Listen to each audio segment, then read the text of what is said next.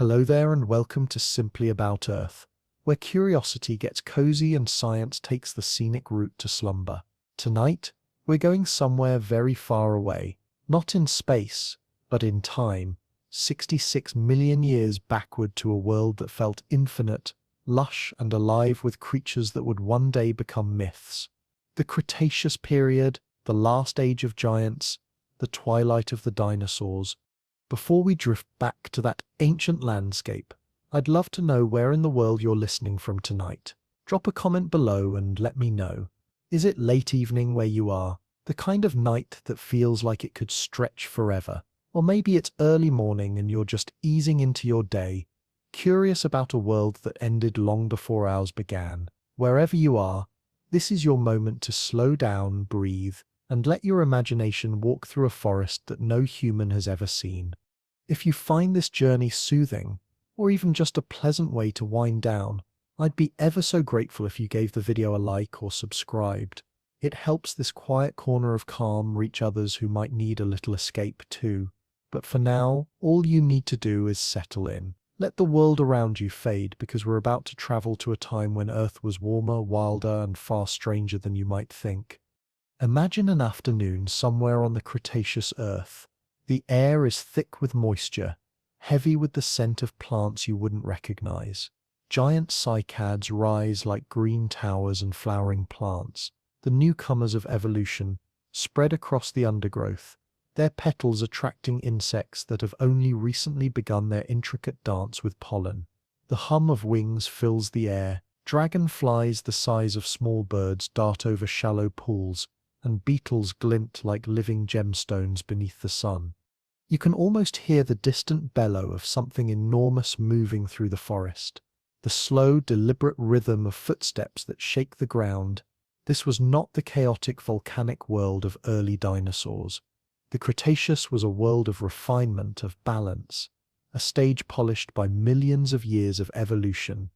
The continents, once clustered together in the supercontinent Pangaea, were drifting apart, shaping oceans and coastlines that would one day become familiar outlines on our modern maps.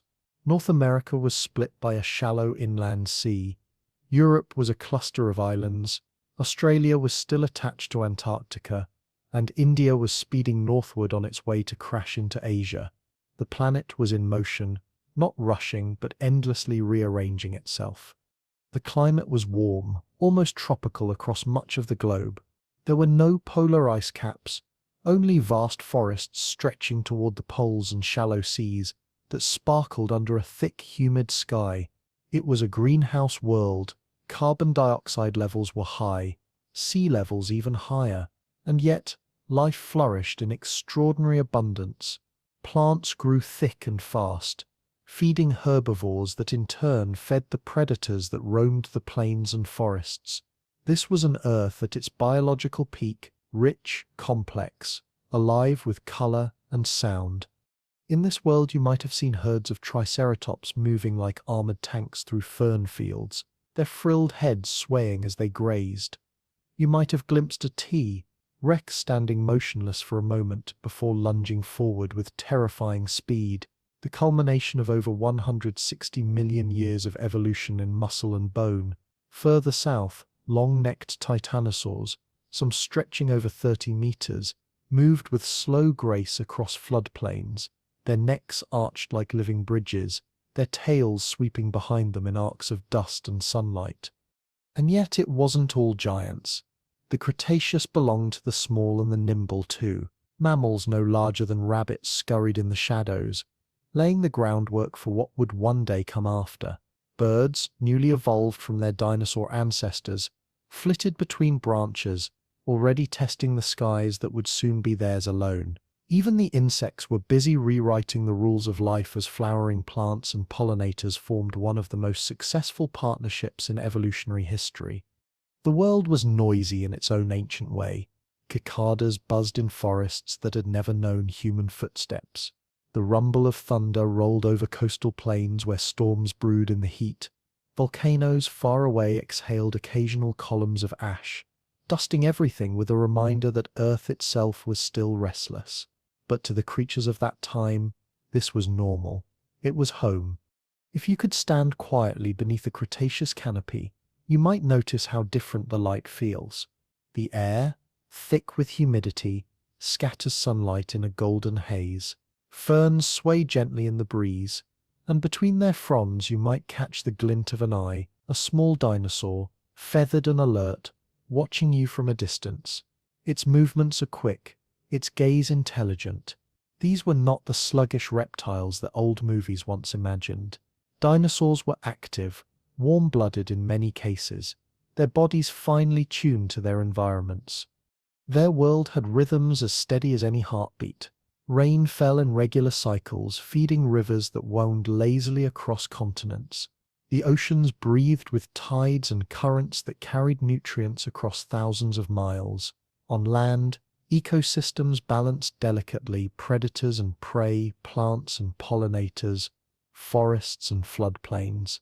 Life had become a masterpiece of adaptation. It seemed unstoppable. Of course, the earth beneath it all was already whispering of change. The slow drift of continents altered ocean currents and air patterns. Volcanoes released carbon dioxide and sulfur into the atmosphere, sometimes warming the planet, sometimes cooling it. Tiny fluctuations that no creature could sense were adding up across the centuries. But for now, in this snapshot of time, everything looked eternal. There's something humbling about imagining this world. A planet both alien and familiar. The same blue oceans, the same gravity, the same sun tracing arcs through the sky. But everything else, transformed. It's a reminder that Earth has worn many faces, each lasting only a moment in the scale of geological time. The Cretaceous just happened to be one of its most magnificent. You might wonder what it felt like to live then, not as a human observer, but as part of that ancient world. The sense of scale would have been overwhelming. Even the smallest creature would have been dwarfed by its surroundings. Trees rose like cathedrals. The air buzzed with life, and the constant motion of creatures made the land seem alive in every direction. There was no silence, only a natural symphony that played without pause. The great predators would have ruled their territories with precision. A Tyrannosaurus might patrol its domain with the confidence of an apex hunter, its massive head swinging side to side as it scanned for movement. Every sound would matter: the crack of a branch, the rustle of foliage, the distant call of another dinosaur. For the herbivores' survival depended on vigilance. Triceratops would form groups not out of social comfort, but safety. Their horns weren't ornaments. They were insurance against the jaws of giants. And still, amid all this drama, there were moments of quiet, a nesting Maiasaura tending her eggs, a dragonfly landing briefly on the surface of a pond, a breeze moving through the cycads. Life in the Cretaceous wasn't all chase and hunt. It was also patience, balance, and the slow unfolding of existence. From space, if you could have looked down on Earth then, you'd see a planet glowing green and blue under swirling clouds. The land masses were smaller, fragmented, the oceans wider, but it would still look alive, more so than ever before. Photosynthesis, that invisible alchemy of sunlight and air, was painting the planet in endless shades of green. The Earth was breathing deeply. There's an odd comfort in realizing that this world existed completely without us. It thrived, changed, and disappeared long before we arrived. The dinosaurs didn't need observers, historians, or storytellers. They lived, and that was enough. Their existence wasn't a prelude to ours. It was its own complete story, one that lasted for millions of years and then ended in a single shattering moment. But that ending isn't here yet. Not in this moment. Right now, in the warmth of the late Cretaceous sun, the Earth feels eternal. There's no sign that anything is wrong. No hint of the shadow that's coming. Even the smallest details, the flight of a bird, the growth of a leaf, continue as they always have. That's what makes this period so haunting to imagine. We know what's coming. They didn't. For now, the dinosaurs rule unchallenged. They've weathered millions of years of evolution, adapted to new climates, new foods, new landscapes. They've seen continents drift, volcanoes rise, seas expand and recede. They've outlasted countless species before them. Why should anything change? It's tempting to think of the Cretaceous as a time of peace before disaster, but that's not quite right. The world was already full of tension and adaptation. Evolution never rests. Every creature was locked in its quiet struggle for survival, every ecosystem balancing on invisible edges. But still, the scale of what was about to happen was beyond anything life had ever faced. The last age of giants was also an age of transition, a final crescendo before silence. Soon, everything that had become so familiar in this world would vanish, replaced by something new. But that's still ahead of us. Right now, the forests are green, the ocean's full, and the air warm. The stage is set. And so we stand for just a moment at the height of the Cretaceous, the earth turning slowly beneath a sky filled with wings, the seas alive with creatures that glide through ancient currents, the land rumbling with the footsteps of giants, a world unaware that it is about to end. The Cretaceous world, for all its scale and power, was also astonishingly delicate. Life didn't just survive, it performed, improvising across every possible landscape the planet could offer. Forests spread like green oceans, rivers braided through lands, and the air shimmered with the sound of wings and calls that have been gone for millions of years. The earth was busy then, every niche occupied, every rhythm accounted for. To live in that time was to be part of a constant choreography of bloom and battle, growth and hunger, where every creature, from the smallest insect to the largest predator, carried the story of its ancestors written in bone and instinct. If you could step quietly through a Cretaceous valley, you would see movement everywhere. A small herd of hadrosaurs wades across a flooded plain, their tails slicing the surface of the water like the keels of ships. They move with the confidence of creatures that have learned the seasons, the flood patterns, and the safest routes to feeding grounds. Nearby, a cluster of pterosaurs perches along the limestone cliffs, their leathery wings folded like sails between gusts of wind. They are not the clumsy gliders you might imagine, but skilled navigators able to ride thermals with precision. Above them, smaller feathered creatures flit between branches, their calls rising and falling like distant laughter. The Cretaceous earth was lush, and its abundance was owed to a quiet revolution happening among the plants. Flowering plants, angiosperms, had only recently arrived on the evolutionary stage, but their success was immediate and unstoppable. Before them, the land had been ruled by cycads, ferns, and conifers, sturdy but simple in their reproduction. The emergence of flowers changed everything. Pollen and nectar invited insects to become collaborators, carrying the genetic material of one plant to another with an efficiency evolution had never seen before. In exchange, the insects gained nourishment. It was the beginning of a partnership that would reshape ecosystems and echo all the way to the present day. Imagine a humid afternoon somewhere in what is now Mongolia.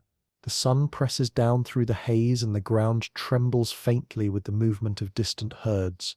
At your feet, small flowering plants push through the soil, their blooms simple but vibrant, yellows, whites, and purples against the green.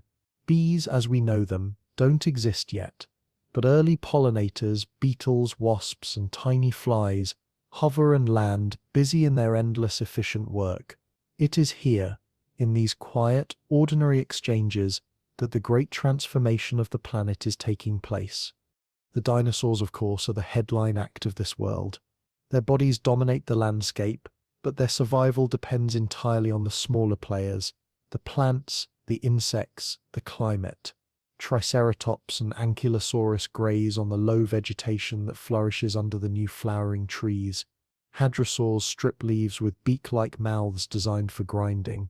Even the predators depend on these systems indirectly, their prey sustained by the relentless work of roots and sunlight. Every roar, every chase, every nest, all of it ultimately powered by photosynthesis and pollination. The battles of this world were not only physical but ecological. Competition was constant. New species arose, pushing others aside. Climate zones shifted as continents drifted, creating fresh opportunities for some and crises for others.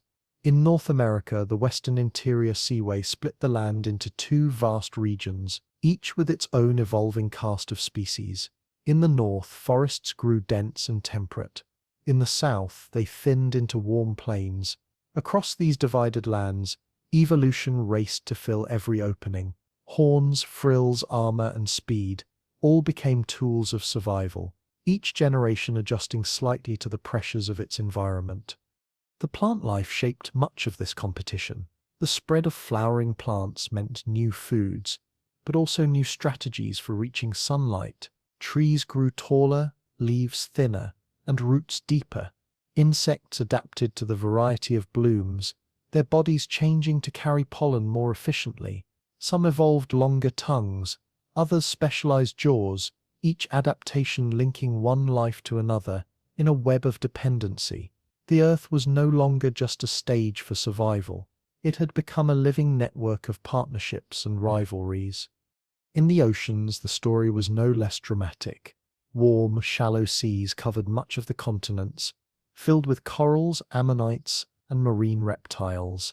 Giant mosasaurs hunted in these waters, sleek and muscular, apex predators of their realm. Their jaws could crush bone with a single bite, yet they shared the seas with delicate creatures, plankton, algae, and tiny shell builders that together sustained the entire food chain. When one population flourished or faltered, the effects rippled outward like waves after a storm. To picture this world properly, it helps to think of scale. The Cretaceous wasn't simply a collection of giant animals. It was a planet operating on every level of life. Microbes in the soil fixed nitrogen for plants. Insects pollinated and decomposed. Amphibians filled the margins between land and water. Mammals, though still small, were beginning to diversify in secret, waiting for their chance. The air itself carried the breath of millions of species. It was thick with the scent of growth, decay, and renewal, a living atmosphere. Predation shaped everything. Every species was both hunter and hunted, and the balance between them was delicate. Tyrannosaurus rex was not simply a monster. It was an integral part of the ecosystem, keeping populations in check, removing the weak, and allowing plants to regenerate. The same pattern played out in every habitat. In the forests of what is now South America, the giant herbivorous titanosaurs grazed under the watchful eyes of predatory abelisaurs. In the swamps of Asia, smaller raptors stalked their prey with intelligence and cooperation. Violence and growth existed side by side, necessary halves of a single process. But for all its grandeur, this was a fragile balance. The Cretaceous world operated under conditions that could not last forever. Volcanoes occasionally darkened the skies, reminding everything that the planet itself was alive and volatile. Climate shifts, though gradual, could alter entire ecosystems, yet somehow life adapted again and again. When a forest burned, new plants grew. When sea levels rose, new coastlines became nurseries for life. The world was always adjusting, always learning how to continue. If you could walk through one of those ancient forests, you might notice how strangely familiar it feels. The buzzing of insects, the rustle of leaves, the calls of unseen birds, they are sounds that never truly vanished. Even the air, warm and heavy, would carry a sense of continuity, as if the planet were whispering through time. The dinosaurs may be gone, but their world shaped the one we live in now. Every tree outside your window, every blade of grass, every bird's call traces its lineage back to this era of bloom and battle. Some of the creatures of this time were as remarkable for their ingenuity as for their size. The small raptor-like dinosaurs, for instance, displayed signs of complex behavior, pack hunting, nesting care, perhaps even communication beyond simple calls. Fossils show evidence of brooding, of parents guarding eggs, of group living. Life was not mindless instinct. It was organized, adaptive, and surprisingly tender. Evolution was not just shaping bone and muscle, but behavior and intelligence. And the skies above were changing too. Feathers, which had begun as insulation or display, had become wings capable of sustained flight. The earliest birds were already gliding and flapping with skill, filling niches that would later belong entirely to their descendants. Some still had teeth, others had long tails, but they were unmistakably on their way toward the familiar forms we know today. Every time one took off from a branch, it was a glimpse of the future, a world where dinosaurs would not be gone, only transformed. In the seas, coral reefs expanded across tropical shelves, building enormous underwater cities of life. Fish evolved in dazzling variety. Turtles grew large and slow, drifting through lagoons like living islands. The mosasaurs and plesiosaurs ruled as apex predators, but even they lived by the same rule as everything else: adapt or vanish. The competition never stopped, even in the quiet depths. It's easy to think of this age as peaceful, but that's an illusion born of distance. The Cretaceous was a constant struggle. Droughts, floods, storms, and predators made every day a gamble. Survival meant endurance.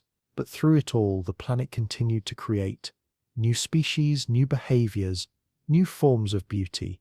Evolution never slept.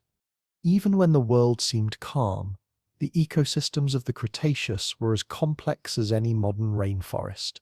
Energy flowed in intricate loops, from sunlight to leaf, from leaf to herbivore, from herbivore to predator, and back to the soil. Every death fed new life. Fossilized bones found in floodplains and riverbeds tell this story clearly. The remains of one animal became nourishment for another, directly or through decay. Nothing was wasted. Even in extinction, life was feeding itself. One of the quiet marvels of this era was how evenly distributed life had become. Warm temperatures and high sea levels allowed plants and animals to thrive even near the poles. Fossil forests found in what is now Alaska and Antarctica show that these regions, though dark for part of the year, were covered in greenery. Dinosaurs lived there too, smaller species adapted to cooler conditions, their metabolisms keeping them active through long winters. The adaptability of life was astonishing, as if Earth itself refused to draw boundaries. You might think of the Cretaceous as Earth's grand experiment in abundance. It tested every possible shape, color, and behavior. Some creatures grew armor, others relied on camouflage, some ran on 2 legs, others on 4, some flew, some swam, some burrowed underground. Every form was an answer to a question the environment was asking, and for a time those answers worked perfectly. But in the middle of all this success, there were hints of fragility. Some species began to disappear even before the final catastrophe. Changes in sea levels and volcanic activity caused local extinctions. Food sources shifted. The interconnected web of life, so intricate and beautiful, was always on the edge of imbalance. One small disruption could echo through entire ecosystems. When we imagine this world, it's tempting to see it as distant and unrelated to ours, but in truth, we are living in its aftermath. The flowers outside your window, the bees hovering nearby, the birds that fill the morning air, they all descend from this age. The systems built in the Cretaceous didn't vanish with the dinosaurs. They evolved, adapted, and continued. We are, in a very literal way, walking through the continuation of that ancient story. The world of bloom and battle was not a pause before destruction. It was a triumph in its own right, a world at the height of complexity, the culmination of billions of years of experimentation. Every creature that lived then was the result of unbroken survival stretching back to the dawn of life. Every leaf, every egg, every footprint in the mud was part of that vast ongoing experiment called evolution. And though we know now how it ends, the fire, the dust, the silence, it's worth remembering that for them the future was still unwritten. The herds still grazed, the predators still hunted, the forests still bloomed, the insects still danced among the flowers, unaware that they were part of something enduring. If you close your eyes and picture it, you might almost hear it, the steady breathing of a planet alive in every corner, the faint tremor of footsteps too large to imagine, The hum of wings, the whisper of leaves, life at its most complete, unaware that it was nearing the edge of change. The earth had created its masterpiece, and even though it didn't know it, the curtain was already beginning to rise on a new act. The air would soon darken. The balance would soon break, but not yet. For now the world was in bloom, and the battle for life continued quietly beneath a sun that had no reason to suspect it was witnessing the end of an age. The seas of the Cretaceous were vast, warm, and restless. They spread across the continents in wide, shallow expanses that blurred the line between land and ocean. To stand on the shore of one of these inland seas would have been to look upon a landscape in constant motion, where the horizon shimmered with humidity and the air carried the mingled scents of salt, vegetation, and distant storms. These waters were the silent architects of the age, shaping coastlines, feeding ecosystems, and nurturing some of the most extraordinary life forms the planet would ever know. The Cretaceous was an oceanic world in every sense. Much of North America lay beneath a broad sea that cut the continent in two, from the Arctic to the Gulf of Mexico. This western interior seaway was not a static body of water. It shifted with the seasons and the slow breathing of the planet, expanding and retreating over millions of years. To its west lay rising mountain ranges. To its east, broad lands lined with forests and marshes. Rivers poured into it, carrying sediments that settled in quiet layers, capturing fossils and traces of the creatures that once swam there. If you could have floated upon those waters, you would have seen an ecosystem as rich as any coral reef today. Beneath the surface moved schools of fish in dazzling patterns, their scales catching the sunlight that filtered down in soft green-gold beams. Ammonites, spiral-shelled relatives of modern squid, drifted gracefully, their tentacles exploring the currents. They were ancient travelers, having survived multiple mass extinctions already, and they carried with them the geometry of time itself, each coil a record of growth and endurance. Deeper still, in the open waters, swam the true giants of the Cretaceous seas. Mosasaurs, the undisputed rulers of the marine world, glided through the depths with serpentine grace. They were reptiles, not fish, descended from land-dwelling ancestors who had returned to the water generations before. Their bodies were built for speed, driven by powerful tails that sliced through the currents like blades. Their jaws, lined with conical teeth, could seize and crush anything that crossed their path. Fish, turtles, even smaller mosasaurs. Some stretched over 15 meters, long enough to rival a modern whale. These predators moved with precision. They did not chase blindly. They waited, turned, and struck with calculated force. Each motion conserved energy in a world where food, though abundant, was never guaranteed. Fossil evidence shows that some species of mosasaurs gave birth to live young, suggesting that they lived their entire lives in the sea. No nesting grounds on land, no clumsy crawls across beaches. They were creatures of the deep in every sense. Among them swam plesiosaurs, their long necks moving like eels through the water, their paddle-like limbs beating rhythmically. Some species had necks so extended they seemed impossible, each vertebra part of an elegant and improbable design. Their heads were small, but their reach was long, perfect for darting into schools of fish or snatching prey that drifted too close. They were slower than the mosasaurs, but no less efficient, gliding silently through the water, as if time itself moved at their pace. Above them, in the open air, pterosaurs circled, scanning for movement beneath the waves. Some species like pteranodon had wingspans over 7 meters and could travel vast distances across the seaway, diving occasionally to snatch fish near the surface. Their cries would echo across the water, mingling with the hiss of waves against the shore. From a distance they might have looked like seabirds, but their flight was heavier, their movements slower, almost deliberate.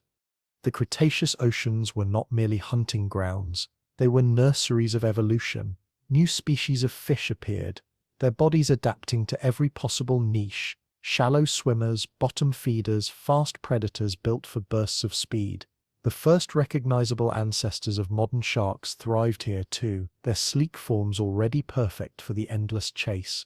Rays glided along the seabed, stirring clouds of sand in search of shellfish. Crustaceans scuttled among coral and seaweed, their claws and armor as intricate as any mechanical invention. And at the base of it all, invisible to the eye, was the quiet miracle of plankton, tiny drifting organisms that captured sunlight and transformed it into energy, feeding everything above them in the chain. Their presence filled the water with life. Every breath taken by every creature in the Cretaceous seas, every heartbeat, every motion of fin or tail began with these microscopic architects of abundance. It is humbling to realize that the mightiest mosasaur owed its existence to the quiet labor of unseen plankton drifting on the current. In the shallows where sunlight touched the seafloor, coral reefs spread like living cities. They provided shelter for countless small species, fish, mollusks, and invertebrates that darted in and out of the labyrinth of coral walls. The reefs thrived in the warmth of the Cretaceous seas, growing taller, brighter, more complex with each passing generation. Life in these reefs operated in perfect cycles: birth, growth, decay, renewal, all repeating endlessly beneath the waves. The oceans were also archives. Every year, sediments fell gently to the bottom, layering over the last dead organisms sank, their remains trapped in the mud, forming the fossil record that would one day tell this story. The shells of ammonites, the teeth of mosasaurs, the scales of fish, all slowly turned to stone. Time worked patiently in these depths, writing the history of the world grain by grain. Not everything in these waters was peaceful. Competition was constant, and the ocean's abundance came at a cost. For every successful predator, hundreds of smaller creatures struggled to survive. Fossilized shells show bite marks, scars, and signs of healing, a record of lives lived on the edge. Some ammonites developed thicker shells, others changed their shape, evolving spines or patterns that helped them blend into the background. Adaptation was the rule, and the pressure never ceased. Storms were frequent and violent. The Cretaceous climate, while generally warm, was not without extremes. Seasonal changes brought tempests that could churn the shallow seas into chaos. Waves rose like walls, tearing at coastlines and scattering debris across miles. In those moments, the delicate balance of life could be undone in an instant. Yet, even after the storms passed, the sea would calm and the cycle would begin again. That rhythm, destruction and renewal, was the ocean's heartbeat. If you could descend into the darker layers of the water, where sunlight no longer reached, the world would change completely. Down there, the colors fade, replaced by the quiet glow of bioluminescence. Strange, soft lights drift through the black, organisms that make their own illumination. Jellyfish-like creatures pulse gently, their bodies almost transparent. Predators lurk in the dark, their eyes adapted to the faintest shimmer of motion. In this world of shadows and silence, survival takes on a different form. The pace slows, the movements are cautious, the energy scarce, yet even here, life thrives. These depths remind us that the ocean has always been a world apart, self-contained, mysterious, and largely beyond the reach of land. While the dinosaurs ruled the surface, these unseen realms followed their own ancient logic, unchanged and undisturbed. The creatures that lived there would endure the coming extinction far better than their terrestrial counterparts. When the skies darkened and the land grew cold, the deep ocean would remain a refuge, insulated by its vastness. The chemistry of the Cretaceous seas was also changing, though the animals living there could not have known it. Volcanic activity on land released carbon dioxide that was slowly absorbed into the water, altering its acidity. Subtle shifts in temperature and salinity created layers within the ocean that determined where different species could live. Some regions grew rich in oxygen, others poor. Life adapted accordingly, redistributing itself with each fluctuation. To the creatures within it, the sea must have seemed eternal, but it was already beginning to change in ways that would matter profoundly later. The coastal margins were especially dynamic. Mangrove-like forests and swamps lined the edges of the seaway, serving as nurseries for young marine life. Here, the distinction between land and water was blurred. Dinosaurs waded into tidal flats to feed, while fish and amphibians ventured inland with the tides. Fossil tracks found in these regions reveal that even large dinosaurs sometimes crossed through shallow waters, their footprints mingling with those of turtles and crocodiles. These interactions between land and sea formed some of the most productive ecosystems of the age. In those estuaries, you might have seen a group of small bird-like dinosaurs stalking along the shore, their feet sinking into the wet sand. They snap at fish trapped by the retreating tide, their feathers slicked dark with water. Overhead, the air shimmers with heat and the horizon wavers. The sound of distant waves blends with the cries of pterosaurs, the splash of a diving predator, the hiss of the breeze moving through reeds.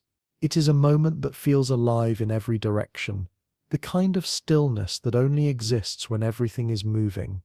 Every creature in this world lived within limits, defined by the sea. Even the dinosaurs far inland depended on it indirectly. The oceans controlled the climate, the rainfall, the temperature of the air. They were the engine of Earth's stability. Every drop of water evaporated into the sky, fell as rain and returned again, carrying nutrients and minerals that sustained life on land. The ocean was not separate from the world above, it was its beating heart. The fossils found today in ancient seabeds tell us that this balance persisted for millions of years. The same layers that hold the remains of ammonites and mosasaurs also preserve pollen from flowering plants, ash from distant volcanoes, and traces of meteorite dust. The ocean collected everything, holding it quietly until we were ready to read it. It is a vast library of time, written not in words but in calcium and carbon. When you imagine this world, it's easy to focus on the great beasts, the predators, the size, the spectacle. But the deeper truth of the Cretaceous ocean lies in its subtlety. It was a system of relationships, of endless interactions between the smallest and the largest forms of life. It was an ecosystem built on cooperation, as much as competition. Even the fiercest predator depended on the unseen labor of algae and plankton, of currents and chemistry. The sea held everything together. There's something almost meditative about picturing that endless expanse. The light filtering down through the water, the slow undulation of movement, the rise and fall of the tides. For all its ferocity, the ocean was a place of rhythm. The waves carried energy across thousands of miles, touching shores that no creature had yet named. The pulse of that energy has never stopped. When you stand at the edge of the sea today and listen to the surf, you're hearing the same rhythm that shaped the Cretaceous world, the same waves, the same gravity, the same ancient heartbeat. In those waters, evolution was quietly preparing for what came next. New groups of fish were beginning to take forms that would one day fill modern oceans. Early relatives of seabirds were testing the boundaries between air and water. Marine reptiles were shrinking in size, specializing for survival in tighter niches. The ocean was already writing its next chapter, one that would unfold after the Great Extinction. But for now, it was alive in full. If you were to dive there, the experience would be overwhelming.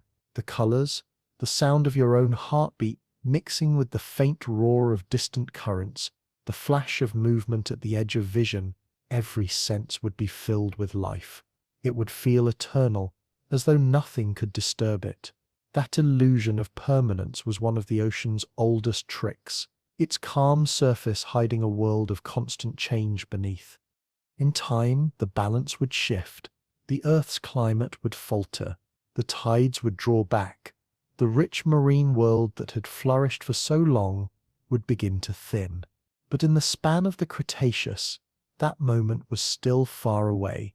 For now, the sea was everything. A cradle, a battlefield, a mirror. Its light touched every part of life, even the land it could not reach. The oceans of the Cretaceous were the planet's memory and its promise, a world of shadows and light that shaped everything to come. Above the shimmering seas of the Cretaceous, another world unfolded. It was lighter, thinner, and filled with motion. The air itself was alive with wings, from tiny darting creatures that flitted between leaves to vast gliders that could cross entire coastlines without a single flap. The sky had become its own wilderness.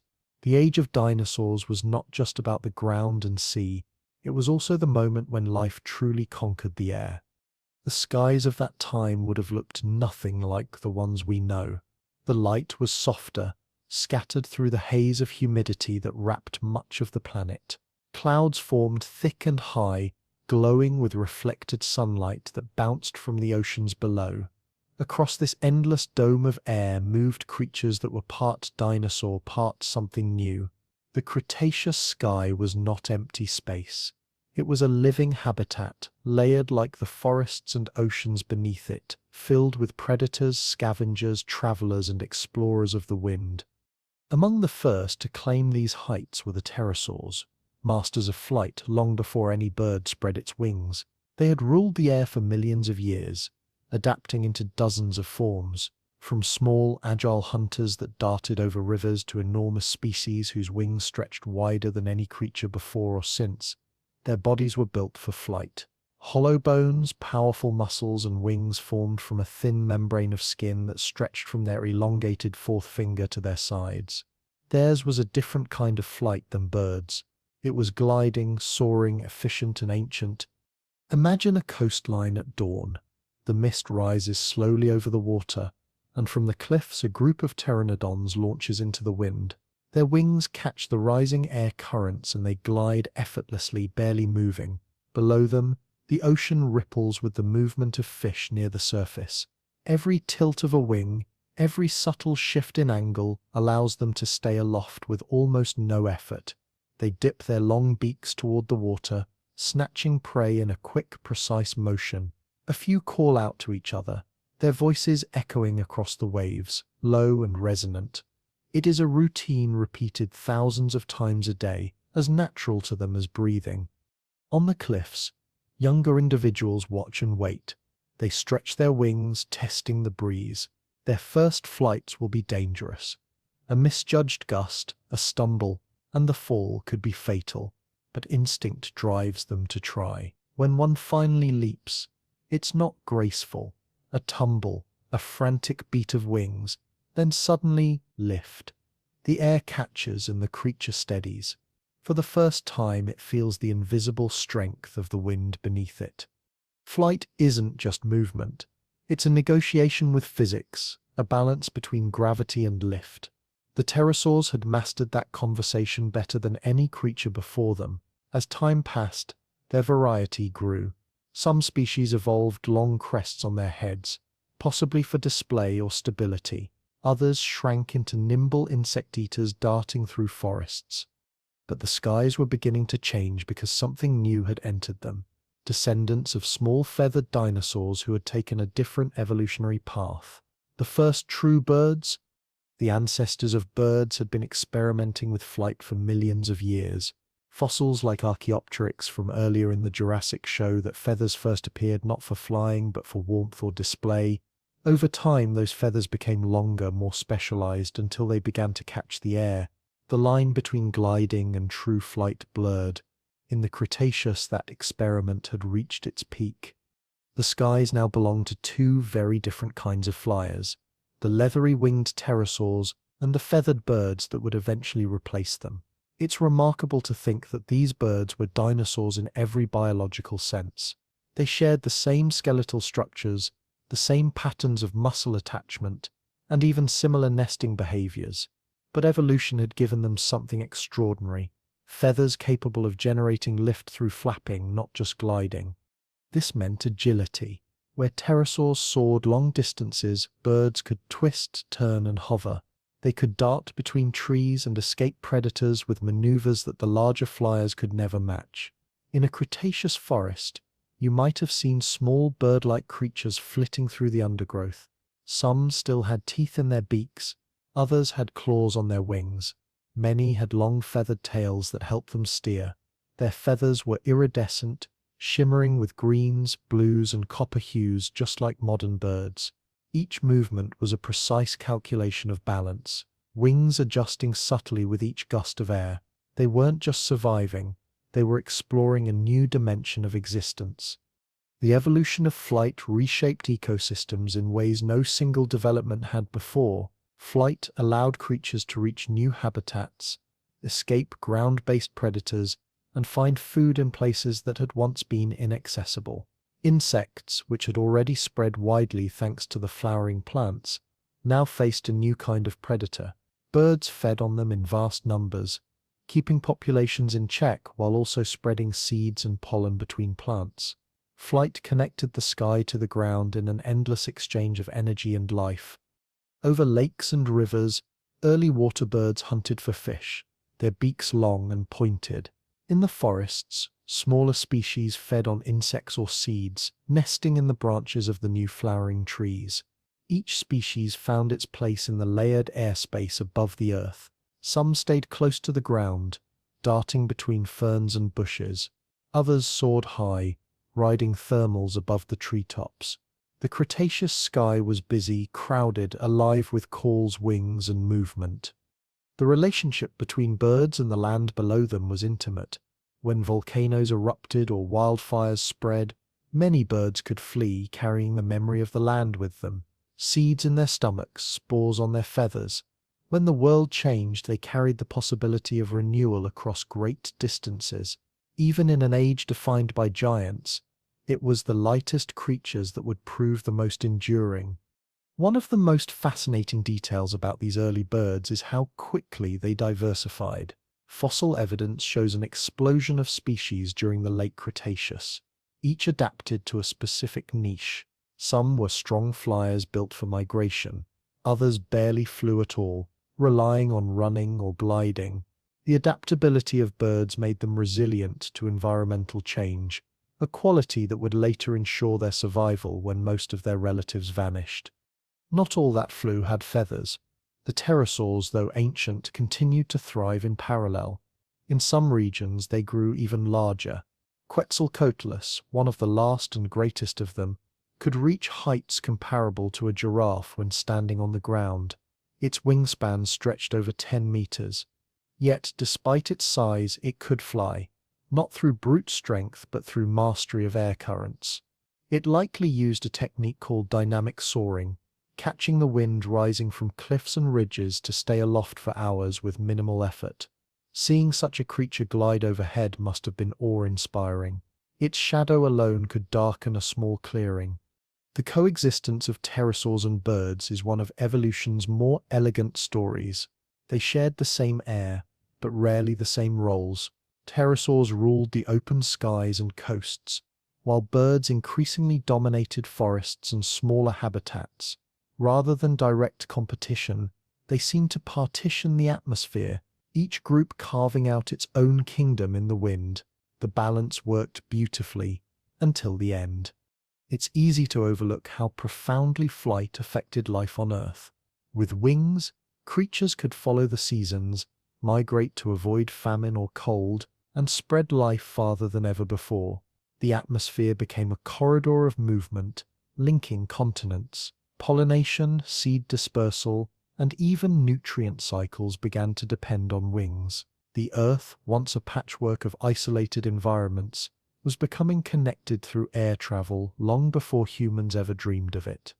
The bones of flying creatures tell us much about their lives. Pterosaur fossils show adaptations for strength and weight reduction. Bones hollowed but reinforced with fine struts, capable of supporting enormous wings without breaking.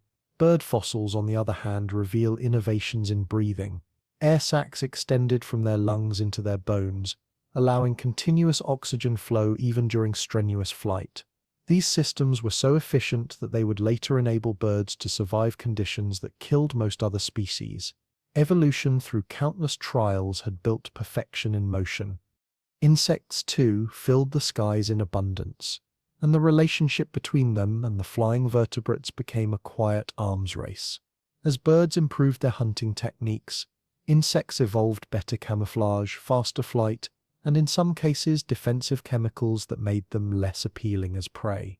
This interplay of adaptation drove both sides forward, weaving an invisible thread of cause and effect through the Cretaceous sky. Above the inland seas, storms brewed with intensity. Air masses moved differently in a greenhouse world. The absence of polar ice meant global circulation patterns were slower, and tropical storms could stretch across entire regions. For creatures that lived on the wind, these storms were both danger and opportunity. Strong thermals could carry them for hundreds of kilometers, but a sudden shift could also dash them to the ground. Fossils of pterosaurs have been found far inland, perhaps carried by storms they could not escape. Flight was freedom, but it demanded constant awareness. At night, the skies would have transformed. The air cooled, insects swarmed, and nocturnal species took over. Some small birds and flying reptiles may have hunted under the light of the moon using sight adapted to low light. The stars above would have looked familiar, the same constellations, the same sweep of the Milky Way, but viewed from a planet that was warmer, greener, and louder than ours. Even then, the rhythms of day and night governed life as they do now, setting the pace for feeding, resting, and migration. If you picture that ancient sky long enough, it becomes easy to forget how strange it truly was. The silhouettes that moved across it were neither the birds we know nor the creatures we could easily imagine. Some had tails like ribbons, others had wings edged with claws. Many species were transitional, caught in the act of becoming something new. Evolution is rarely tidy. It's full of half-finished experiments that work just long enough to persist. The Cretaceous skies were full of them, fleeting solutions to the problem of flight. The nests of these creatures tell another part of the story. Fossilized nests show patterns of care, protection, and planning. Eggs were arranged carefully, sometimes in communal clusters, suggesting cooperation. Feathers found in these sites indicate that brooding was already common among both bird-like dinosaurs and early birds. The warmth of a parent's body was enough to keep the next generation alive. Flight may have taken life into the air, but it also deepened the connections on the ground. And there was beauty in these creatures, not in a romantic or symbolic way, but in the quiet logic of adaptation. The colors of their feathers, the shapes of their crests, the arcs of their wings, all of it reflected purpose. Every line and contour was the product of function refined by time. Watching them would not have felt like watching chaos. It would have felt like witnessing the rules of physics expressed as life. Even the soundscape would have been distinctive. The air would carry layers of noise, the rush of wings, the cries of pterosaurs, the chirps and whistles of early birds, the distant rumble of thunder. To live in that world was to be surrounded by sound. It was a planet learning to sing through the air. The skies of the Cretaceous remind us that Earth's history has always been a story of expansion, from water to land, from land to air, from instinct to intelligence. Each step opened new worlds, and each world brought its own risks. Flight was one of the greatest of these leaps, and though it seems effortless when we watch a bird today, it was earned through countless generations of trial and error. The creatures that filled the Cretaceous air were the culmination of that long experiment. And as the world beneath them continued to change, forests growing thicker, volcanoes reshaping continents, oceans shifting, the flyers adapted in turn. They followed the climate, tracked the seasons, and found stability in motion. They had no sense that their age was nearing its close, no awareness of the fragility of their existence. To them, the world was infinite. The air was theirs. High above the plains, a Quetzalcoatlus catches a rising current and begins to climb. Its massive wings tilt slightly, catching the sun. Below, herds move across the land. Rivers wind through forests, and the sea glimmers in the distance. The creature soars higher, weightless, unhurried.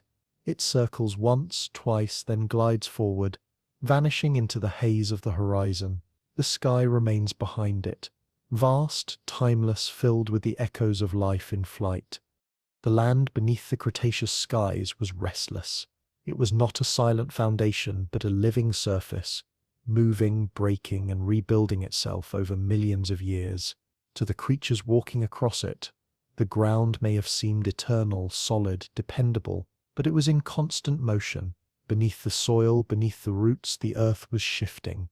It was stretching apart and colliding in slow, invisible movements that shaped every valley, every coastline, and every horizon. The world of the Cretaceous was divided into continents that looked roughly familiar, yet deeply strange. North America, South America, Africa, Eurasia, and Antarctica had already begun to resemble the map we know today, but their positions were still unsettled.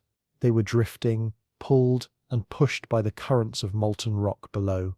The Atlantic Ocean was young, still widening. India was a separate island continent, racing northward at an almost reckless pace, bound for its future collision with Asia. The edges of continents were fringed by volcanoes and mountains that rose slowly, their growth measured not in lifetimes but in ages. If you could stand in one place for 10 million years and watch, you would see continents move like slow clouds, oceans expand, and mountain ranges crumble into dust. The earth was alive, and its movement set the stage for everything above it. The air, the oceans, the climate, all of them followed the rhythm of the shifting ground. To the dinosaurs that walked those lands, none of this was visible. What they knew were the forests, the plains, the rivers that carved through soft stone, and the distant rumble of volcanoes. The soil they stepped on was thick with decay and growth, a mixture of fallen leaves, weathered rock, and the remains of countless plants and animals that had lived and died before them.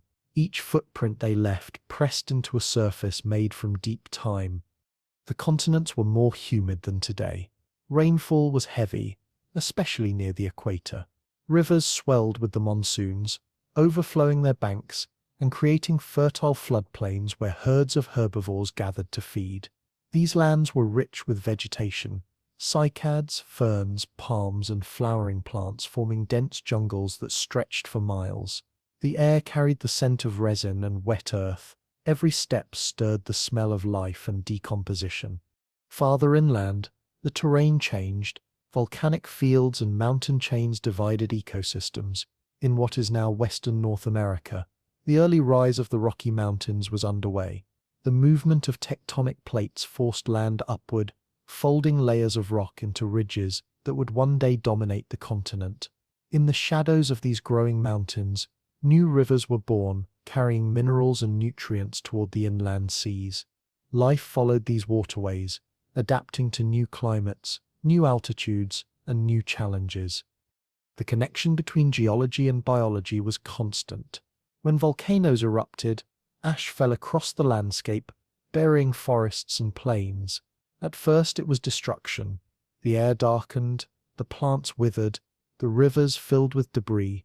But after the ash settled and mixed with the soil, it brought nutrients that renewed the land.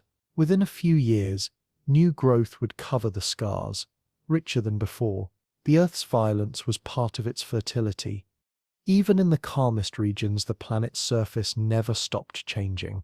In coastal areas, sediment built up layer by layer, forming cliffs and plateaus that would one day record the history of the Cretaceous like pictures in stone. Each flood, each landslide, each volcanic deposit became a chapter. When we find fossils today, the bones of dinosaurs, the impressions of leaves, the shells of ancient creatures, we are reading those pages. They are the physical memories of the Earth itself. The soil of that world was alive in its own quiet way. Microbes and fungi decomposed organic matter, releasing nutrients back into the cycle. The roots of plants anchored themselves deep into the earth, binding layers of sediment and creating networks that stabilized ecosystems. Burrowing animals, small mammals, reptiles, and insects worked the ground constantly, mixing air and organic matter through the soil. It was a system of endless renewal. Every death fed new life. Every fallen tree became the foundation for another. If you walked through one of those forests, you would feel the ground giving slightly underfoot, soft and warm from decay.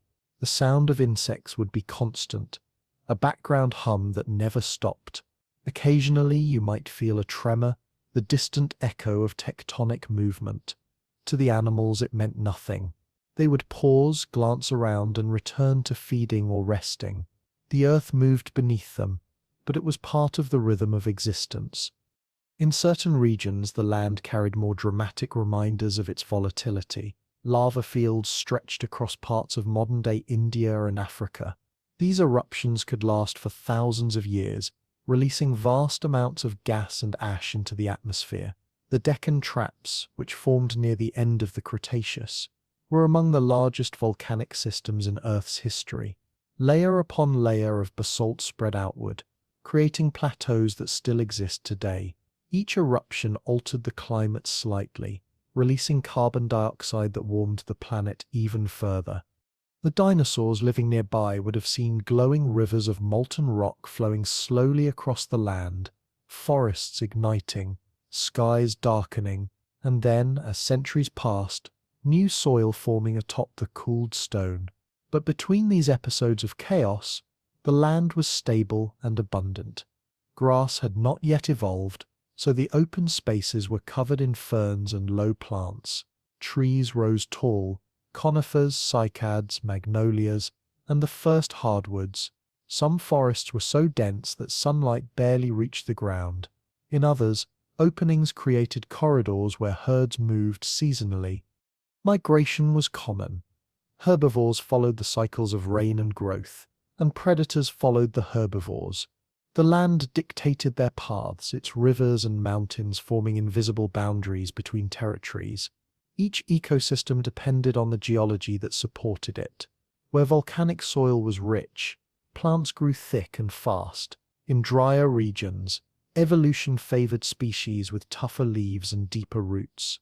Along the coastlines, mangrove-like plants stabilized the edges of the land, creating environments where fresh water and salt water mingled. In these places, life overlapped, fish ventured inland, and land animals came to feed on marine creatures. Every transition zone was an experiment in adaptation. The rivers of the Cretaceous were wide and winding, carrying silt and nutrients through the continents. They carved valleys and left behind fertile floodplains that changed shape with every flood. When water receded, shallow pools formed, trapping fish and small creatures.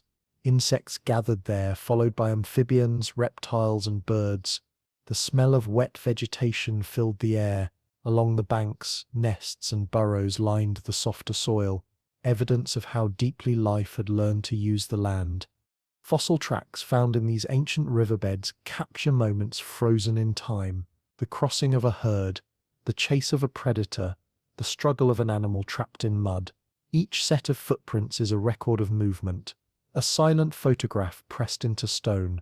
Through them we can almost feel the weight of their bodies, the texture of the ground beneath their feet, the heat of the day.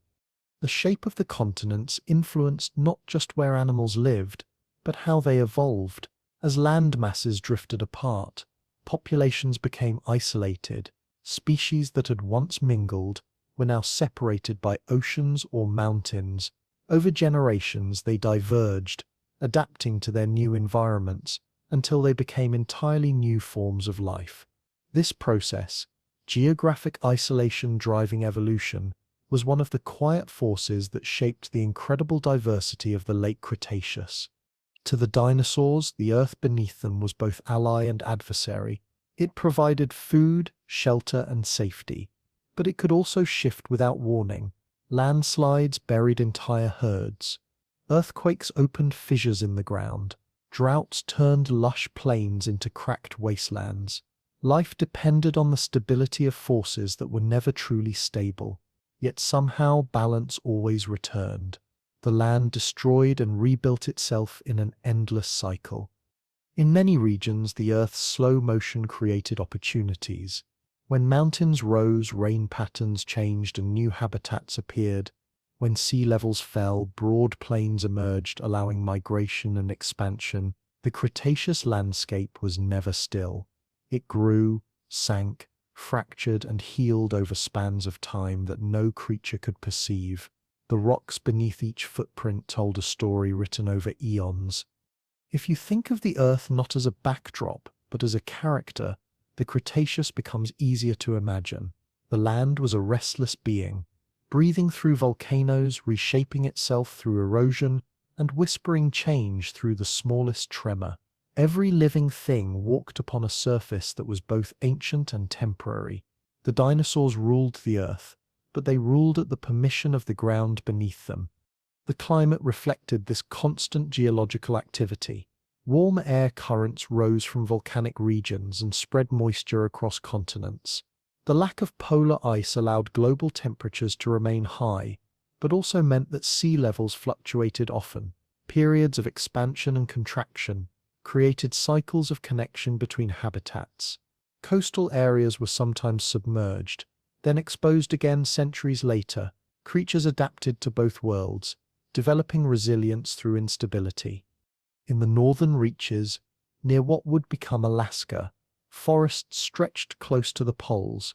Despite months of darkness each year, the climate remained mild enough for life to persist. There, small dinosaurs adapted to cooler conditions, possibly growing feathers for insulation. Their fossils tell us they endured long winters and brief, bright summers. The earth beneath their feet may have been frozen part of the year, but it still supported growth, still gave what it could. Even at the edge of habitability, life found a foothold. As the continents continued to move, the geography of Earth slowly began to resemble our own. The Atlantic widened, the Pacific deepened, and chains of volcanic islands rose from the ocean floor. These shifts created corridors for migration and isolation alike. Dinosaurs that once shared common ancestors evolved into distinct forms across different regions. South America developed its own unique species of titanosaurs and carnivorous abelisaurs. In Asia, swift raptors and ceratopsians diversified. North America saw the rise of the great horned dinosaurs and the dominance of Tyrannosaurus. Each landmass was a separate world with its own version of evolution's story. Through it all, the land recorded everything. Volcanic ash captured footprints, sediment buried skeletons, minerals replaced bone, turning fragile remains into fossils that would outlast entire eras. Every earthquake, every eruption, every flood contributed to the preservation of history. The earth itself became the storyteller, its layers the archive of what once walked upon it. When we look at those layers today, it's hard not to feel the quiet continuity that connects then and now. The ground we stand on carries the remnants of worlds long gone. The mountains, the valleys, the soil beneath our feet, all are products of the same restless motion that shaped the Cretaceous. The earth has never stopped moving. It never will. The dinosaurs living in that world didn't sense the deep time unfolding beneath them. They knew the ground only as what supported their weight, carried their food, and echoed their steps. They lived in the moment, each one unaware that the surface they trusted was the product of ancient collisions and invisible forces. Yet everything about their existence depended on that hidden power. Every footprint they left, every nest they built, every migration they made was guided by the contours of a planet in transition. The mountains determined the weather.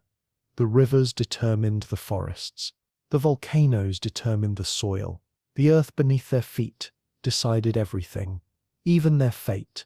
And while the world above was full of motion, wings in the sky, tides in the sea, herds crossing plains, it was the land below that held the story together. Quietly, patiently, it shaped the stage upon which life performed its brief and brilliant act. Beneath the quiet surface of the Cretaceous earth, something was always stirring. It wasn't visible to the creatures that lived upon it, not in any immediate sense, but the planet had its own steady rhythm, a hidden pulse that never stopped. It was the heartbeat of tectonic plates shifting, of magma rising and cooling, of continents drifting through time. Every mountain range, every valley, every ocean basin was a note in that slow, ongoing vibration. The earth, even in its calmest moments, was alive with movement. For most of the animals that walked its surface, this motion went unnoticed.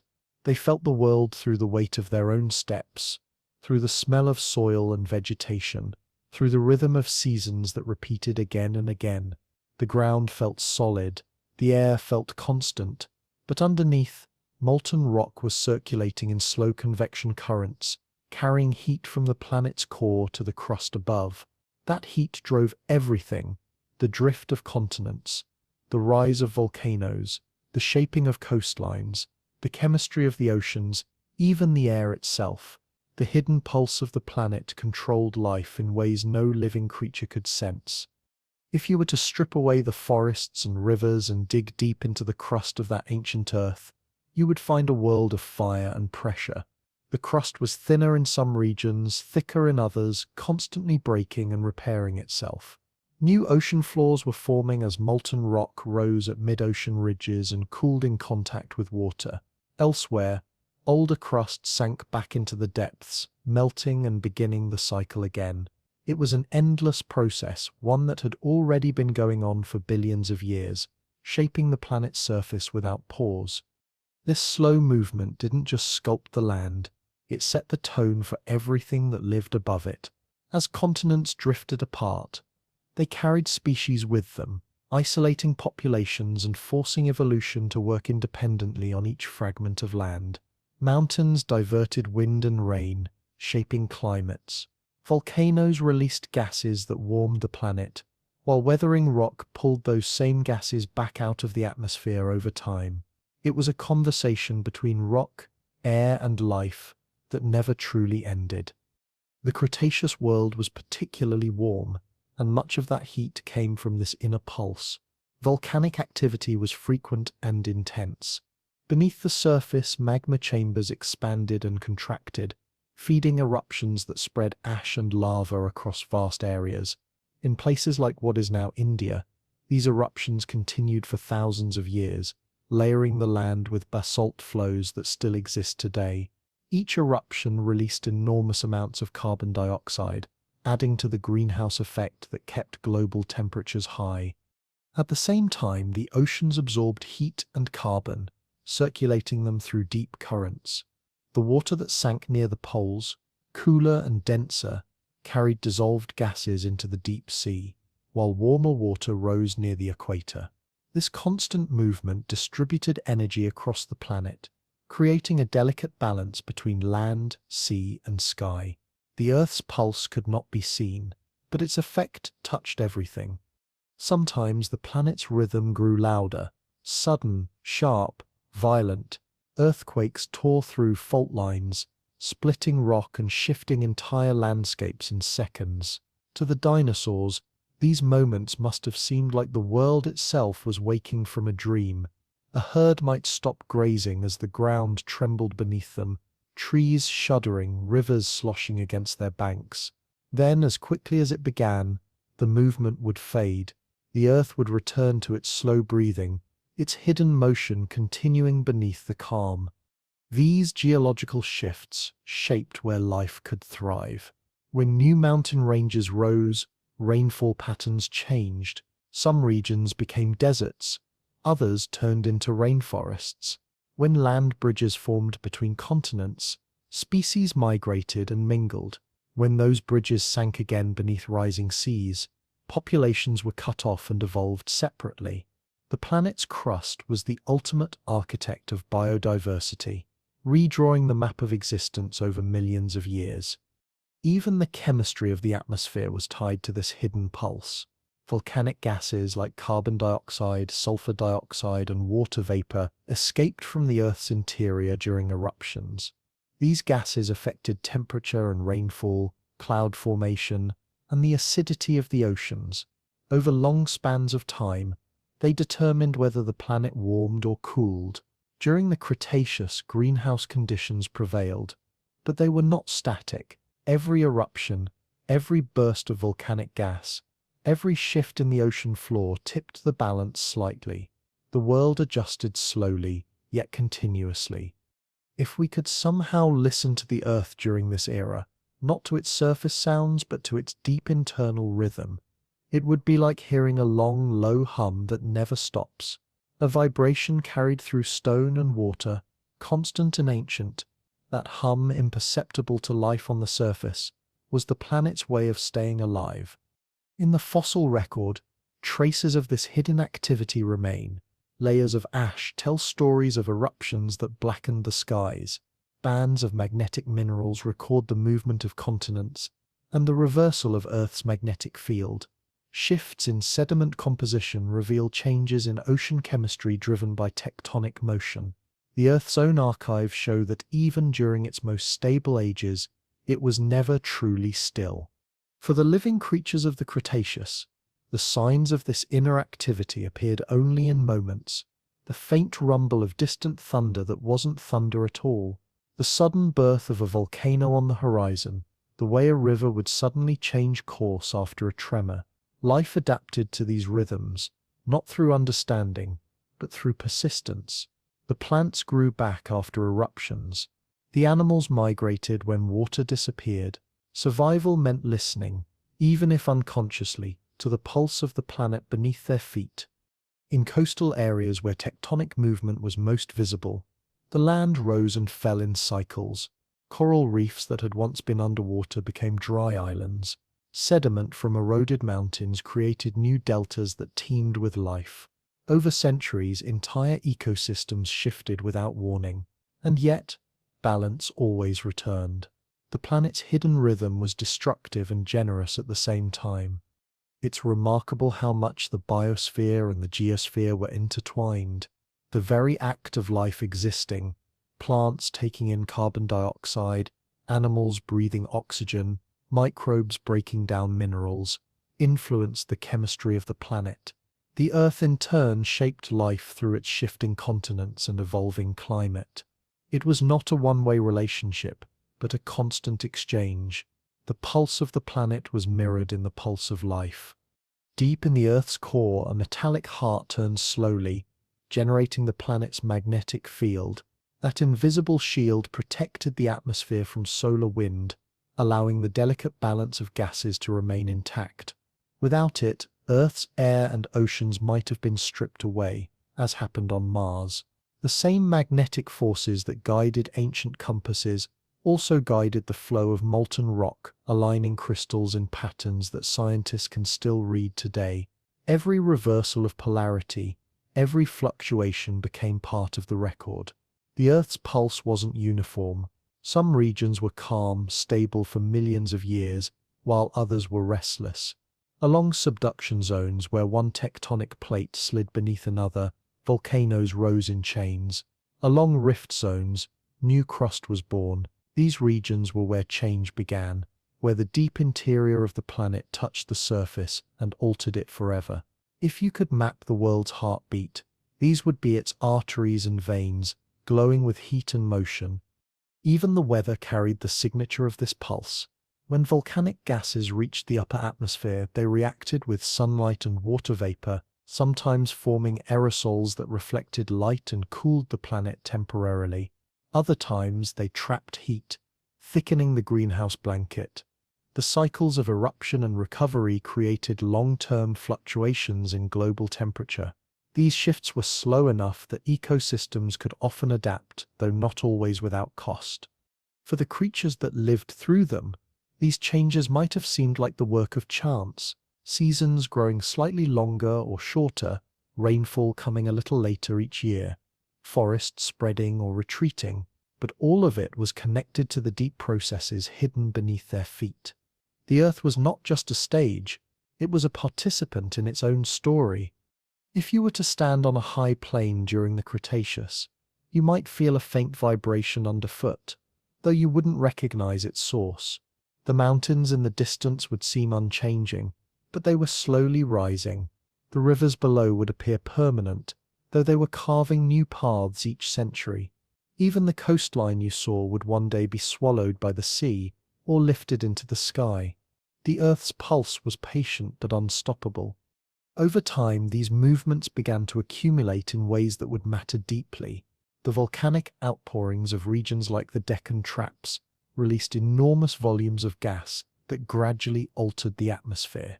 The oceans absorbed much of it, buffering the effect for a while, but small changes in acidity began to ripple through marine ecosystems. Some plankton species declined, altering the food web from the bottom up.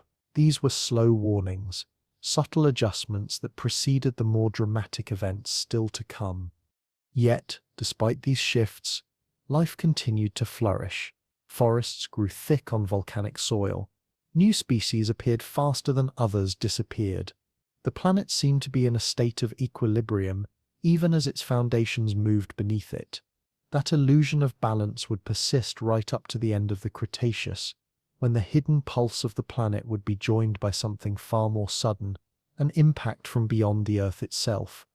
But for now, in this era, the pulse continued as it always had, deep and steady, shaping the world with every unseen movement. The atmosphere, the seas, the continents, the creatures, all of them were products of this rhythm. Every breath of air, every drop of rain, every grain of sand owed its existence to the flow of energy from within the Earth. The hidden pulse was the planet's oldest constant, a reminder that even in silence, motion never truly stops. And above it all, life carried on, unaware, untroubled, perfectly in tune with the rhythm it could not hear. The world above the restless Earth was green, not the kind of green we see today, soft and scattered across cultivated landscapes, but a deep, overwhelming green that seemed to breathe with the planet itself. Forests covered nearly every continent, spreading over mountains, valleys, and swamps, wrapping the land in an endless web of leaves, stems, and roots. The Cretaceous was, in many ways, the age of plants, as much as it was the age of dinosaurs. It was the great flourishing of the green world, a time when photosynthesis reached its peak, and life on land became dense, layered, and intricate beyond anything that had existed before. If you could walk through a Cretaceous forest, your first impression would be of size. Trees towered above, their trunks thick and rough, their crowns vanishing into a canopy so dense that the sunlight filtered down in shifting beams. The air would be heavy with humidity, thick with the scent of sap and decaying leaves. The sounds would come from every direction, the low call of distant animals, the rustle of creatures moving through undergrowth, the constant buzz of insects. Every breath you took would be filled with the sharp green scent of vegetation. It was a world that grew without pause, a landscape that never slept. The plants of that time were both familiar and alien. Conifers still dominated many regions. Their needle-like leaves adapted to the warmth and moisture of the Cretaceous climate, but they were beginning to share space with a new arrival. Flowering plants. These angiosperms had appeared millions of years earlier, but during this period they spread across the globe, transforming ecosystems from the ground up. Flowers meant seeds, nectar, fruit, and most importantly, pollination. The arrival of flowers changed not just how plants reproduced, but how animals lived. Pollination was one of the quiet revolutions of Earth's history. Before flowers, most plants relied on the wind to carry pollen, an inefficient process that wasted vast amounts of energy. But flowers found a better way. They offered rewards, nectar, scent, and color, to attract insects and other animals. In exchange, those creatures carried pollen directly from one bloom to another. It was a partnership so effective that it reshaped the biosphere. Bees, butterflies, beetles, and even small reptiles became messengers of reproduction. Each visit, each landing carried the possibility of new growth. In the Cretaceous, this partnership was still young, still experimental. Early flowers were simpler, less varied than those we know today. Their petals were often small, their colors limited, but even so they were irresistible to the creatures that had begun to evolve alongside them. Fossilized pollen grains show up in rocks across every continent from this era, marking the spread of angiosperms like fingerprints across time. Wherever they grew, ecosystems grew more complex. The presence of flowers also changed the structure of food webs. Plants that produced fruit began to attract animals that would eat it and spread their seeds. Over time, this led to new behaviors, new relationships between species. Herbivores began to browse differently, feeding selectively on flowering plants rather than the tougher leaves of conifers. Insects diversified to match the new resources available. Even the great dinosaurs felt the effects. Some species developed beaks and teeth better suited for clipping leaves and stems. Others adapted their digestive systems to handle new kinds of vegetation. The forests themselves were layered worlds. The canopy was ruled by the trees, conifers, cycads, magnolias, and the first hardwoods. Beneath that layer, smaller trees and shrubs filled the gaps, their leaves reaching for whatever sunlight filtered through. The forest floor was a dense mat of ferns, mosses, and low-lying plants, damp and full of life. Streams and rivers cut through these forests, their banks lined with horsetails and reeds. In the shadows, fungi decomposed fallen wood, returning nutrients to the soil. Everything in the green world was connected, growth feeding decay, decay feeding growth. Amid this living architecture, animals moved constantly. Herds of herbivorous dinosaurs wandered through the trees, their massive bodies parting branches and crushing ferns underfoot. They fed slowly, stripping leaves with mouths adapted to every possible shape of vegetation. Hadrosaurs, with their broad, duck-like beaks, ground up soft plants in complex jaws lined with hundreds of teeth. Ceratopsians, the horned dinosaurs, used their sharp beaks to bite through tougher stems and roots. Sauropods reached high into the canopy, pulling down entire branches with sweeping motions of their long necks. Every feeding motion reshaped the forest, pruning it, spreading seeds through droppings, and opening sunlight patches where new plants could grow. Smaller creatures thrived in the spaces the giants left behind. Lizards and mammals darted between roots, searching for insects and fallen fruit. Insects themselves filled every corner, crawling, flying, burrowing. Beetles bored into wood. Termites built colonies inside fallen trunks. Ants began to appear, experimenting with social organization that would one day dominate entire ecosystems. The forest was not a single community, but a collection of countless microworlds, each sustained by the constant exchange of energy between sunlight, plant, and animal. In this green world, time moved differently.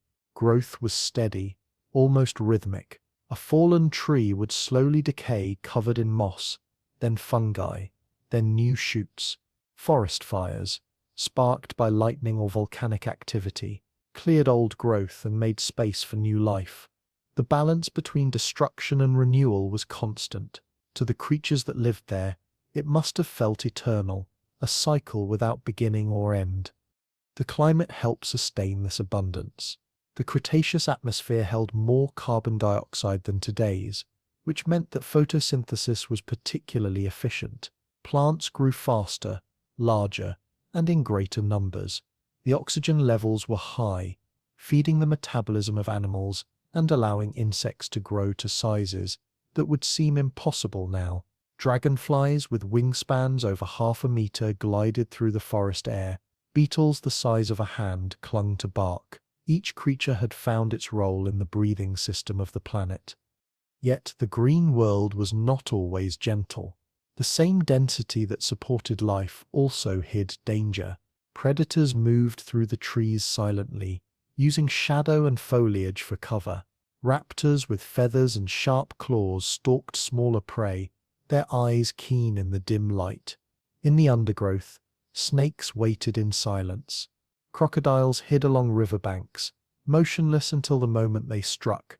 Even in the heart of this abundance, survival was never guaranteed. Every leaf and shadow carried both food and threat. For the herbivores, the forest was a constant negotiation. They had to eat almost continuously to sustain their size, but every mouthful carried risk. Some plants evolved chemical defenses, toxins, bitter tastes, or tough fibers to discourage grazing. In response, dinosaurs developed stronger teeth and complex digestive tracts capable of breaking down resistant material. Some species swallowed stones, known as gastroliths, which helped grind up food in their stomachs. Evolution was not just shaping bones and claws, it was sculpting the unseen machinery of survival. Water shaped the green world as much as sunlight did. Rainfall patterns determined which plants dominated. In wetter regions, dense jungles spread endlessly. In drier areas, open woodlands and fern plains created different ecosystems. Rivers flooded and receded, leaving behind nutrient-rich mud where new growth sprouted quickly. In the floodplains, entire herds gathered after the rains, feeding on the lush vegetation that appeared almost overnight. The rhythm of rain was as important as the turning of the seasons. And the seasons themselves, though gentle in this greenhouse world, still marked the passage of time. Even without harsh winters, there were cycles, dry and wet, growth and dormancy. Trees dropped leaves, not from cold but from exhaustion, conserving energy during less favorable months. When the rains returned, buds opened again, and the forest resumed its slow breathing. The animals followed these cues instinctively, migrating or nesting in harmony with the pulse of the environment. The insects were the unsung engineers of this world, pollinators, decomposers, scavengers. They worked continuously to maintain the system. Without them, the flowering plants would have failed to spread. Without the decomposers, fallen vegetation would have smothered the soil. The dinosaurs may have ruled visibly, but the green world answered to smaller masters. Each leaf carried evidence of their work: tiny holes from feeding, trails of larvae, grains of pollen that drifted unseen through the air. It is fascinating to imagine the colors of that world. Unlike the gray-green monotony we often picture from reconstructions, the Cretaceous landscape would have been vibrant. Flowers added splashes of yellows, reds, and whites among the ferns. Tree bark carried hues of deep brown, orange, and gray. Insects flashed metallic blues and greens as they moved. Feathers shimmered in sunlight. Even fruits and seeds came in bright shades designed to attract attention. The planet was experimenting with color, testing how sight could shape evolution. Fossilized leaves from this era show intricate details, veins, textures, and sometimes even the imprints of raindrops. They reveal that plant life had developed complex structures to regulate water and gas exchange. Stomata, the tiny openings on leaves, adapted to varying levels of atmospheric carbon dioxide, balancing the intake of air with the loss of moisture. These microscopic adjustments determined how efficiently the green world could function. Every living thing, no matter how large or small, depended on this invisible chemistry. In some regions, the forest gave way to open plains, where different forms of vegetation took over. Here the tall ferns and cycads formed a continuous sea of green that stretched to the horizon. The ground was spongy from decayed matter, the air full of insect noise. Herds of herbivores roamed these spaces, feeding and moving in slow, deliberate patterns. Their grazing kept the vegetation in check, preventing any one species from dominating. The balance between plant and animal was mutual, each controlling and supporting the other. Occasionally fire swept through these plains, ignited by lightning strikes. The flames moved quickly, consuming dry foliage, but the plants were adapted to it. Some seeds only germinated after being exposed to heat. Within weeks of a fire, green shoots would appear again, nourished by the ashes of the old. This cycle of destruction and renewal was another form of the planet's pulse, quieter than the movement of tectonic plates, but just as vital. The green world extended to the edges of the seas as well. Along the coasts, mangrove-like forests and salt-tolerant plants created dense thickets. Their roots stabilized the soil and filtered the water that flowed from rivers into the ocean. These ecosystems were nurseries for fish and amphibians, connecting the land and the sea. The boundaries of the green world were never fixed. They shifted with the tides, blending one environment into another. Even underground, the influence of plants was profound. Roots reached deep into rock, breaking it apart and releasing minerals into the soil.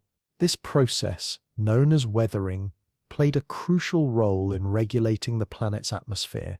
As roots and microbes dissolved rock, they helped capture carbon dioxide and store it in new minerals. It was a slow but powerful feedback loop, the green world breathing with the planet itself.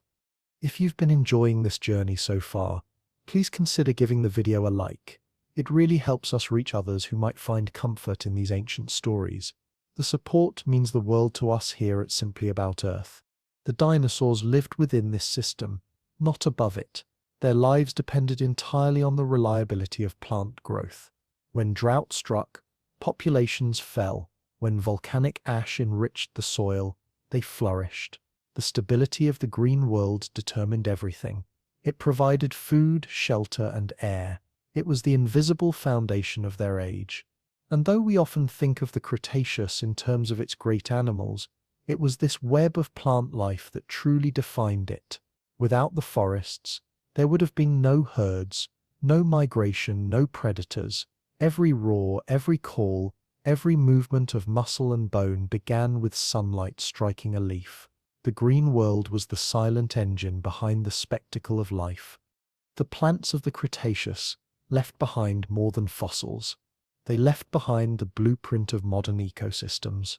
The forests of today, their structure, their diversity, their chemistry, are echoes of that ancient age. The same relationships that began then continue now. Every flower pollinated, every leaf that falls and decays, every breath of oxygen we take is part of the legacy of that green world. And still, beneath the endless canopy and the weight of leaves, the earth continued to move. The soil shifted, the air warmed, the balance wavered slightly, unseen. The creatures of that world did not notice. They lived in the rhythm of growth and hunger, migration and rest, all of it synchronized with the great breathing of the planet itself. The green world carried on, its leaves whispering in the wind, its roots deep in the moving earth, unaware that its age of glory would soon give way to something far darker, not by its own failure, but by a chance event from beyond the sky. The forests of the Cretaceous stretched endlessly, alive with color and movement, but above the canopy, across the plains, and along the wide floodplains there was a presence that commanded all attention: the giants. They were the largest creatures ever to walk the earth, vast bodies of muscle and bone that moved with a weight and grace that defied imagination. To live in the Cretaceous was to live in the shadow of titans. They were not mythical, not exaggerated legends, but real animals whose size alone shaped the environment around them. The green world supported them, and they in turn shaped it. Every path they walked became a trail. Every tree they fed on altered the structure of the forest. They were gardeners on a scale no other creatures could match, consuming tons of vegetation each day, spreading seeds across miles, and creating new openings for sunlight to reach the forest floor. The balance between the earth and its giants was fragile, yet it held for millions of years. If you could stand at the edge of a late Cretaceous plain, you might first hear them before you saw them. The sound was not a roar or a stomp, but a deep vibration, the low, rhythmic thud of enormous feet pressing into the ground. The air would tremble slightly, carrying the sound of heavy breathing and the soft swish of tails sweeping through tall ferns. Then, emerging through the haze, you would see them, long-necked titanosaurs moving in slow procession, their heads rising and falling above the vegetation like ships at sea. These sauropods were the ultimate expression of the dinosaur body plan. Their necks stretched for meters, their bodies massive but balanced, their legs thick and columnar like tree trunks. The largest among them weighed as much as 70 tons, and yet their skeletons were masterpieces of engineering, lightened by air pockets within the bone, allowing them to move with surprising efficiency. They were warm-blooded enough to sustain constant activity, but slow enough to conserve energy. Each step was deliberate, each breath deep and steady. Around them, smaller herbivores moved with quicker, sharper rhythms. Hadrosaurs grazed in herds, their duck-like snouts sweeping through the low vegetation. They were social creatures, communicating through deep calls that carried across long distances. Fossilized crests found on some species show that they could produce resonant sounds, possibly to signal danger or coordinate movement. Their young stayed close to their sides, protected within the massive bodies that moved like a living wall. Further north, herds of triceratops wandered the floodplains. Their frilled heads and horns made them unmistakable, and their behavior likely mirrored that of modern herd animals. They were powerful but cautious, their senses tuned to the approach of predators. The horns were not just weapons but tools of communication, displays of dominance, recognition, or even affection. When they locked horns, the sound would echo through the valley, a deep grinding of bone and muscle that left scars even on the fossilized skulls we find today. Predators watched from the edges of this abundance. The most famous among them, Tyrannosaurus rex, was both feared and misunderstood. It was massive, yes, but not reckless. Its body was built for bursts of speed, not endurance. Its sense of smell was among the most acute of any animal in history, capable of detecting prey from miles away. Its bite was strong enough to crush bone, yet its behavior was not that of a mindless killer. It was an opportunist, a strategist. Sometimes it hunted, sometimes it scavenged. It was a creature finely tuned to the balance of its world. To see a Tyrannosaurus in motion would have been to witness a perfect combination of power and control. The muscles of its legs coiled and released with precision. Its tail counterbalanced every movement. Its head swung side to side as it advanced. Eyes locked on motion. There was no wasted effort. Every step was an act of intention. And yet, for all its power, it existed within the same limits as everything else, dependent on the availability of prey, on the fertility of the land, on the pulse of the planet that fed its world. The Age of Titans was not defined by violence. Though it contained plenty of it, it was defined by scale. Everything in the Cretaceous seemed larger. The animals, the trees, even the insects. Evolution had found a rhythm that favored size. In warm climates with high oxygen levels and abundant food, bodies could grow immense without strain. Larger animals retained heat better, could travel farther, and could defend themselves more effectively. Size was both a strategy and a symptom of success. But the size came with consequences. The great herbivores needed constant access to food and water. Their migrations shaped the landscape as surely as rivers did. When they moved, they trampled paths that became seasonal corridors, used again and again for generations. Plants along these paths evolved thicker bark or faster growth to recover from the constant feeding. The soil itself was turned and mixed by their weight, aerated by their steps, fertilized by their droppings. The giants were not separate from the ecosystem. They were part of its metabolism. In many ways, the world revolved around them. The predators followed their movements. Scavengers fed on their remains. Insects bred in their waste. Even the plants had adapted to their feeding patterns. The Age of Titans was a living system, and every heartbeat, every sound, every shadow belonged to that system. At night, the landscape changed. The heat of the day faded, replaced by the steady chorus of insects. The larger animals rested, their silhouettes faintly visible against the moonlit sky. Steam rose from the ground where their warm bodies had lain. Somewhere in the darkness, smaller predators hunted, taking advantage of the stillness. The world of giants did not sleep completely. It only slowed. In the southern continents, the diversity of these titans was extraordinary. South America, in particular, was home to some of the largest creatures that ever lived. Argentinosaurus, Patagoteton, and Dreadnoughtus moved through ancient floodplains like living mountains. Their fossils show that they traveled in groups, perhaps for protection, perhaps simply because the land could only sustain them if they moved together, feeding and moving on in cycles. Their long necks allowed them to feed on trees that would have been unreachable to smaller herbivores, and their sheer size made them nearly immune to attack. Few predators dared to challenge an adult titan. In Africa, similar giants roamed. Though the species differed, the environment was drier there, dotted with wide rivers and seasonal wetlands. The dinosaurs adapted accordingly, with more efficient water retention and varied feeding strategies. Some may have migrated seasonally, following the rains.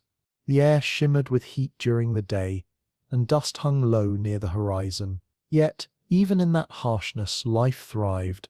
bound together by the same patterns of abundance and struggle.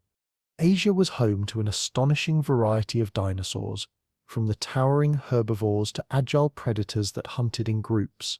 Fossils reveal evidence of coordinated hunting, trackways showing multiple individuals moving together in parallel, their footprints preserved in ancient mud. Intelligence, once thought to belong only to small creatures, was a force among the large as well. Predators had to plan to anticipate the behavior of prey. The green world was not only a stage for instinct, but for strategy. In the forests of North America, the ecosystem was a patchwork of habitats: rivers, floodplains, wooded hills, each supported its own caste of creatures. In one region, hadrosaurs grazed on low vegetation. In another, ceratopsians clashed among the ferns. Tyrannosaurs prowled at the edges of both, their keen senses guiding them through the landscape. The constant interplay between hunter and prey created an evolutionary arms race that refined every adaptation: speed, camouflage, armor, intelligence. Even the smallest details of this world reflected its scale. The nests of large herbivores were massive. Shallow depressions lined with vegetation, often clustered together in nesting grounds that stretched for kilometers. Fossilized eggs and embryos show that some species cared for their young after hatching, bringing food and guarding them from predators. The bond between parent and offspring, once thought to be rare in prehistoric life, was already a defining behavior. The continuity of generations depended on care, not just reproduction. The predators, too, showed signs of complexity. The bones of injured individuals sometimes show evidence of healing, suggesting that they survived long enough to recover, possibly with help from others of their kind. This points to cooperation, social structure, even empathy in forms we can't easily imagine. The Age of Titans was not simply about might. It was about adaptation at every level, physical and social alike. The climate sustained this abundance, but it was beginning to change. The hidden pulse of the planet, the volcanic activity deep beneath the crust, had been steadily altering the composition of the atmosphere. Carbon dioxide levels fluctuated, causing subtle shifts in temperature and rainfall. Some regions grew wetter, others drier. The great inland seas that once covered vast areas began to shrink in some places and expand in others. Slowly, ecosystems adjusted. The dinosaurs moved with them, following the food, following the water, unaware that the balance was tilting. In the fossil record, these transitions are faint, but visible. Layers of sediment record alternating patterns of flood and drought. Plant fossils show changes in dominant species. Flowering plants becoming more common, conifers retreating. The world was evolving, not through sudden catastrophe yet, but through quiet persistence. The giants continued to roam, unaware that they were living in the closing chapter of their age. At their peak, the diversity of dinosaurs was staggering. There were armored forms with plates and spikes, agile runners built for speed, giants that grazed the canopy, and tiny scavengers that darted through the undergrowth. Each was perfectly adapted to its environment. Evolution had refined the design of the dinosaur over 160 million years, optimizing it for almost every conceivable niche. It is difficult to overstate how successful they were. The Earth had become theirs entirely. The Age of Titans was not only a biological era, but a geological and atmospheric balance that made such creatures possible. The high oxygen content supported their metabolism. The warm, stable temperatures allowed them to breed and grow year-round. The plentiful vegetation sustained their endless hunger. Every aspect of the environment aligned to create a world capable of supporting life on an unprecedented scale. Yet within that perfection lay vulnerability. The same interconnectedness that made the world so rich also made it fragile. A disruption in one system, the climate, the atmosphere, the plant life, could ripple through everything. The Titans, for all their power, were bound to the balance that sustained them. They could not adapt quickly to a world that shifted too fast. Still, in their time, they were the unchallenged rulers of Earth. They shaped the planet simply by existing. Their footprints pressed deep into the mud, leaving impressions that would harden into fossils preserved through the ages.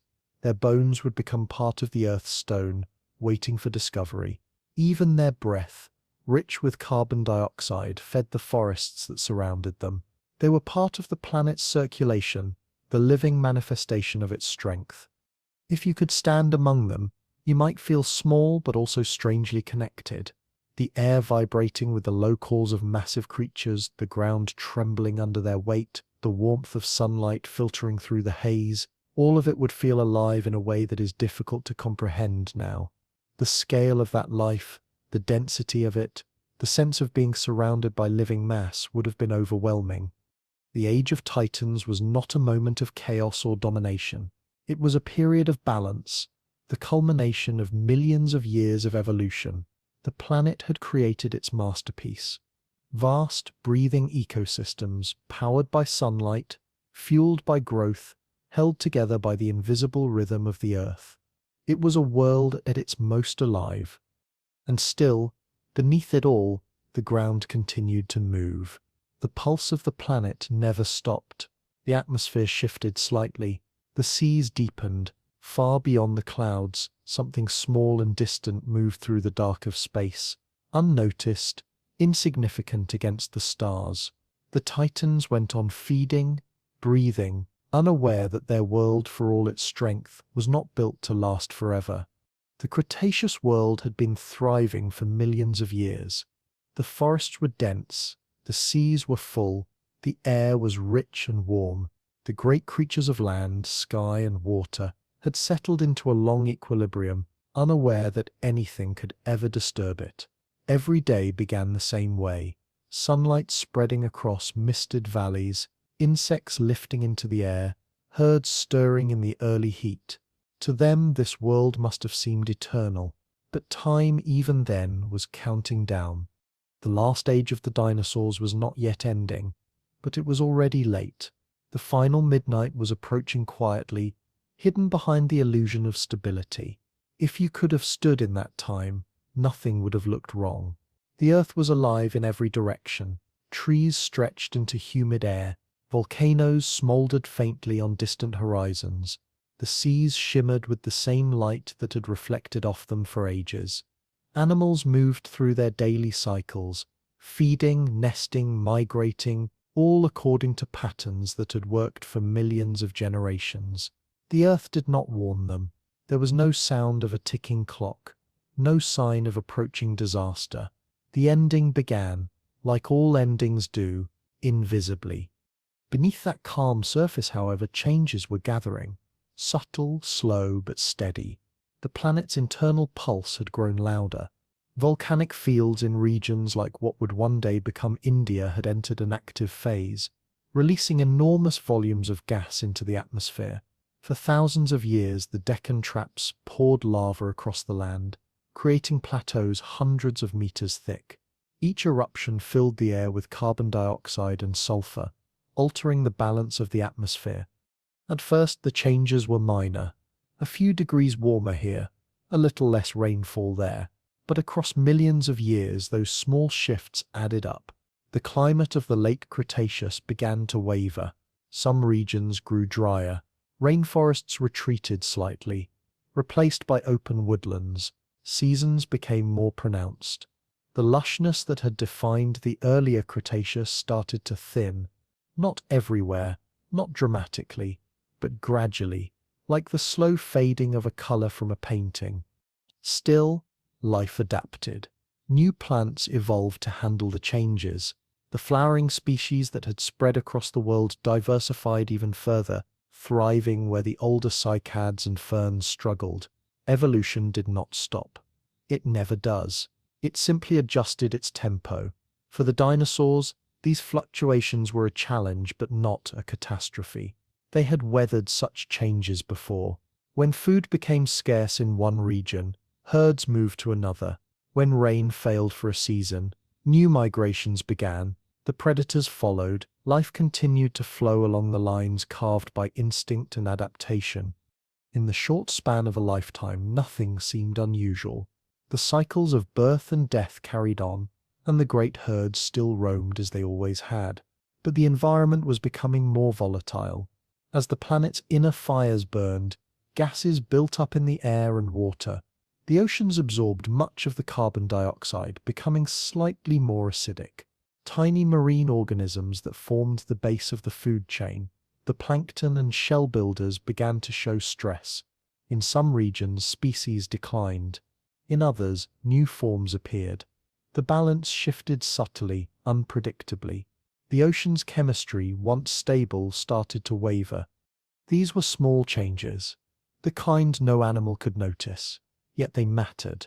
The Earth was quietly rearranging itself. The continents continued their slow drift. Ocean currents altered their paths. Winds carried moisture differently. Storms grew stronger in some regions, weaker in others. The pattern of life, once perfectly tuned, was beginning to stretch. It didn't break. Not yet, but it was under tension. On the surface, everything still looked normal. A late Cretaceous morning would have been bright and full of sound. Cicadas buzzed in the trees. Birds, true descendants of the dinosaurs themselves, called from branches and darted through sunlight. Herds of triceratops grazed along the riverbanks, their horns gleaming with dew. A mother Tyrannosaurus led her young through tall grass, their eyes alert for movement. Across the horizon, pterosaurs wheeled lazily, their silhouettes dark against the sky. The world was alive, completely unaware that it stood on the edge of history's most violent boundary. In these final millennia, the diversity of life was astonishing. More species existed on Earth than at almost any point before. The planet was at its ecological peak, and that is often how endings arrive. Not with decline, but with abundance. The richer the system, the more complex the web, the more fragile it becomes when disturbed. The world was filled to its limits, and the smallest imbalance could ripple across everything. In the forests, the air was still thick and warm. Ferns and flowering plants shared the ground in tangled mats.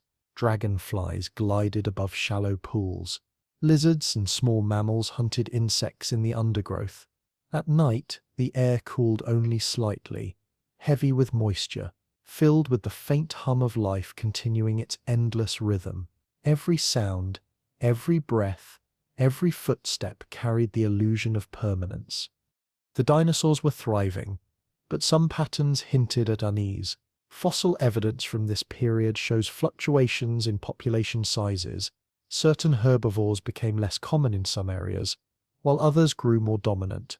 Predators shifted their ranges, perhaps following changing prey. Sea levels fluctuated, drowning some habitats and revealing others. Evolution continued to react to an environment that was no longer predictable, but evolution requires time, and time was running out.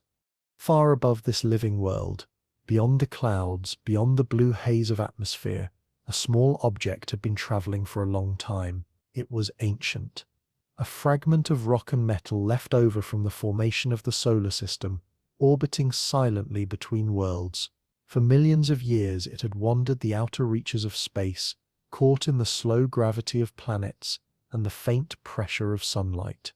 It had no destination, no purpose, until something, perhaps the pull of Jupiter's gravity, perhaps a collision long forgotten, sent it on a new course. A line through the dark that intersected perfectly with Earth. No creature on the planet could have seen it coming. The air was clear, the seas calm, the forests peaceful, but in the high reaches of the atmosphere, invisible to all living eyes, that ancient rock was already beginning to glow. Still on the surface, life went on. The last generations of dinosaurs lived as their ancestors had for millions of years. Herds migrated across open plains. Raptors hunted in coordinated bursts. In the oceans, mosasaurs and plesiosaurs patrolled the depths, unaware that their realm too was part of what would soon change. Even the insects, those tireless survivors of every previous catastrophe, continued their quiet labor, pollinating, decomposing, building, feeding. Nothing in the behavior of the planet suggested an ending. If anything, the world seemed more alive than ever. The fossil record shows that in the final 1,000 years of the Cretaceous, new species were still evolving. In North America, new varieties of Triceratops appeared. In the seas, ammonites developed increasingly ornate shells. On land, flowering plants continued to diversify, spreading into regions once dominated by older flora. The pulse of evolution did not slow. It never does, until it must. The planet itself seemed unaware of its own schedule. Volcanoes erupted sporadically. Rivers meandered through forests. The tides rose and fell. The weather followed its ancient patterns, driven by forces deep within the earth and far beyond it. Everything was normal. Everything was alive. And yet, in the language of geology, the world had entered its last page of that age. The clock had begun its final seconds, though to every living creature those seconds stretched into generations. It's strange to imagine the calm before such an ending. Not the silence before a storm, but the steady, unaware continuation of life, the great predators sleeping in the shade, the birds tending their nests, the herds grazing beneath the same sun that would soon be obscured. The earth had seen extinctions before, and it would see them again, but this one would come from outside, from beyond its atmosphere, from a place no creature could ever reach or understand. The approaching object, the asteroid, was still far from sight. It traveled silently, faster than anything Earth had ever known. Its surface was scarred, its body ancient and cold. As it drew closer, the gravity of the planet pulled it faster. Still, the air ahead of it compressed, heating to temperatures that turned night into day. But none of this had yet happened in the time we were imagining. We're still standing in the last quiet days when the forests still grew, when the seas still shimmered, when the dinosaurs still ruled the land without rival. The planet from space would have looked beautiful. Green continents, blue oceans, white clouds, the same palette we see today. The patterns of wind and water that shaped the surface were familiar. If you could have watched from orbit, nothing about it would suggest that this was a doomed world. It rotated slowly under the sun, glowing with life, every inch of it busy with growth and motion. But on its path through space, invisible in the endless black, the asteroid was already falling toward it. The final day of the Cretaceous began like any other. The air was warm, the sun bright in what would one day be called the Yucatán Peninsula. Tropical forests stretched toward a shallow sea. The morning light filtered through the canopy, painting the forest floor in golden shadow. Animals moved through the trees, hunting, feeding, calling. The ground was soft from recent rain. The air smelled of earth and salt. There was no reason to notice anything unusual. The planet seemed entirely at peace. A few hours later, a streak appeared in the sky. To any creature that looked up, it would have seemed strange but brief, a bright line across the heavens, moving faster than sound. It may have cast shadows even in daylight. Birds scattered from the trees. Some animals looked up, confused by the flash of light that lasted only seconds, and then the world changed forever. The asteroid entered the atmosphere at nearly 70,000 kilometers per hour. The air in front of it compressed violently, heating to temperatures that turned the object into a white-hot sun. It exploded through the sky, leaving behind a column of fire that stretched from space to the surface. In its final seconds, it struck the Earth with the energy of billions of atomic bombs. But that impact, that incomprehensible moment, belongs to what comes next. For now we are still in the last instant before it happens. The herds are still grazing, the forests are still breathing, the air is still thick with the sounds of life. Every creature on the planet is living its last normal moment. The planet holds its breath, though no one can feel it. The hidden pulse beneath the crust, the rhythms of the green world, the movements of the oceans, all continue in perfect order. The Earth is unaware, just as its inhabitants are unaware, that the clock has struck the invisible hour. In the great scheme of time, it is only a heartbeat, a blink, the final calm before a storm that will erase almost everything. But in that blink, the world is complete, beautiful, alive and at peace. The last rays of sunlight pass through the forests. through the wings of pterosaurs gliding over the sea, through the scales of a sleeping giant resting beneath the trees. Shadows stretch across the land. The air is still. The day ends like every other, and somewhere above the clouds, unseen, the end of an age is already descending. The asteroid that would end the Cretaceous entered the atmosphere in silence. There was no warning, no tremor, no light visible long enough to interpret. It came from beyond the blue, from the cold dark between worlds, drawn inward by gravity and inevitability. A visitor from the void, ancient, indifferent, carrying no malice, no intention, only momentum. Its story was as old as the solar system itself, a fragment of rock and metal that had drifted for millions of years, a relic of the time when planets were still forming, when everything was collisions and dust and fire. By the time it reached the edge of the atmosphere, it was traveling faster than any sound the Earth had ever produced. The air in front of it didn't have time to move aside. It was crushed, compressed, and heated until it glowed like the surface of the sun. For a moment, the entire sky above what would one day be Mexico became brighter than daylight. Creatures on the ground froze, blinded by the sudden flash. Birds took off in panic. Animals scattered into the forest. In that instant, the planet's surface met an object that had been on its way for tens of millions of years. The impact happened near the shallow waters of the Yucatán Peninsula, where the sea met low coastal forests. The asteroid, about 10 kilometers wide, struck at an angle, releasing an energy beyond comprehension. The blast was equivalent to billions of nuclear explosions. In less than a second, the object vaporized along with the rock, water, and atmosphere around it. A crater more than 180 kilometers across was gouged into the crust. The bedrock melted. Shock waves rippled outward faster than sound, racing through land and ocean alike. The explosion tore apart the atmosphere. A column of vaporized rock and molten debris shot upward, piercing the sky, rising through the stratosphere and beyond. Within minutes, material from the impact began falling back to Earth as glowing fragments, raining down across continents. The friction of their re-entry turned the upper atmosphere into a furnace. For a short time, perhaps less than an hour, the entire surface of the planet glowed dimly in infrared light, heated by the returning debris. Forests ignited spontaneously. The air shimmered with heat. Everything alive beneath that sky experienced it in a different way. The creatures nearest the impact never had time to know what had happened. The blast wave flattened everything for hundreds of kilometers, leveling forests, boiling seas, and hurling debris across the landscape.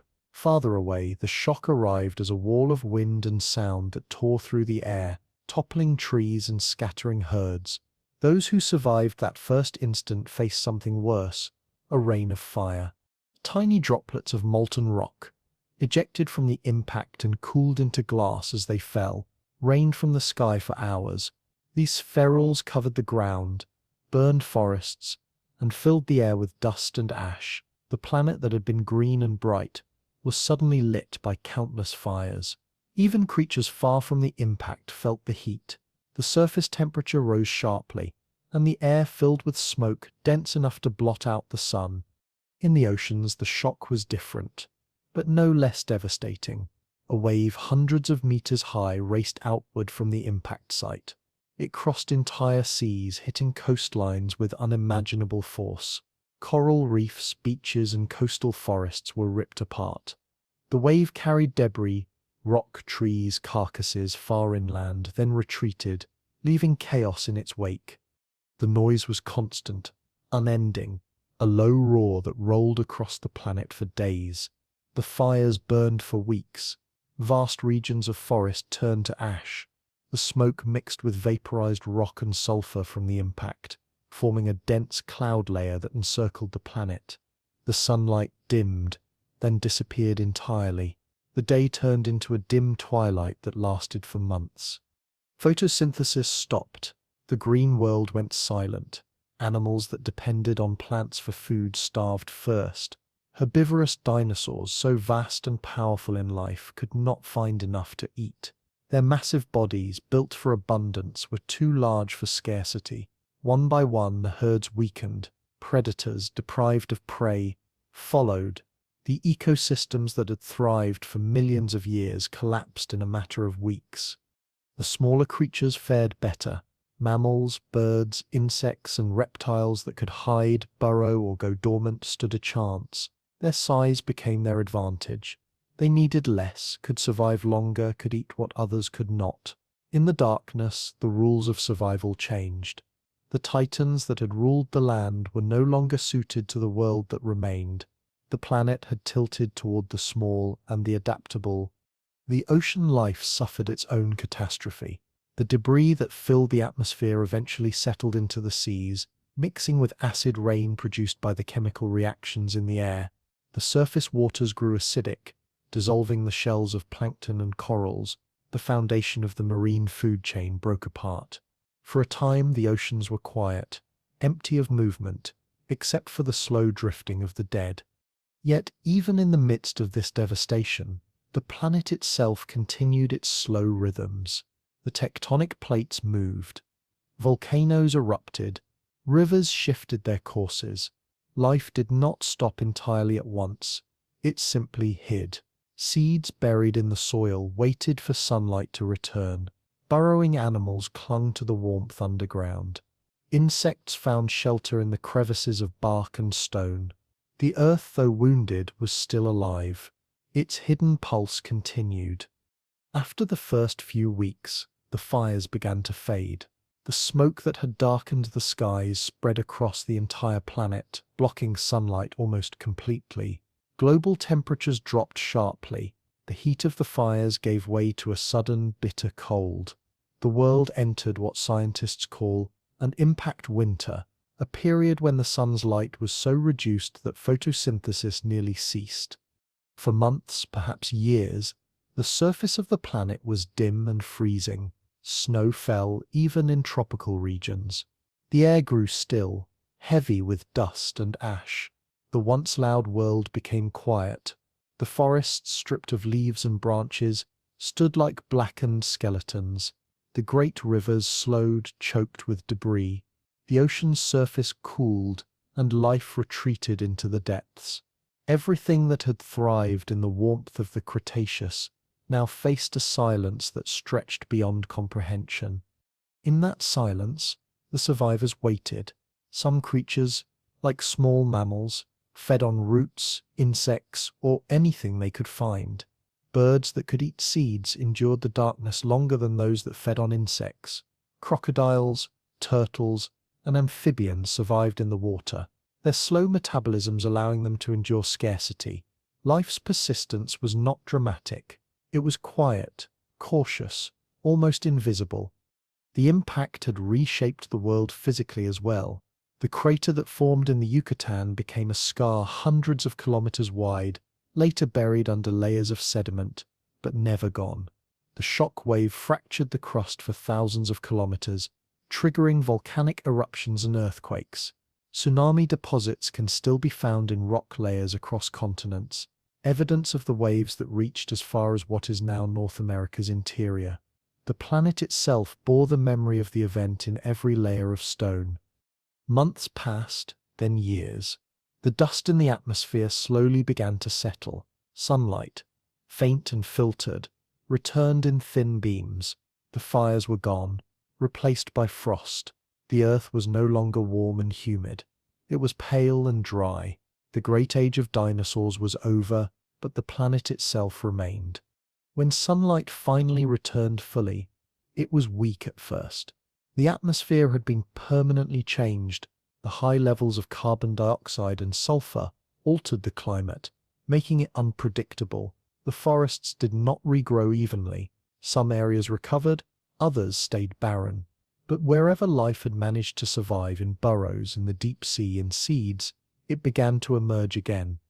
The first green shoots appeared on the ashen ground, small and fragile but alive. The age that followed would belong to the descendants of those survivors. Mammals, which had lived in the shadows for so long, began to diversify. Birds, the only surviving dinosaurs, filled the skies that had once belonged to their ancestors. The Earth began to rebuild slowly, patiently, as it always had. But for a long time, the silence remained. The extinction that followed the impact wiped out about 3/4 of all species on Earth. Almost every large animal vanished. The dinosaurs that had ruled the land, the great reptiles of the seas, the flying pterosaurs, all gone.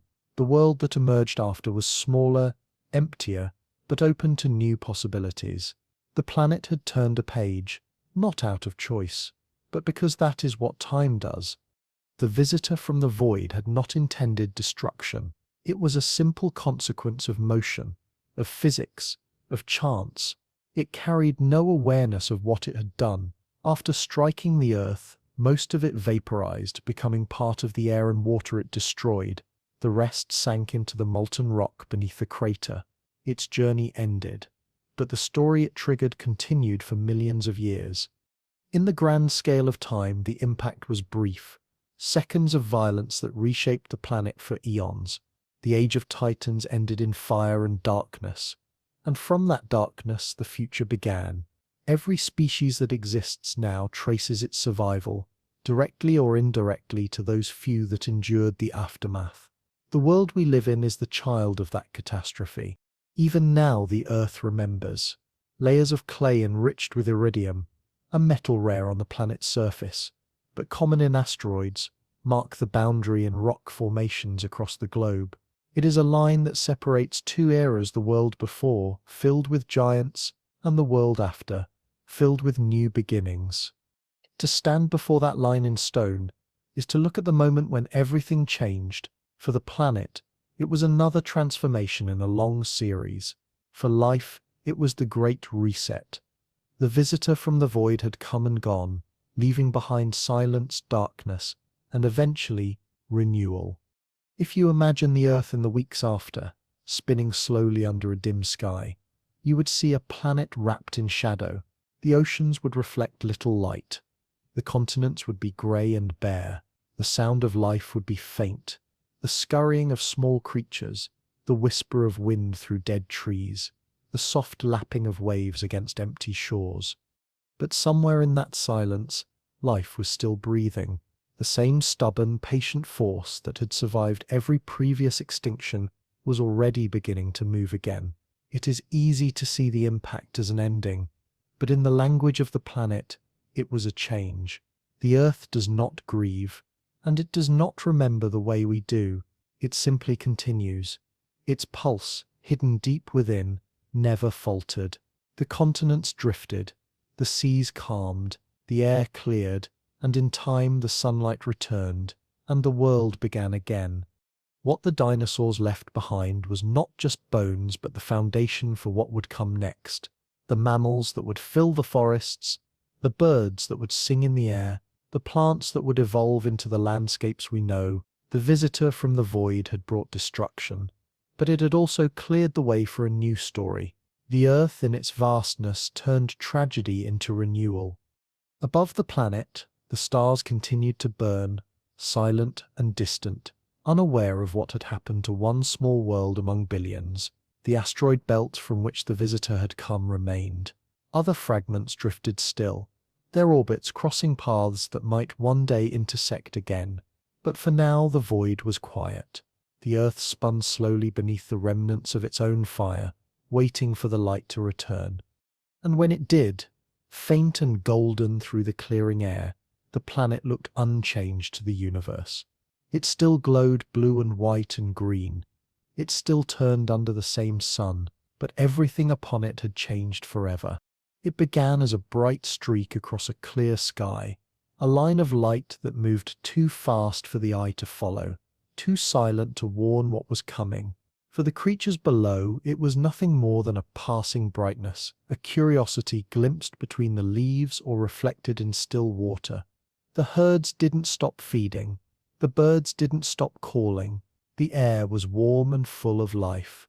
Yet in that same moment, the balance that had lasted for millions of years was about to disappear. The day the sky fell was not a slow unraveling. It was a single instant when everything changed. The asteroid entered the atmosphere at 70,000 kilometers per hour. It was already glowing white-hot, its surface vaporizing as it met the resistance of air. The friction produced a column of plasma that stretched from space to the ground, heating the air to thousands of degrees. Before it even touched the Earth, shock waves rippled outward, flattening the sky itself. And then, in a flash shorter than a heartbeat, the asteroid struck. The point of impact was a shallow sea in what would one day be the Yucatán Peninsula. The explosion released energy equivalent to 10 billion Hiroshima bombs. The asteroid itself was obliterated instantly, its mass converted into heat and shock. The ground at the impact site vaporized, rock melted and flowed like liquid. The air turned to fire. The pressure wave expanded outward faster than sound, tearing through the atmosphere in all directions. If you were anywhere within 1,000 kilometers, you would not have seen it. Only light, so intense it burned before you could look away. The forests ignited instantly. Trees vaporized into flame. Animals caught in the open disintegrated where they stood. Even hundreds of kilometers from the impact, the blast flattened everything in its path. The wave moved at supersonic speed, tearing the air apart, creating winds more powerful than any storm in the planet's history. The shock continued through the ground, triggering earthquakes across continents. Mountains quivered, rivers changed direction. The crust of the earth flexed like a drum. The sea itself was lifted, displaced outward, sending waves hundreds of meters high racing across the globe. Coastlines vanished. Islands disappeared beneath walls of water. The entire planet shook as if the core itself had been struck. Above, the sky was a furnace. The impact had thrown trillions of tons of molten rock and vapor into space. For a moment, the planet was surrounded by a halo of glowing debris, a ring of incandescent dust that encircled the Earth. Much of it fell back within hours, re-entering the atmosphere as a rain of fire. These fragments, some no larger than grains of sand, heated the air through friction. The entire upper atmosphere burned. From pole to pole, the air glowed red-orange, and the surface of the planet was bathed in infrared heat strong enough to ignite forests across continents. Even those far from the blast felt the heat. Temperatures at ground level rose suddenly, not from sunlight but from the atmosphere itself. Plants curled and blackened. Animals fled in confusion, seeking shade where there was none to be found. The fires spread rapidly, merging into vast infernos that consumed everything from coast to mountain. Smoke rose in colossal plumes, joining the dust and vapor already filling the air. Within hours, the sky that had been bright blue turned dark and turbulent. At sea, the devastation took a different form. The impact had vaporized the shallow waters of the Gulf, sending superheated steam into the atmosphere. The waves that followed were immense, traveling at the speed of a jet. When they reached other shores, the coasts of North America, Africa, Europe, they were still tens of meters high. The force of the water scoured everything in its path, carving new shorelines and depositing sediments that would one day become layers of rock, silent records of the flood. The creatures of the ocean suffered as well. The initial blast boiled the water near the impact site. Everything within hundreds of kilometers was cooked instantly. Farther out, the waves churned the seas, stirring up sediments and driving oxygen from the water. Marine life that had survived the heat soon faced suffocation. Coral reefs shattered. The great marine reptiles that had ruled the oceans for millions of years, mosasaurs, plesiosaurs, were thrown into chaos.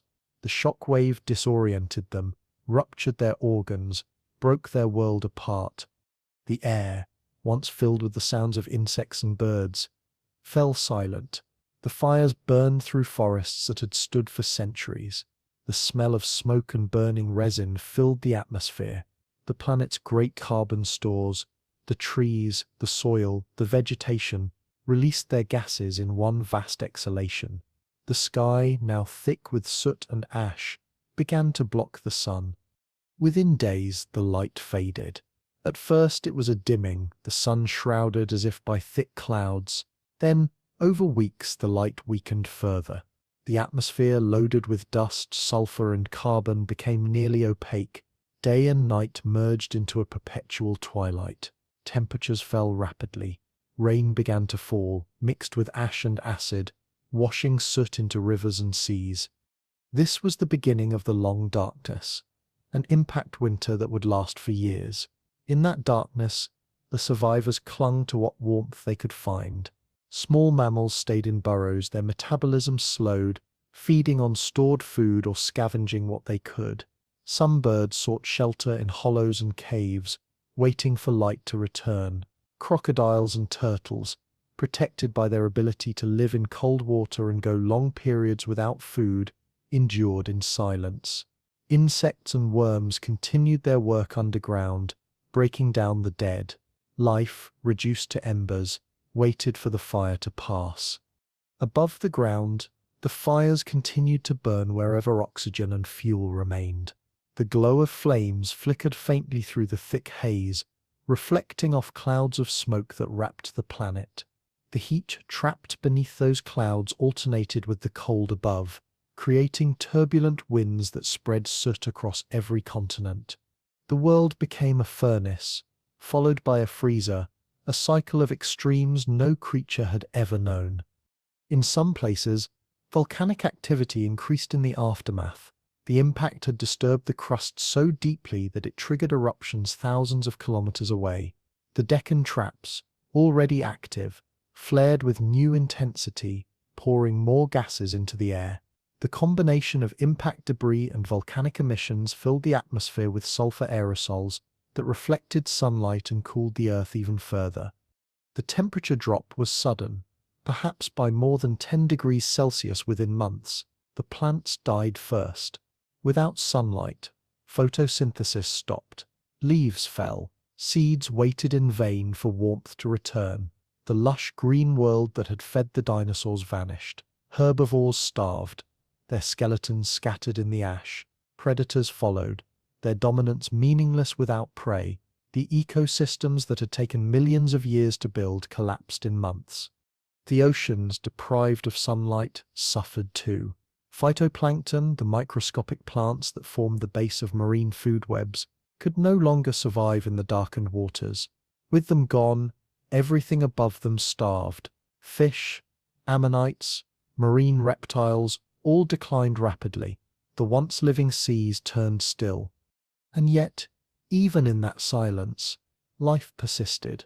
Some forms of plankton survived in deeper waters, feeding on chemicals rising from the ocean floor. Bacteria thrived around volcanic vents, using heat and minerals to sustain themselves.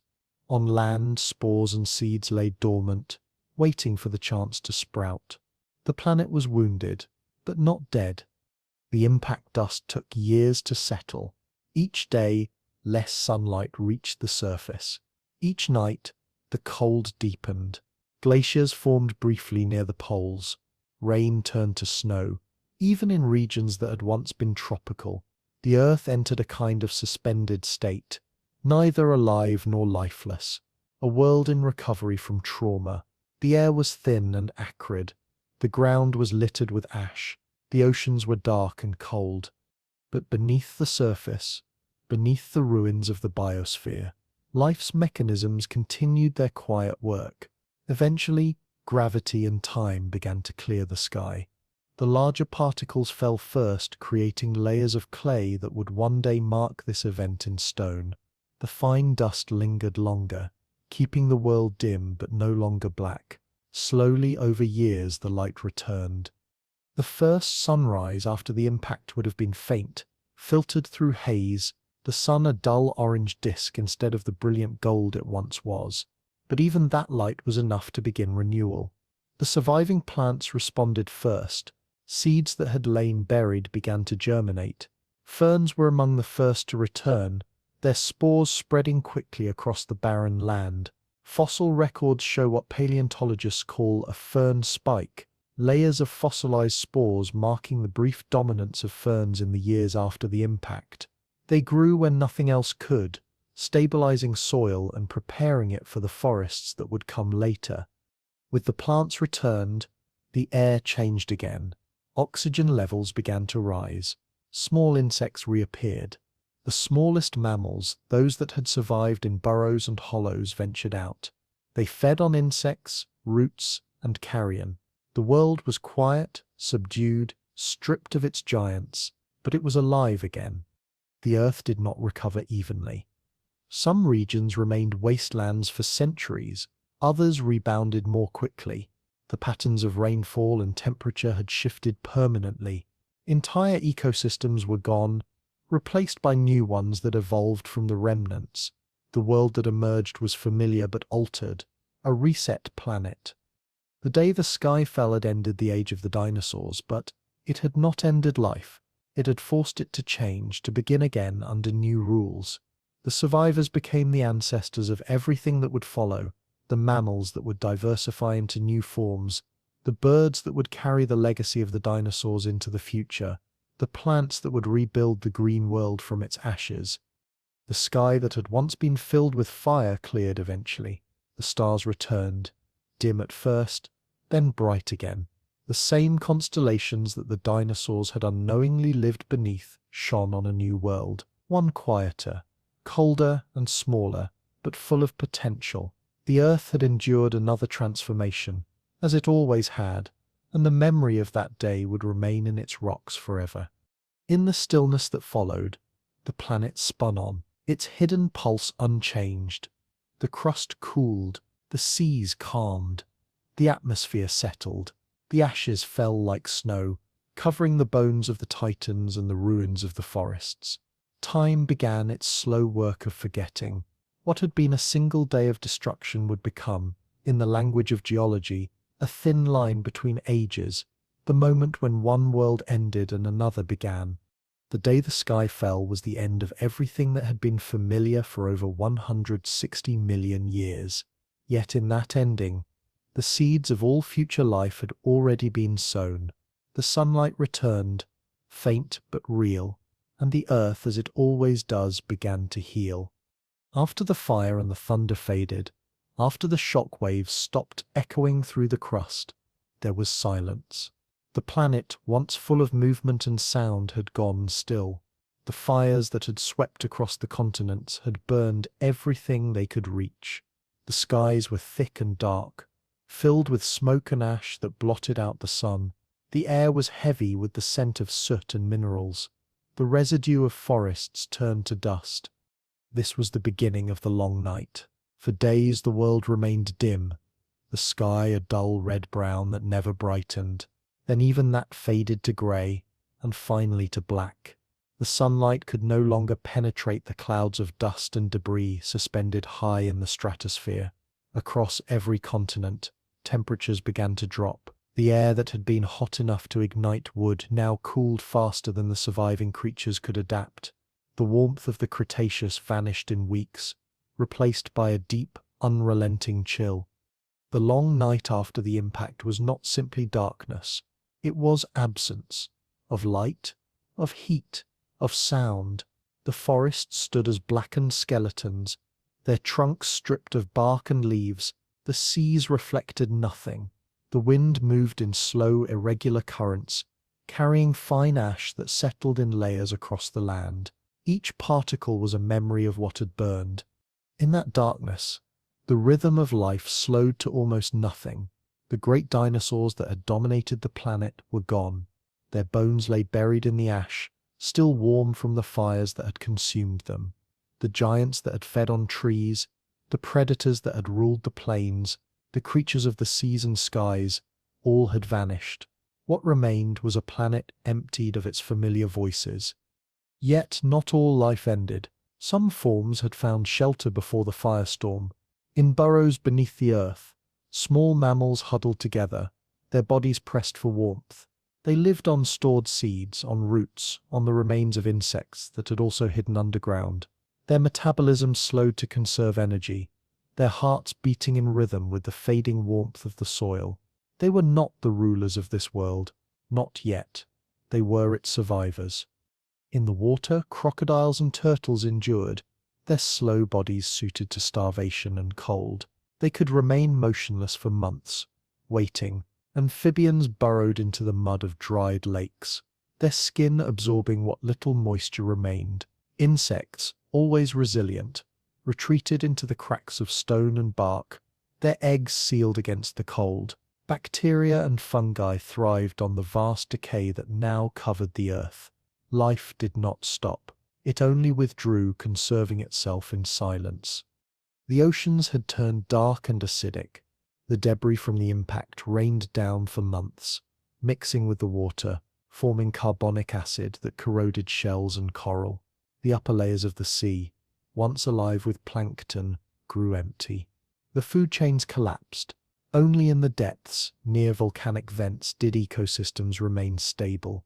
There, far below the reach of sunlight, chemosynthetic life continued, bacteria feeding on minerals and heat, forming the foundation for worms, crustaceans, and strange creatures adapted to the darkness.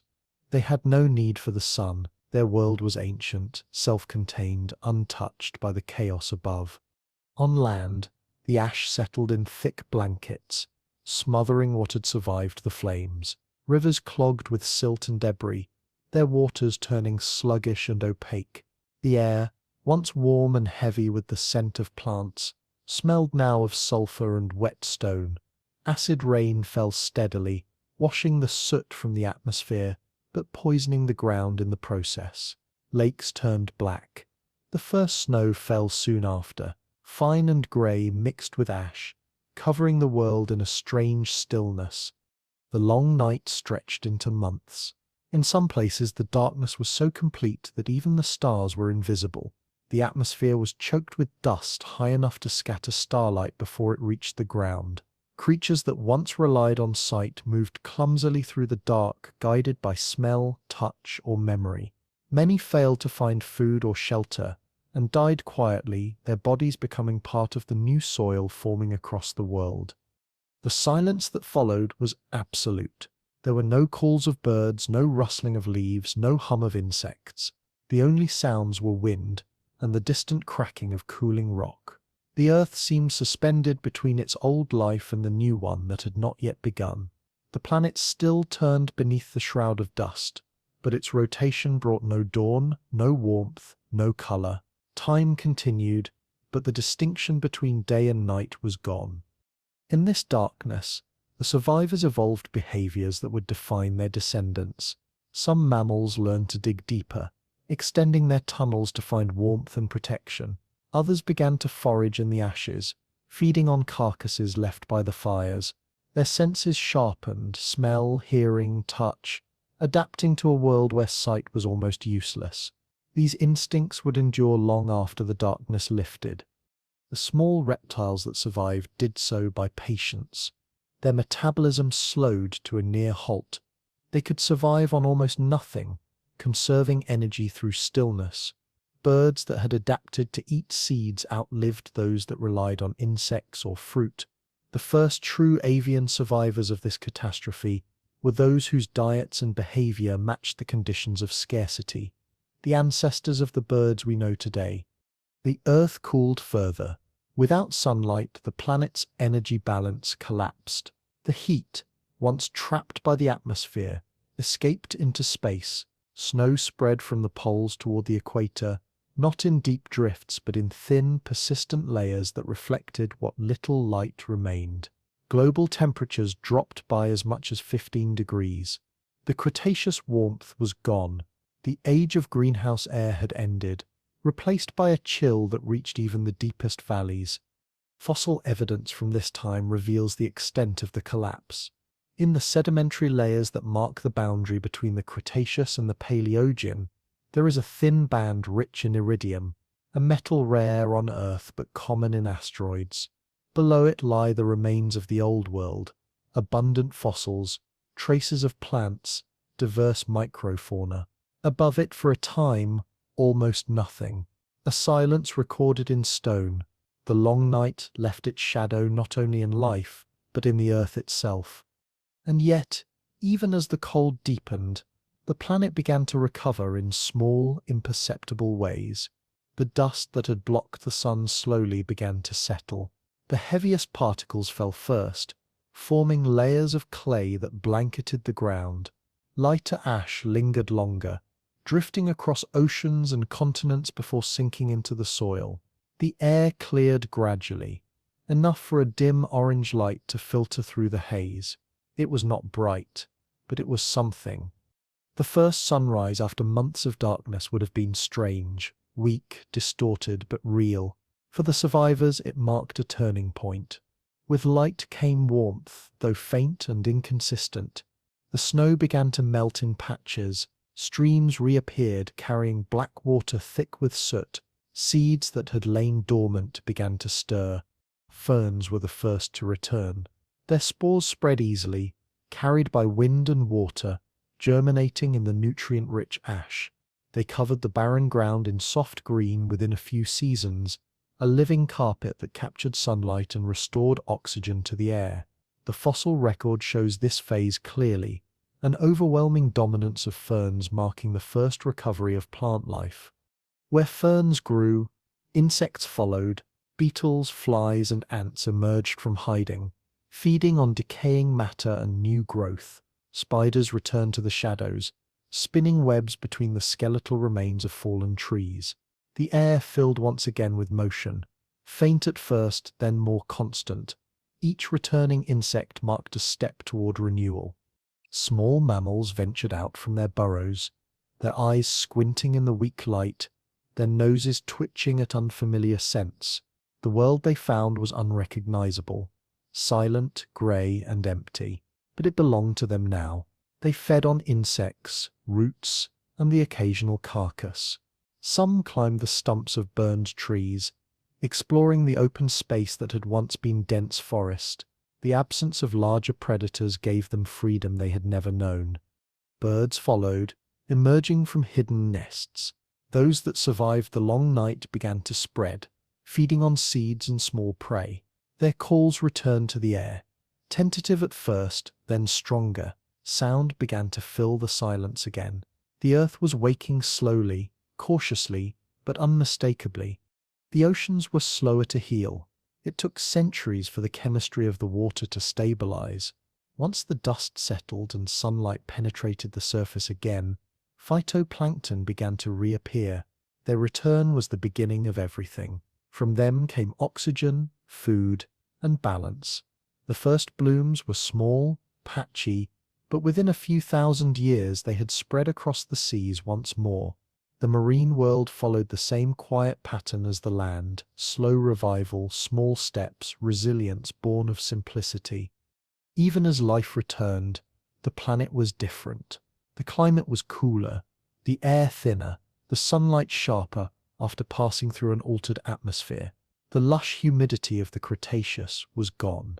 In its place came a world of seasons, of contrast, wet and dry, cold and warm.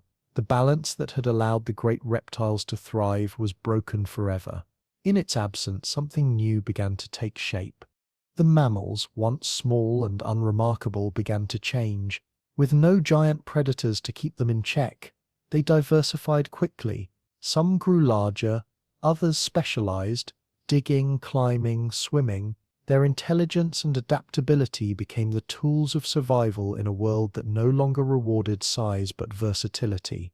Evolution moved faster now, filling the empty spaces left behind by the dinosaurs. The long night, which had seemed endless, gave way to a slow dawn. The sun rose higher each day. The air cleared. The plants grew taller. Forests began to return, though they were not the same as before. New species of flowering plants took root, spreading across continents.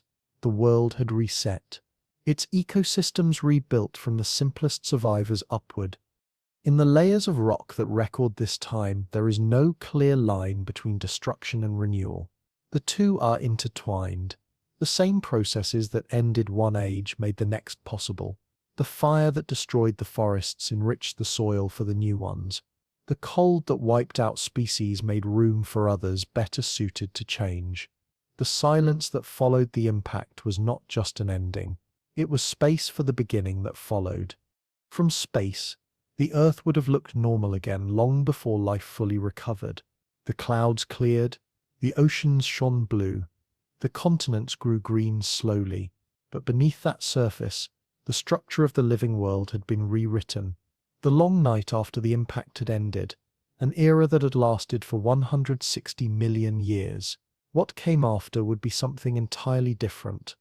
And even as the world warmed again, even as forests returned and animals multiplied, traces of that night remained everywhere.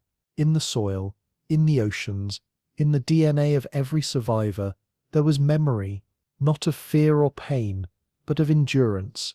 The planet had passed through fire and shadow and come out changed, smaller, quieter, but still alive. The long night was over, but its echo continued in the rhythm of seasons, in the adaptation of species, in the understanding that even the greatest empires of life are temporary. The earth kept turning, the sun rose higher, and the survivors carried the story forward, unaware of the age they were about to create. When the light finally returned to the earth, it revealed a world unrecognizable from the one that had come before. The long night had stripped the planet bare, leaving behind a canvas of ash and stone. The forests were gone, the seas were quieter, and the air was thinner and cooler. What life remained moved slowly, cautiously, as though testing the edges of survival itself. The giants had vanished, their bones buried in the new soil forming from layers of dust and time. What remained were the survivors, the small, the quiet, the unnoticed. They were not the rulers of this new world, not yet. They were its remnants, its inheritors by chance and resilience. In the stillness that followed extinction, the future belonged to those who could endure the emptiness. The world's pulse had not stopped, but it beat more softly now, measured and faint beneath the shifting crust. And upon that subdued earth, life began to rebuild. The first signs of recovery were faint, almost invisible. Ferns spread quickly across the land, their spores carried by wind into every open space. They grew in thick mats over the ash, their roots stabilizing the fragile soil. Their return gave the planet a new shade of green, duller, lower to the ground, but alive. Insects returned soon after, feeding on decay and new vegetation. Beetles, ants, and flies adapted easily to the cooler air and the new plants. With them came spiders and other small predators, rebuilding the lower layers of the food chain. The foundations of ecosystems formed again quietly, unnoticed by any eye that could see their importance. The animals that had survived the impact came out cautiously. They were creatures of the edges, burrowers, scavengers, opportunists. The world they emerged into was one of silence and opportunity. With the great predators gone, no single species dominated. Each pocket of life grew according to what the environment would allow, and in that openness, evolution found new directions to explore. Mammals were among the most successful survivors. Before the impact, they had lived in the shadows of the dinosaurs, small nocturnal creatures that fed mostly on insects, seeds, or eggs. They had learned how to hide, how to adapt quickly, how to survive with little. These were the traits that saved them. In a world of scarcity, they could live on almost anything. Their ability to regulate body temperature, their intelligence, and their social behavior gave them advantages in a landscape that had lost its stability. Most of these early mammals were small, no larger than rats or rabbits. They lived in burrows or crevices, venturing out only when necessary. Some species fed on insects, others on plants or carrion. Fossil evidence suggests that many of them were generalists, able to shift their diets depending on what was available. This flexibility was crucial. In a world that changed so drastically from year to year, specialization was dangerous. Versatility meant survival. Birds, too, endured. The ones that survived were not the large gliding species of the open skies, but smaller ground-dwelling or seed-eating forms. Their ability to fly gave them mobility, allowing them to seek food and shelter across wide areas. Their feathers, which had once evolved for flight and display, now provided insulation against the cold. In the ashes of the Cretaceous, they found refuge among fallen trunks and sparse vegetation. They nested in the remnants of forests, building small colonies where the sunlight returned. These birds were the bridge between two ages, the last link to the world of the dinosaurs and the first voices of the new era. Reptiles survived as well, though fewer in number. Crocodiles and turtles, creatures of endurance and patience, weathered the crisis with little change. Their slow metabolisms allowed them to survive long periods without food. They retreated into rivers, lakes, and coastal swamps, where water buffered the extremes of temperature. When warmth returned, they emerged to bask in the pale sunlight, unchanged. While the world around them had transformed, their survival was not innovation but persistence, an echo of deep evolutionary success. Insects flourished again quickly, as they always have. Their small size, rapid reproduction, and adaptability made them nearly immune to extinction. They became the engineers of recovery, decomposing the dead, pollinating the new plants, and providing food for everything that followed.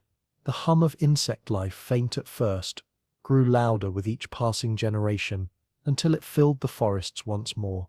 It was the sound of the earth restarting itself. In the oceans, life took longer to recover. The extinction had wiped out much of the plankton that formed the base of the marine food web. Without them, fish and larger sea creatures starved. But in the depths, where sunlight had never mattered, chemosynthetic bacteria around volcanic vents continued their ancient routines, producing energy from minerals. These ecosystems, untouched by the impact's effects, became the seeds from which marine life would regrow. Over centuries, plankton species adapted to the new chemistry of the oceans. Once they returned, the rest followed. Small fish, crustaceans, mollusks, slowly the seas filled again. The Earth itself was still changing. The tectonic plates continued their steady drift. Volcanic activity remained high for a time, releasing gases that warmed the atmosphere and ended the impact winter. As the air cleared and the planet heated, the climate stabilized into something new, cooler than before but balanced. The old world of constant warmth and humidity was gone. Seasons began to emerge, faint at first but distinct, marking a shift toward the climate patterns that still shape life today. On land, evolution accelerated. The ecosystems were empty enough for experimentation. Mammals diversified rapidly. Some remained small and insectivorous, others grew larger, exploring new diets and behaviors. Within a few million years, there were herbivores that grazed on ferns and early flowering plants, and predators that hunted them. The age of the dinosaurs had ended, but the age of mammals had begun. Fossil layers from this time show the explosion of diversity. Jawbones, teeth, and skulls appear in abundance, each shaped for a slightly different way of life. Some species developed stronger jaws for chewing tough vegetation. Others evolved nimble limbs for climbing or running. The world was reorganizing itself through survival and adaptation. Every species that emerged carried the memory of scarcity in its body. Efficient metabolism, sharp senses, careful use of energy. The new forests were different from the ones that had fallen. Flowering plants now dominated, spreading quickly through seeds carried by wind, water, and animals. They produced fruit to attract dispersers, a partnership that would define much of future evolution. The relationship between plants and animals deepened.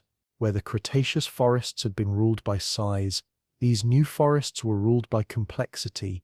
The connections between species grew tighter, more interdependent, more subtle. As the plants returned, the air changed once more. Carbon dioxide levels, elevated by the fires and volcanic activity, began to decline as vegetation captured it again. Oxygen levels rose slowly. The atmosphere cleared, becoming thinner and cooler. The sunlight, now filtered through less haze, was sharper and brighter. It illuminated a planet covered not in giants, but in intricate webs of small life. The scale had shifted, but the vitality remained. It is remarkable to imagine this world, quiet, but full of motion. The rustle of small creatures in the undergrowth replaced the thunder of giant footsteps. The air that had once echoed with the calls of massive predators now carried the chirps and hums of insects and birds. Rivers ran clear again, their banks lined with new vegetation. The soil was rich with ash and nutrients, the legacy of the destruction that had preceded it. The earth had changed its voice, but not its song. The survivors of the shadow did not emerge unscarred. Each lineage bore the marks of the catastrophe. The mammals carried the instinct to burrow, to hide, to store, to survive through uncertainty. The birds retained the caution of their ancestors, the quickness to flee, the awareness of sudden change. The reptiles kept their patience, their ability to endure long periods of stillness. Even the plants evolved resilience, seeds that could wait through years of darkness, roots that could withstand drought or flood. Every form of life that persisted after the impact was in some way shaped by that long night. In time, balance returned. Forests spread across continents, rivers and lakes stabilized, the oceans teemed again with life. The planet, once dark and empty, became vibrant and green. But it was not the same world. The ecosystems were new, the rules rewritten. The age of reptiles was over, the age of mammals had begun in earnest. From this quiet rebirth would come the ancestors of all the creatures that would later populate the earth: primates, whales, elephants, horses, and eventually us. The boundary between the Cretaceous and the Paleogene was not just a line in stone. It was a transformation in the fabric of life itself. Before it lay a world of giants and simplicity, after it, a world of intricacy and adaptability. The survivors had inherited a planet both wounded and fertile. The catastrophe that had nearly erased them had also cleared the path for everything that would come after. In the slow passage of millions of years, the traces of the disaster faded. The crater filled with sediment. The ash turned to soil. The bones of the dinosaurs became fossils buried deep beneath layers of rock. But the descendants of the survivors carried their legacy forward, reshaping the earth once more in new ways. The resilience that had saved them became the driving force of evolution.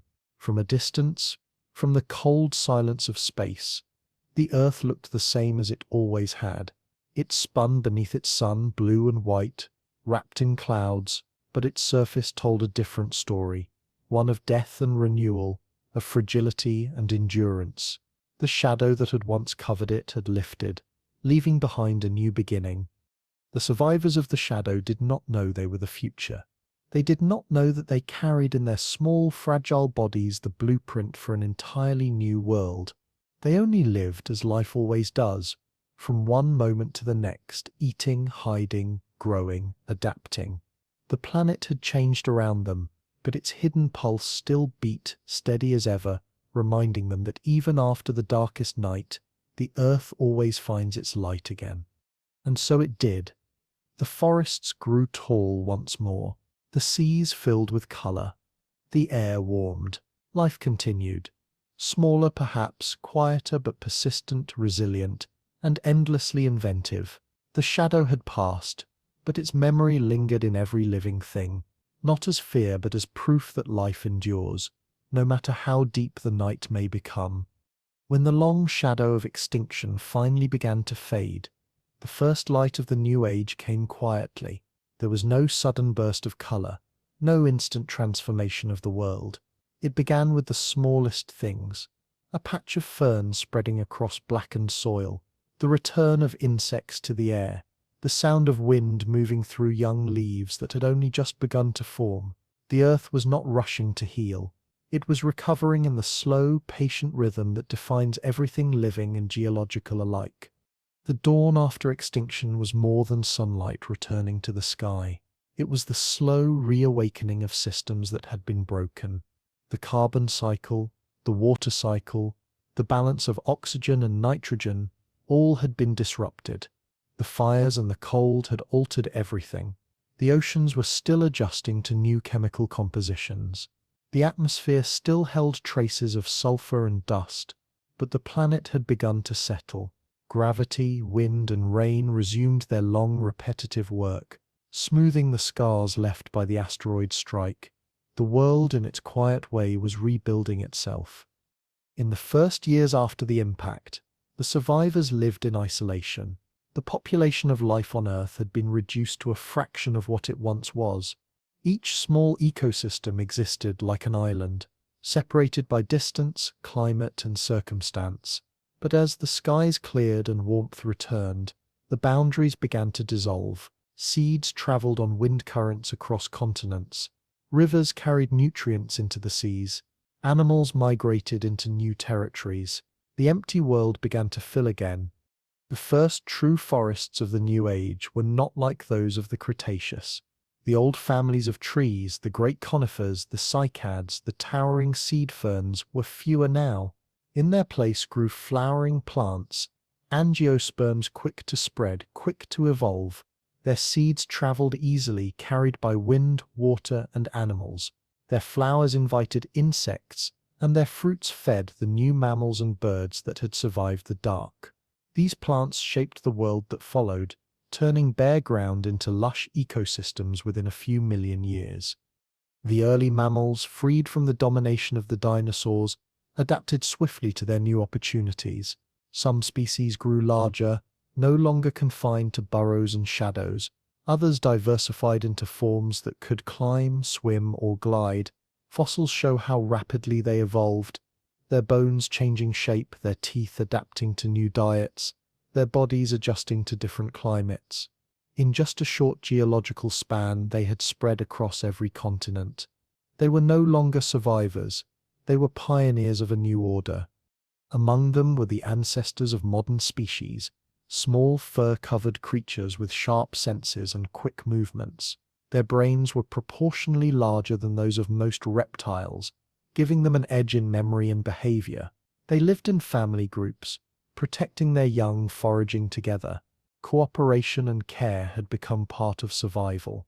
The traits that would one day define mammals, intelligence, adaptability, emotional complexity, began as necessities in a world that required constant adjustment. The birds, too, expanded into the vacant skies. The large flying reptiles, the pterosaurs, were gone, leaving the air open for their smaller descendants. The surviving bird lineages filled every available niche. Some adapted for long-distance flight, others for diving, climbing, or scavenging. The skies, empty for a time, were soon alive again with movement. The sound of wings replaced the silence that had hung over the earth. The reptiles that endured, though fewer, continued their slow and steady existence. Crocodiles occupied rivers and swamps just as they had before the impact. Turtles remained nearly unchanged, their forms already perfected for endurance. Lizards diversified into countless species, small and quick, filling the spaces between mammals and birds. Evolution did not favor size anymore. It favored flexibility. The age of giants had ended. The age of adaptability had begun. Insects, ever the quiet builders of worlds, flourished beyond measure. They pollinated the new plants, broke down organic matter, and recycled nutrients back into the soil. Their presence was invisible from afar, but essential to everything that grew. Ants formed complex colonies underground. Beetles fed on decaying wood. Butterflies and bees evolved alongside the flowering plants, creating the partnerships that would come to define much of Earth's later ecosystems.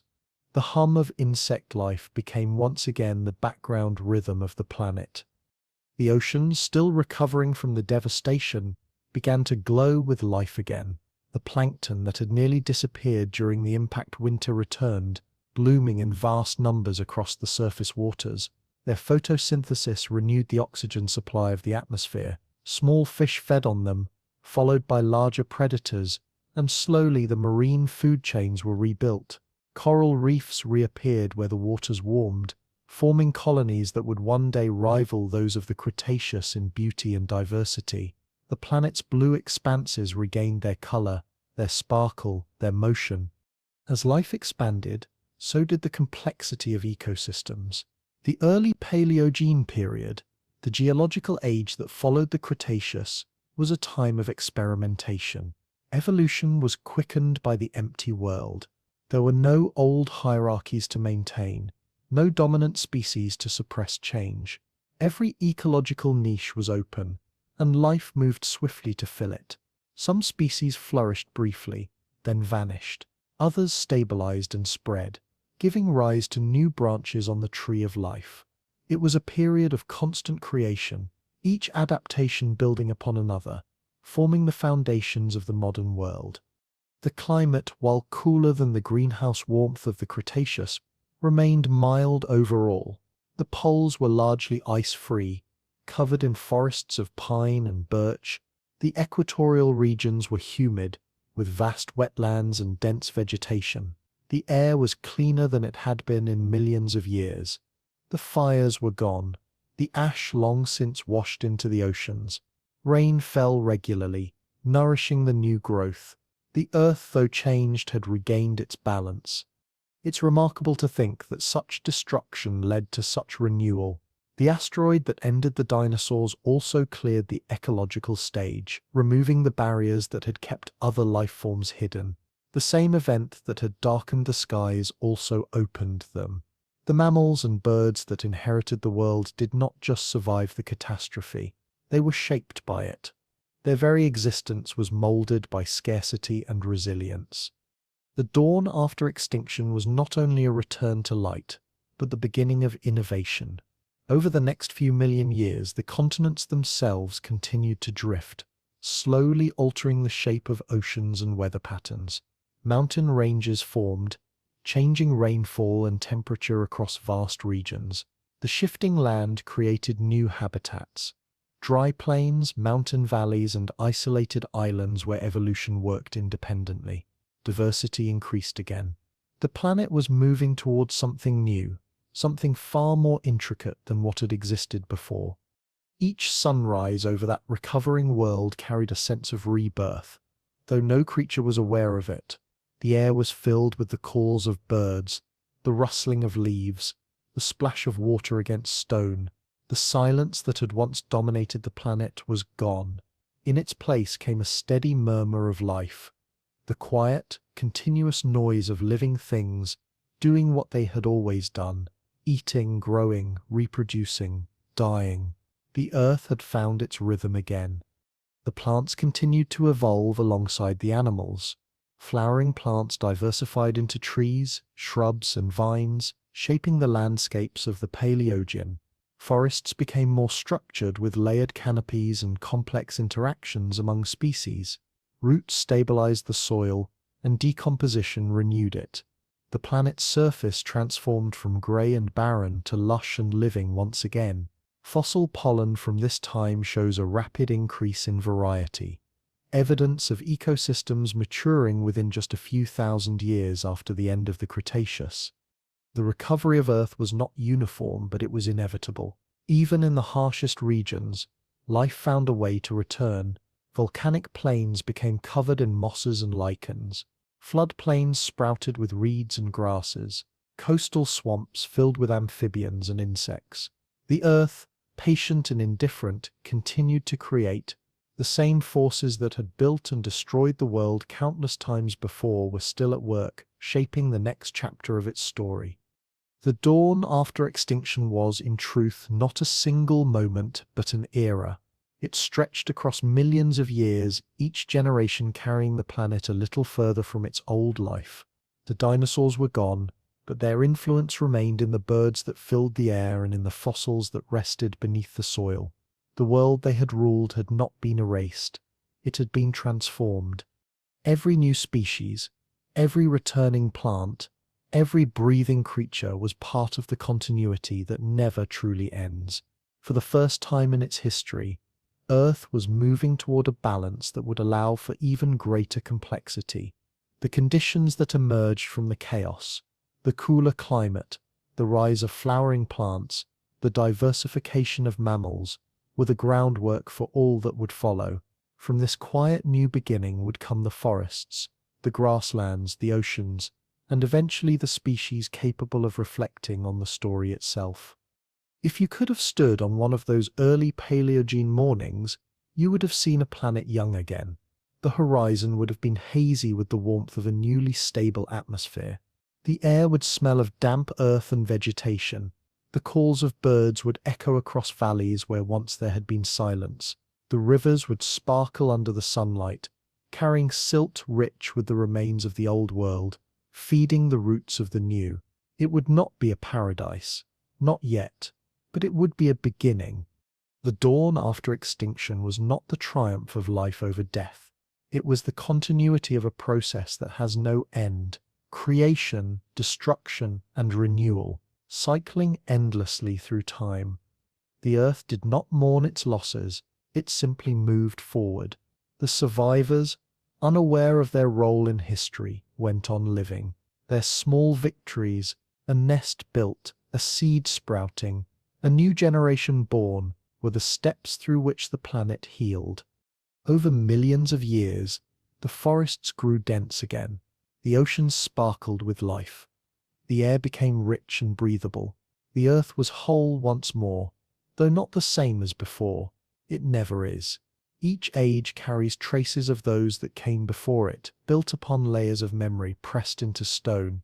The dawn after extinction was one of those rare moments when the planet began anew, rewriting its surface, reinventing its inhabitants, and reminding itself of its own resilience. And still, through all of it, the Earth's pulse continued, deep beneath the crust, steady and eternal, the same pulse that had guided the formation of continents, the rise and fall of oceans, and the evolution of life. It had outlasted fire and ice, light and shadow, and it would continue long after the new forests had grown and fallen again. The dawn was only one in an infinite series, each following a night that once seemed endless. The world had survived. The air shimmered with light again. The seas reflected the sun.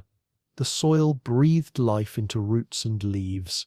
A silence had passed, replaced by the soft murmur of life returning to the planet. The earth, older now but no less alive, carried on, its surface warm again under the same sun that had once watched its destruction. The world that emerged from the ashes of the Cretaceous was quieter, but it was not empty. It was different in rhythm, smaller in scale, and more intricate in its design. The age of giants had ended, yet their presence had not vanished. It lingered in the air, in the soil, in the DNA of the living things that followed. The echoes of those giants continued, woven into the biology of every creature that walked or flew or swam in the new world. The dinosaurs were gone, but their influence was not. The earth still carried the memory of their footsteps everywhere. In subtle ways, their legacy was visible. The birds that filled the Paleogene skies were not merely descendants of dinosaurs. They were dinosaurs transformed by time. Their bones still carried the same hollow architecture that once lightened the bodies of flying predators. Their movements, their nesting behavior, their calls, even their feathers, all traced back to those ancient forms. When they spread their wings against the sunlight, they were continuing a story that had begun long before the extinction. The skies had changed, but the creatures that ruled them were carrying forward the same genetic thread. On the ground, mammals filled the spaces left by the fallen titans, yet even they bore traces of what had come before. Evolution does not erase. It repurposes. The lungs, the circulatory systems, the metabolic engines that powered the new mammals were refined versions of mechanisms that had been tested for millions of years in the reptilian world. The flexibility that defined mammals, their ability to live in varied environments, to regulate temperature, to nurture their young, had been sculpted in part by the pressures left behind by the age of dinosaurs. The new rulers of the earth were not replacements. They were continuations. As forests returned and climate stabilized, the Earth's surface began to look familiar again. The early Paleogene landscape was a mosaic of forests, rivers, wetlands, and coastlines. The vegetation was dense but shorter, the trees younger, the ecosystems still finding equilibrium. The animals that roamed through them were smaller, but their activity was constant. Insects hummed in the air. Small mammals rustled through the undergrowth. Birds sang from branches, their songs thin but insistent. The scale of life had shrunk, yet the complexity had multiplied. The bones of the giants buried beneath the soil began to turn to stone. Layer after layer of sediment covered them. Silt, sand, ash, pressing the memory of that age into permanence. Over millions of years, these remains became fossils, silent records of lives that had once shaped the planet. Each fossil was a fragment of the Earth's memory, a line in the long story of time. The giants could no longer be seen, but their forms endured beneath the surface, waiting to be rediscovered. In rivers and deltas where water eroded rock, some of those bones became exposed again. Rain and wind uncovered shapes that had not seen light in 60 million years. Sometimes they broke apart. Sometimes they remained hidden for ages longer. But slowly, as continents shifted and climates changed, the remnants of the Cretaceous began to surface. The planet, in its patient cycles, revealed its own history piece by piece. To the creatures of the Paleogene, these bones meant nothing. They grazed beside them, nested above them, walked over them without recognition. The Earth had no need to remember consciously. It carried its past in its layers, its chemistry, its continuity of life. The echoes of the giants were not sounds or sights, but structures and processes. The way plants evolved to support large herbivores that were no longer there. The way predators adapted to the memory of prey sizes that no longer existed. Even absence leaves an imprint. The planet had adapted to the scale of the dinosaurs, and in their absence it was adjusting again. The oceans bore traces of that age too. Coral reefs, once nearly destroyed, began to grow again over the limestone remains of older ecosystems. The shells of ammonites, the coiled mollusks that had ruled the seas for millions of years, were gone, but their design lived on in the shapes of other creatures. Nautiluses, squid, the intricate spirals that nature continued to favor. The patterns of evolution repeated themselves with variations, echoing what had worked before. Every new adaptation, every evolutionary experiment seemed to carry faint reminders of what had preceded it. In the skeletons of mammals, in the wings of birds, in the scales of reptiles, there were hints of forms that had vanished. Evolution was not a straight line, but a series of echoes, each generation reshaping what had been left behind, refining and rediscovering it in new ways. The echoes of the giants were not only physical, they existed in the rhythms of the planet itself. The carbon and calcium of their bones became part of the rocks and oceans, feeding new chemical cycles. The forests that grew over their remains drew nutrients from their decomposing bodies, turning death into soil and soil into growth.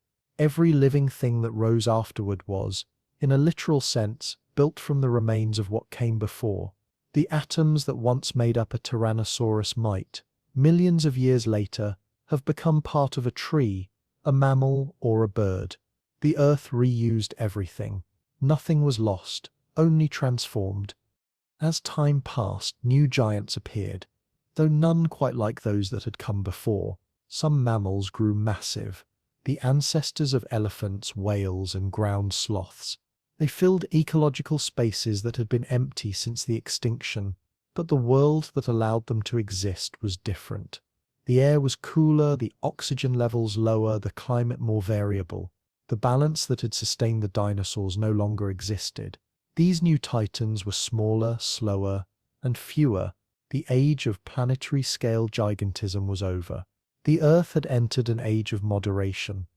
Yet, the memory of scale persisted in nature's imagination. Evolution, though constrained by new conditions, continued to produce creatures of remarkable size and complexity. The whales, descending from small land mammals, returned to the sea and grew larger than even the greatest dinosaurs. The elephants filled the land with their slow, deliberate movements, shaping vegetation and soil in ways reminiscent of the sauropods. The pattern had changed, but the echo remained.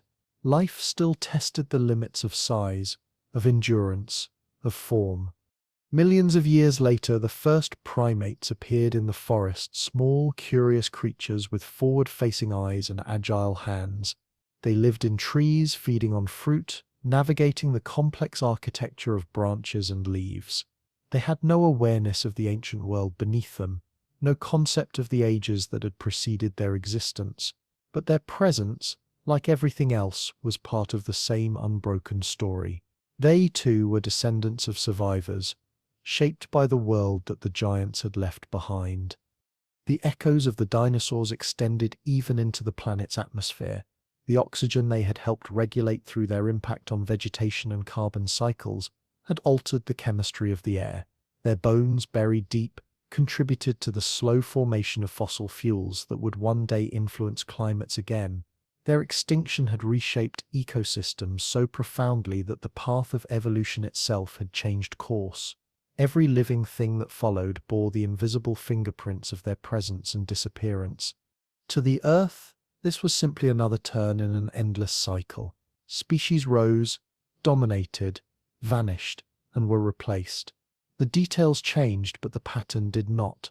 Each extinction created space for new life. Each resurgence carried traces of what had come before. The planet was not sentimental. It was procedural, following the rules of chemistry and physics, guided by the slow logic of natural selection. The giants had come and gone, but their energy remained part of the system. The continents continued to move, their shapes shifting slowly across the globe. Mountains rose and eroded. Oceans widened and narrowed. The air cooled, then warmed, then cooled again. Through it all, the echoes persisted, not as sounds, but as consequences. The ecosystems of the Paleogene and those that followed in the Neogene and Quaternary were living continuations of the Mesozoic blueprint. The relationships between predator and prey, between plant and pollinator, between land and sea, were all extensions of patterns first written in the time of the dinosaurs. When humans eventually appeared millions of years later, they too were shaped by those same forces.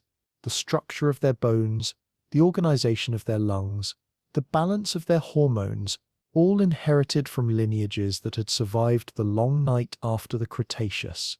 Even their curiosity, their tendency to explore, to observe, to remember, could be traced back to the same evolutionary pressures that rewarded awareness and adaptation. Humanity's rise was not separate from the dinosaurs' fall. It was one more echo in the same vast continuum. And when people began to dig into the ground, unearthing the fossilized bones of creatures they could scarcely imagine, the echoes became voices again. The stone skeletons spoke of a time when the world was ruled by beings so immense and strange that they seemed impossible.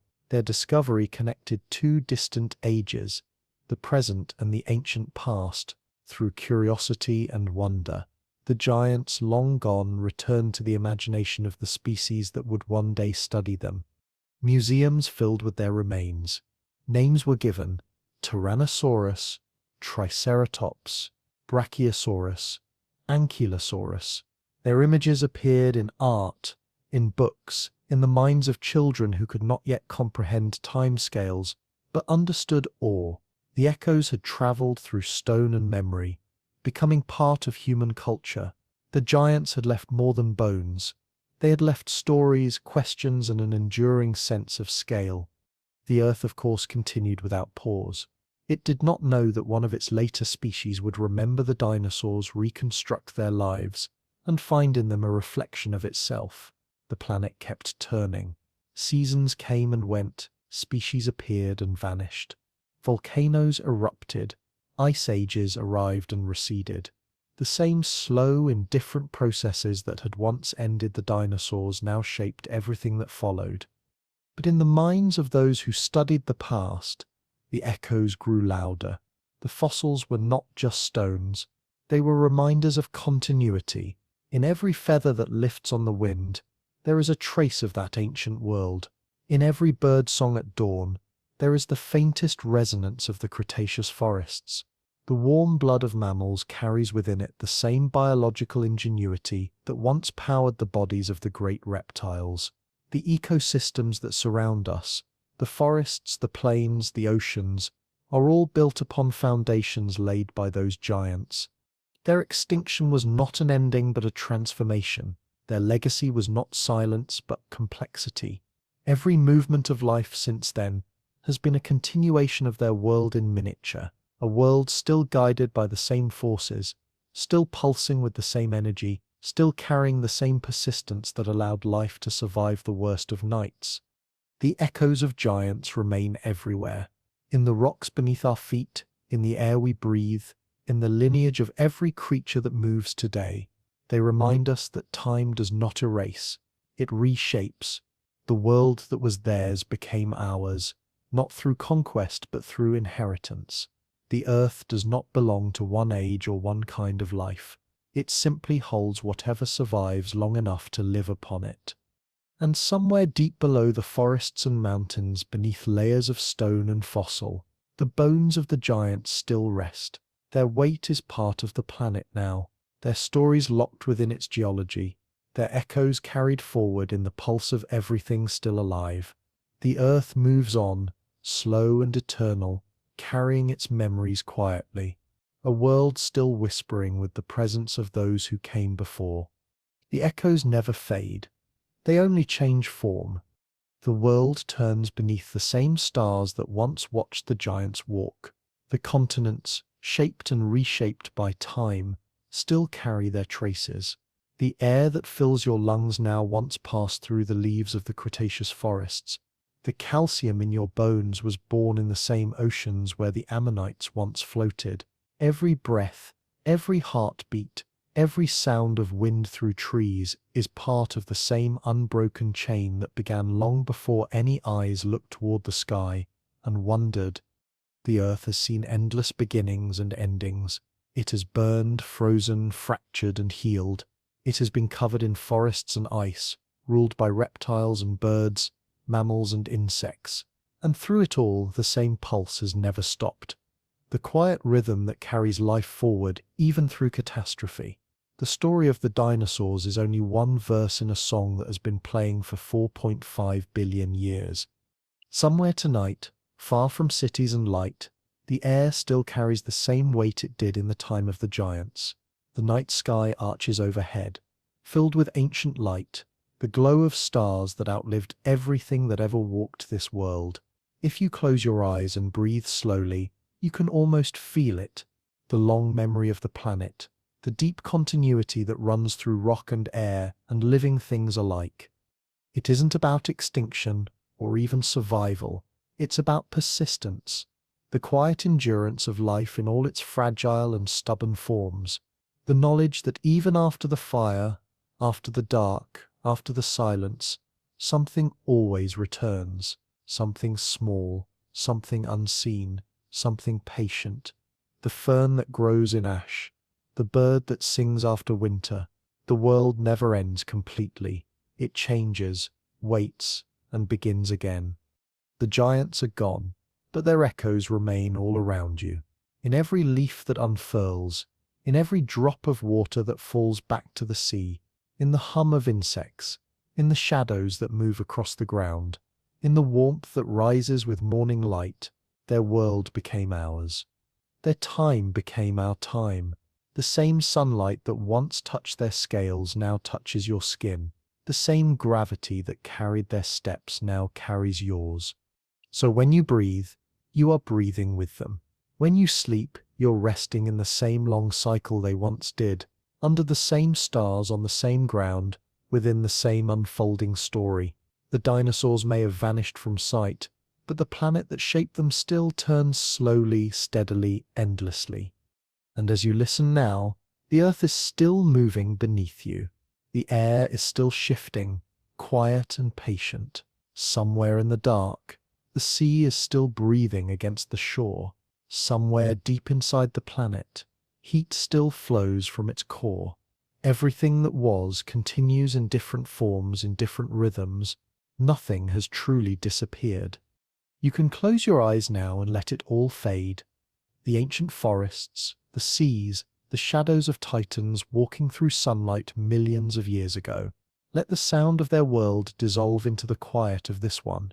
The earth has seen so much, and yet tonight it is still here, turning as it always has, carrying everything it has ever been. Breathe with it. Slow, steady, the same rhythm as the planet beneath you, the same pulse that began before time had a name and will go on long after. The giants are gone. The world remains, and in its silence they are still here, not as fossils, not as memory, but as part of everything that is. Good night. But perhaps the story doesn't end there. Perhaps it's just beginning again, as stories always do on this restless, patient planet. Because even as you drift towards sleep tonight, the Earth continues its ancient work, turning, breathing, creating. And somewhere in that continuity, in that endless becoming, the echoes of the past meet the whispers of the future. The world that emerged from the ashes of the Cretaceous was not merely a smaller version of what had come before, it was something fundamentally new, a planet learning different rules, exploring different possibilities.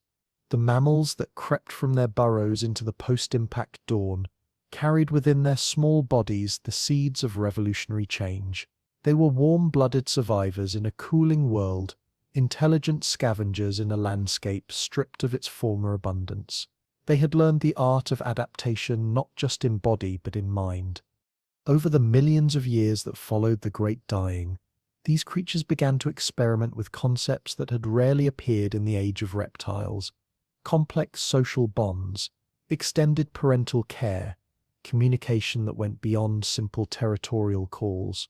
A mother mammal would nurse her young for weeks, teaching them not just where to find food, but how to recognize danger, how to interact with their own kind. Intelligence was no longer just individual cunning, it was becoming collective wisdom. In the forests that slowly regrew across the scarred continents, small primates began to appear, creatures with grasping hands and forward-facing eyes. They moved through the canopy with a grace that spoke of millions of years spent navigating three-dimensional space. Their brains, though tiny compared to what would come later, were already different from their predecessors. They could plan, remember, even play. In the branches of those new forests, the future was taking shape one synapse at a time. The birds, too, were writing new chapters in the book of life, free from competition with the great pterosaurs. They diversified into forms that would have seemed impossible during the Cretaceous. Some became flightless giants, ruling temporary kingdoms on isolated continents. Others evolved elaborate songs that could carry complex information across vast distances. A few began to use tools, twigs to extract insects, stones to crack shells. The descendants of dinosaurs were discovering that survival was about more than size and strength. It was about innovation. But the planet itself was far from finished with its own transformations. The hidden fires beneath the crust continued to reshape the surface world. New mountain ranges thrust skyward, altering wind patterns and rainfall. The continents drifted further apart, creating new oceans and closing others. The climate swung between warm periods and ice ages, each shift forcing life to adapt or perish. The Earth was conducting a vast experiment in resilience, testing how flexible life could be when faced with constant change. During one of these great cooling periods, ice sheets spread from the poles toward the equator, locking vast quantities of water in frozen suspension. Sea levels dropped, exposing land bridges between continents. Animals that had evolved in isolation suddenly found pathways to new worlds. The ancestors of horses galloped across temporary corridors between Asia and North America. Early elephants wandered from Africa into Europe. The ice ages, for all their harshness, became highways of biological exchange. In these frozen epochs, some mammals grew to extraordinary sizes once again. Giant ground sloths shambled through ice age forests. Saber-toothed cats stalked prey across tundra plains. Woolly mammoths trumpeted their presence across landscapes that would one day become cities. The Earth had found new ways to produce giants, not the cold-blooded titans of the Mesozoic, but warm-blooded colossi adapted to a world of seasonal extremes. Yet even as these Ice Age megafauna claimed their temporary dominance, something unprecedented was stirring in the forests of Africa. A lineage of primates had descended from the trees and begun to walk upright across the savanna. Their hands, freed from the task of locomotion, became tools of manipulation. Their brains, already enlarged by millions of years of arboreal life, expanded further in response to the challenges of ground-dwelling existence. These early hominins were unremarkable by the standards of their time, small, vulnerable creatures competing with far more imposing predators and herbivores. But they possessed something that no other species had ever combined in quite the same way: the ability to make tools, to communicate complex ideas, and to pass knowledge from one generation to the next.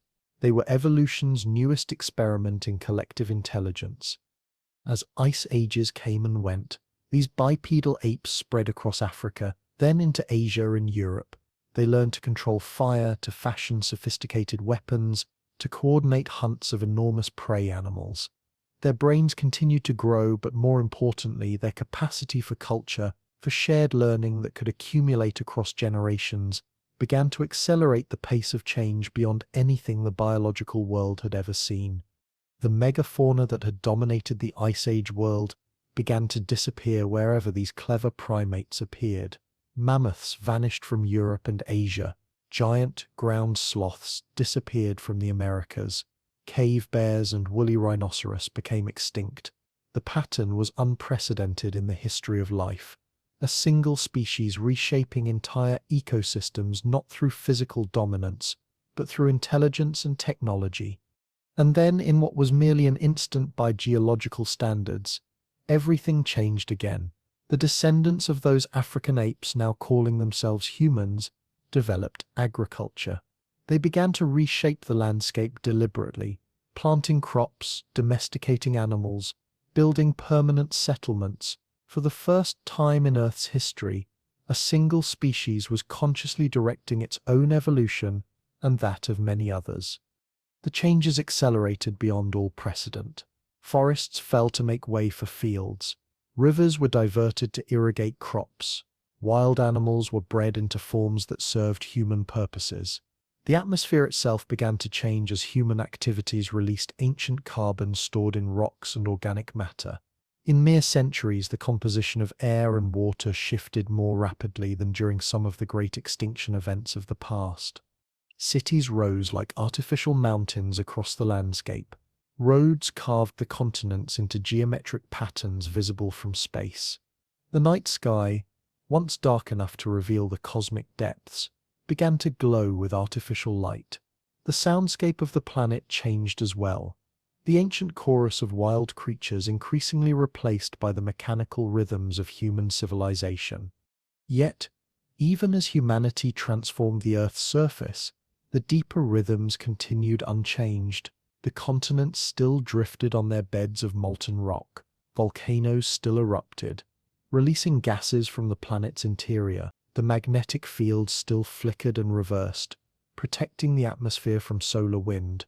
The Earth's pulse, that fundamental heartbeat that had carried life through every previous crisis, continued steady and strong beneath the newest layer of change.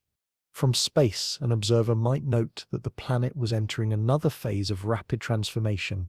The green continents were becoming brown in some places, white with ice in others. The atmosphere was thickening with gases that trapped more heat from the sun. New patterns of circulation were emerging in both air and ocean. To a cosmic perspective, it would seem like just another episode in the planet's long history of change, as natural as the volcanic outpourings of the Cretaceous or the ice ages of the Pleistocene. But from within that change, from the perspective of the countless species adapting to a human-dominated world, the transformation felt unprecedented. Some creatures thrived in the new conditions: rats and pigeons and cockroaches that could exploit the resources of cities. Others, especially the large predators and herbivores that had survived the ice ages, found themselves squeezed into ever smaller refuges. The oceans, too, began to change. The chemistry of seawater shifted as it absorbed excess carbon dioxide from the atmosphere. Coral reefs, those underwater cities of the tropics, began to bleach and die as temperatures rose. The great currents that had circulated nutrients and heat around the globe for millions of years started to weaken and shift. Fish populations crashed as industrial-scale harvesting removed them faster than they could reproduce. Yet life, as always, persisted and adapted. New species evolved in response to human activities, bacteria that could digest plastics, moths that could navigate by streetlights, songbirds that could communicate over the noise of traffic. Evolution had not stopped. It had simply begun to respond to new selective pressures. The Earth was conducting another of its vast experiments in survival and change. In laboratories around the world, human scientists began to read the genetic code of life itself. They learned to modify organisms at the molecular level, creating new forms that had never existed in nature. They brought species back from the edge of extinction through breeding programs and genetic rescue. They even began to speak of resurrecting creatures that had been extinct for thousands of years: mammoths, passenger pigeons, Tasmanian tigers. The boundary between natural and artificial began to blur. Forests were planted to absorb carbon from the atmosphere. Bacteria were engineered to produce medicines and materials. Scientists talked of designing organisms that could survive on other planets, of spreading life beyond Earth for the first time in its history. The same species that had risen from the ashes of the Cretaceous was now contemplating seeding other worlds with descendants of Earth life. Meanwhile, deep beneath human cities and farms, paleontologists continued to uncover the fossilized remains of ancient worlds. Each new discovery revealed more about the intricate web of life that had existed before the Great Dying. Computer models reconstructed the behavior of long-dead creatures. Museums filled with skeletons that told the story of deep time. Children pressed their faces against glass cases, staring in wonder at the bones of animals that seemed too fantastic to have been real. In those moments of wonder, the deep continuity of life revealed itself. The same curiosity that drove a human child to marvel at a triceratops skull was descended from the alertness that had kept small mammals alive in the shadow of tyrannosaurs. The capacity for awe, for imagination, for empathy with creatures separated by millions of years, these were gifts passed down through countless generations of survivors. The fossil record itself became a kind of time machine, allowing the present to commune with the deep past. Through careful study of ancient bones and stones, scientists could reconstruct not just the anatomy of extinct creatures, but their behavior, their ecology, their evolutionary relationships. The Earth's memory, written in rock and mineral, was being translated into human understanding. New technologies revealed ever more detail about ancient worlds. Chemical analysis of fossilized bones revealed what temperatures the animals had lived in, what they had eaten, how fast they had grown. Microscopic study of growth rings in fossil wood reconstructed ancient climates year by year. Computer simulations modeled the flight of pterosaurs and the feeding behavior of sauropods. The past was becoming as real as the present, and the lessons it offered grew more urgent as the modern world faced its own environmental challenges. The Great Dying at the end of the Cretaceous served as both warning and reassurance, a reminder that even the most catastrophic changes could be survived, but at enormous cost. The Earth had endured worse crises than the one humans were creating, but it had never guaranteed the survival of any particular form of life. Climate scientists studying the deep past found evidence of other greenhouse periods in Earth's history, times when carbon dioxide levels had soared and global temperatures had risen dramatically. They mapped the collapse of ice sheets, the acidification of oceans, the mass migrations of species fleeing changing conditions. The patterns they discovered in ancient rocks provided templates for understanding what might happen in the human-altered future. But the story emerging from the stones was not one of simple doom. It was a story of resilience, adaptation, and renewal. Life had faced the worst the universe could throw at it: asteroid impacts, massive volcanic eruptions, ice ages, atmospheric poisoning, and had always found a way forward. Not unchanged, not without loss, but continuing. The pulse that had begun with the first self-replicating molecules billions of years ago had never stopped beating. In the fossil beds of Montana and China, Argentina and Morocco, the bones of giants continued to emerge from their stony tombs. Each discovery added new chapters to the story of the Mesozoic world. Feathered dinosaurs revealed the evolutionary transition to birds. Fossilized nests showed evidence of parental care. Preserved soft tissues provided glimpses of color patterns and metabolic rates. The creatures that had once ruled the earth were becoming known not as monsters but as animals, complex, sophisticated beings that had lived and loved and died according to the same basic drives that motivated all life. They had been caring parents and fierce competitors, innovative hunters and patient grazers. Their world had been as rich in drama and beauty as any that followed. And in that recognition, something profound was happening. Humans were learning to see themselves not as separate from nature, but as part of its continuing story. The same evolutionary forces that had shaped tyrannosaurs and triceratops were still shaping human societies. The same environmental pressures that had driven the diversification of flowering plants were driving the development of new technologies. The story of life was not history, it was current events. In zoos and sanctuaries around the world, conservationists worked to protect the last representatives of lineages that stretched back to the age of dinosaurs. Crocodiles, whose ancestors had survived the Great Dying, now faced new threats from habitat loss and climate change. Sea turtles, whose relatives had swum the Cretaceous oceans, struggled with plastic pollution and warming beaches. The echoes of the deep past were facing the challenges of an uncertain future. But there were also signs of hope and renewal. Forests were returning to abandoned lands. Species thought extinct were being rediscovered in remote refuges. New marine protected areas were allowing ecosystems to recover their ancient complexity. Young people around the world were demanding action to protect the planet they had inherited. The story that had begun with the first stirrings of life in primordial seas was entering a new chapter, one written by a species conscious of its role in the planetary narrative. For the first time in Earth's history, evolution was becoming a collaborative process between intelligence and environment. Humans were learning to be gardeners of the global ecosystem, shepherds of biodiversity, partners with the ancient rhythms of change and renewal. In laboratories and field stations, scientists were working to understand the intricate web of relationships that connected all life on Earth. They traced the flow of nutrients through ecosystems, mapped the migrations of animals across continents, catalogued the genetic diversity that was evolution's raw material. They were becoming the planet's memory system, its capacity for self-awareness and deliberate change. The technologies that emerged from this understanding promised to revolutionize humanity's relationship with the natural world. Solar panels and wind turbines captured energy directly from the environmental forces that had always powered life. Biotechnology offered ways to produce materials and medicines without depleting natural resources. Computer models could predict the consequences of human actions decades or centuries in advance. But perhaps the most important change was happening in human consciousness itself.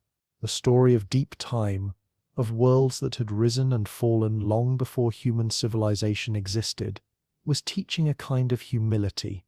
Humans were not the pinnacle of evolution, but participants in an ongoing experiment. The Earth had survived and flourished long before they appeared, and it would continue long after they were gone. This perspective was both humbling and liberating. It freed humans from the burden of thinking they were responsible for controlling every aspect of the natural world, while also making clear their responsibility to be good partners in the ongoing story of life. They were neither gods nor parasites, but gardeners, capable of great creativity and great destruction, charged with tending the garden of Earth for future generations.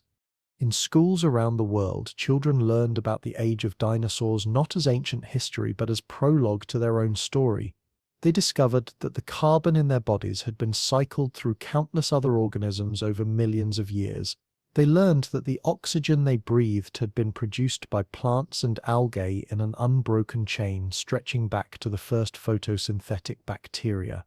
They came to understand that they were part of something larger and older and more wonderful than they had ever imagined. The night sky, once the domain of myth and superstition, became a map of possibilities. Telescopes revealed thousands of planets orbiting other stars, many of them potentially habitable. The same processes that had created Earth, the slow accumulation of matter, the development of atmosphere and oceans, the emergence of life, might be happening throughout the cosmos. The story of the Cretaceous world might be just one verse in a vast cosmic symphony of life and death and rebirth. Space missions began to search for signs of life on other worlds, past or present.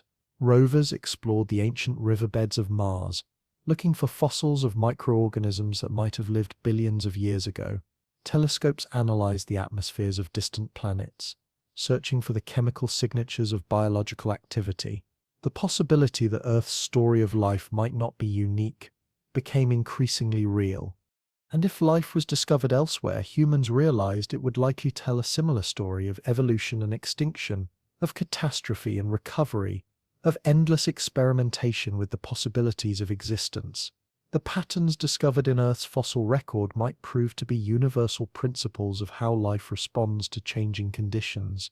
The lessons learned from studying the Cretaceous extinction might help prepare for encounters with alien biospheres. But whether or not life existed elsewhere in the universe, the story unfolding on Earth remained unique in at least one respect. It had produced a species capable of understanding its own place in the cosmic narrative. Humans were the universe becoming conscious of itself, matter organized in such a way that it could contemplate its own origins and destiny. This consciousness brought with it unprecedented responsibilities. For the first time in Earth's history, the future of life on the planet depended not just on geological and astronomical forces, but on the choices made by a single species. Humans had become evolution's latest experiment, a test of whether intelligence and technology could work in harmony with natural systems, or whether they would prove to be another evolutionary dead end. The answer to that test was still being written. In research stations at the poles, scientists monitored the pulse of the planet's climate system. In rainforests and coral reefs, biologists catalogued the bewildering diversity of life that still existed. In cities and farms, engineers and farmers worked to develop sustainable ways of feeding and housing billions of people without destroying the ecosystems that supported them. The challenge was enormous, but so was the precedent for hope. Life had already survived the worst catastrophe in Earth's history, the asteroid impact that ended the Cretaceous. It had recovered from ice ages and volcanic catastrophes, from periods of atmospheric poison and oceanic stagnation. The resilience built into the system over billions of years of evolution provided a foundation for optimism about the future. Moreover, humans possessed tools that no previous species had ever wielded. They could share information instantaneously across the globe. They could model complex systems and predict future outcomes. They could deliberately design solutions to environmental problems. They were not passive victims of environmental change, but active participants in shaping the planet's future. The fossil record showed that intelligence was not unprecedented in Earth's history. Many dinosaurs had displayed complex behaviors and social structures. Some had used tools and shown evidence of learning and planning, but human intelligence was different in degree and kind. It was cumulative, building upon the knowledge of previous generations, accelerating the pace of change beyond anything biological evolution could achieve alone. This acceleration was both humanity's greatest power and its greatest danger. The same capacity for rapid change that allowed humans to solve problems also created new problems faster than solutions could be found. The challenge was learning to use intelligence wisely, to think in the long timescales of geological and evolutionary change, while acting with the urgency demanded by environmental crises. The story of the Cretaceous offered both guidance and caution for this challenge. It showed that even the most successful ecosystems could be fragile when faced with rapid change. But it also demonstrated that life's capacity for adaptation and renewal was virtually limitless, given enough time and opportunity. The key was ensuring that change happened at a pace that allowed adaptation rather than extinction. In laboratories around the world, scientists were developing technologies that promised to slow or reverse some of the most dangerous environmental changes. Carbon capture systems could remove greenhouse gases from the atmosphere. Genetic rescue techniques could restore biodiversity to degraded ecosystems. Renewable energy technologies could power human civilization without depleting natural resources. But technology alone would not be enough. The deeper challenge was cultural and spiritual, learning to see humans as part of nature rather than separate from it, developing economic systems that valued ecological health as much as material wealth, creating social institutions that could think and plan across generations rather than just election cycles. The wisdom needed for this transformation was already emerging from the study of deep time. Paleontologists, ecologists, and climate scientists were developing a new understanding of how complex systems change and adapt over long periods. Anthropologists and archaeologists were uncovering the stories of human societies that had lived sustainably for thousands of years. Psychologists and sociologists were exploring how human consciousness could expand to embrace the perspectives of deep time and planetary scale. Indigenous peoples around the world whose cultures had maintained connections to the natural world through countless generations were becoming teachers in this new understanding. Their traditional knowledge systems, which had always thought in terms of 7 generations or more, offered alternatives to the short-term thinking that had created many current problems. The convergence of ancient wisdom and modern science was creating new possibilities for human civilization. Cities were being redesigned as ecosystems that worked with natural processes rather than against them. Agricultural systems were being developed that enhanced rather than depleted soil and water resources. Economic models were being created that measured prosperity in terms of human and ecological well-being rather than just material accumulation. But perhaps the most important change was happening in human imagination itself. The story of deep time, the epic narrative of life's journey from simple cells to complex civilizations, was becoming part of human identity. People were beginning to see themselves not just as individuals or members of particular nations or cultures, but as participants in the ongoing story of life on Earth. This expanded sense of identity brought with it a new kind of responsibility. If humans were truly part of the Earth's living systems, then their creativity and intelligence were not separate from nature, but expressions of nature's own evolutionary creativity. The technologies they developed, the art they created, the love they felt for each other and for the natural world, all of this was nature coming to know and love itself. The same forces that had driven the evolution of dinosaurs were driving the evolution of human consciousness. The same creativity that had produced the diversity of the Cretaceous world was producing the diversity of human cultures. The same resilience that had carried life through every previous crisis was available to carry it through the current challenges. As night falls across the world tonight, millions of people are looking up at stars that shone down on the last days of the dinosaurs. The same moon that watched the asteroids streak across the Cretaceous sky still circles overhead, its face scarred by impacts from the same cosmic bombardment that reshaped Earth's history. The same solar wind that has bathed the planet for billions of years still streams past, deflected by the magnetic field generated deep in the Earth's core. In that continuity, in that vast persistence of cosmic and geological rhythms, there is both comfort and perspective. The challenges facing life on Earth today are real and urgent, but they are also part of a larger story that began long before humans existed and will continue long after they are gone. The question is not whether the story will continue, but what chapter humans will write in it. The fossil beds where dinosaur bones lie buried are still being formed today. Sediments are accumulating in deltas and lake beds, preserving the remains of elephants and tigers, whales and eagles, the megafauna of the current age. Future paleontologists, whether human or something yet to evolve, will read in those rocks the story of the early 21st century, when one species briefly held the power to reshape the entire planet. What story will those future scientists read? Will it be a story of wisdom or folly, of cooperation or conflict, of renewal or collapse? The answer depends on choices being made right now, in laboratories and boardrooms, in voting booths and classrooms, in the countless small decisions that individuals make about how to live their lives. But whatever specific story unfolds, it will be part of the larger narrative that has been unfolding for billions of years. The story of matter organizing itself into ever more complex and beautiful forms, of life discovering new ways to persist and flourish, of consciousness emerging from the depths of time to contemplate its own origins and destiny. The dinosaurs are gone, but the forces that created them are still at work.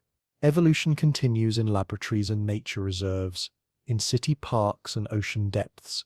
The Earth's creative power is undiminished, even if its expressions are changing. New forms of beauty and complexity are emerging all the time, some designed by human intelligence, others arising from the ancient algorithms of natural selection. In this continuing creativity, in this endless becoming, the echoes of the Cretaceous world remain alive.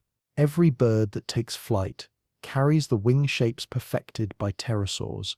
Every mammal that cares for its young extends the nurturing behaviors that began in the shadows of sauropods. Every flower that opens to the sun continues the partnership between plants and pollinators that transformed the world 100 million years ago. The story is not ending. It is not even beginning to end. It is simply changing, as it always has, as it always will. And in that change, in that endless transformation, there is something eternal, the pulse of life itself, the rhythm that has carried countless species through countless challenges, the beat that will continue as long as there is energy and matter and time. So as you drift towards sleep tonight, carried by that ancient rhythm, remember that you are part of something vast and ongoing and magnificent. The atoms in your body were forged in the hearts of stars. The genes in your cells carry the wisdom of billions of years of evolution. The consciousness that allows you to contemplate these words emerged from the same creative processes that built the Cretaceous world and everything that followed. You are not separate from the story of deep time. You are one of its authors, one of its characters, one of its voices. The choices you make, the love you give, the beauty you create, all of it becomes part of the ongoing narrative of life on Earth. The dinosaurs may be gone, but their story continues in yours. And when your own chapter ends, as all chapters must, the story will go on. Other voices will take up the narrative, other hands will shape the future, other hearts will feel the wonder of being alive in an ancient cosmos that is still young, still creating, still full of possibilities that no one has yet imagined. The Earth will keep turning beneath the stars. The sun will keep shining. The hidden pulse deep in the planet's core will keep beating. And somewhere, in forms we cannot yet envision, life will keep finding new ways to flourish, to dream, to become more than it was before. The last age of giants is over. The next age is just beginning. And you, wherever you are listening tonight, you are part of its opening chapter, part of its first tentative words, part of the voice it is using to speak itself into existence.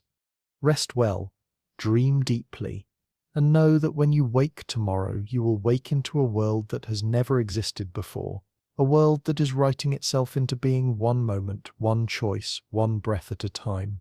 The future is unwritten, the past is prologue, and the story of life on Earth continues, as mysterious and beautiful and full of possibility as ever. Good night again, and welcome to tomorrow. We continue our journey through deep time, but this time we're moving forward rather than backward, forward from that moment when the dust settled after the great dying, when the Earth began to heal, when the survivors emerged blinking into a changed world. If this exploration of time and life speaks to you, if you find yourself drawn to these quiet contemplations of our planet's ancient stories, please consider subscribing. There's so much more to discover together. And if you're enjoying this continuation of our journey, a like would mean the world to us, helping these stories reach others who might find comfort and wonder in the deep patterns of existence. But for now, settle in once more. Let the weight of today ease from your shoulders, because we're about to witness something extraordinary. The rebirth of a world, the slow resurrection of life from ashes, the patient work of evolution as it writes new chapters in the book of existence. We're stepping into the age that followed the age of giants, an age that would prove, in its own quiet way, to be even more remarkable than what came before. The morning after the end of the world was not bright. It was dim and grey, filtered through a sky still thick with dust and debris, but it was morning nonetheless. the first dawn of a new age, though no creature alive could have understood the magnitude of what was beginning. The earth turned on its axis as it always had, but everything upon its surface was different. The rules had changed. The players had changed. Even the game itself had changed. In burrows and caves, in the depths of lakes, in the shadows of fallen trees, the survivors waited. They had endured the long night through patience and small metabolisms, through the ability to eat almost anything or almost nothing, through luck and timing, and the accumulated wisdom of millions of years of survival. Now, as the first pale light penetrated the ash-laden atmosphere, they faced a world that was both emptied and full of possibility. The mammals that emerged from their underground refuges were not impressive by the standards of the world that had passed. Most were no larger than modern rats or squirrels with long tails and pointed snouts, eyes adapted to the dim light, ears sharp enough to catch the slightest sound that might signal danger or opportunity. Their fur was often brown or grey, colours that blended with bark and stone, with shadow and earth. They moved carefully, testing each step, each breath, each moment of exposure to this strange new world. But within their small bodies, something extraordinary was stirring. Their brains, proportionally larger than those of their reptilian predecessors, were already beginning to process the changed environment in new ways. They could learn, remember, adapt their behavior based on experience.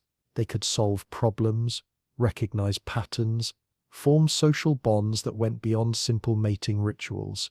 In the silence left by the giants, intelligence was finding its voice. One of these early survivors might have been a creature much like Purgatorius, a small tree-dwelling mammal that lived in the forests of what would one day become Montana. Picture it in the early light of this new age, clinging to the blackened trunk of a tree that had somehow survived the fires, its large eyes scanning the ash-covered ground below. Its hands, for they were hands, with fingers and thumbs, gripped the bark with a dexterity that no dinosaur had ever possessed. Its brain, though no larger than a walnut, was already making calculations that would have been impossible for creatures 10 times its size. This little ancestor was evaluating the risks of descending to forage among the debris. It was remembering where it had found food yesterday, planning where to search today. It was listening for the calls of its family group, maintaining social connections that would help ensure survival through cooperation. In its small skull, the future was taking shape, not as destiny but as possibility, as potential waiting to unfold across millions of years of patient evolution. The early Paleogene world was a laboratory of biological innovation. With the great predators gone and the established hierarchies disrupted, evolution began to experiment with new forms at an unprecedented pace. The mammals that had lived in the shadows for over 100 million years suddenly found themselves free to explore ecological niches that had been closed to them. Some began to grow larger, no longer constrained by the need to hide from giant carnivores. Others developed new feeding strategies, new locomotion patterns, new ways of interacting with their environment and each other. Within just a few million years, a blink of an eye in geological terms, the mammalian world had diversified into forms that would have seemed fantastic to any creature from the Cretaceous.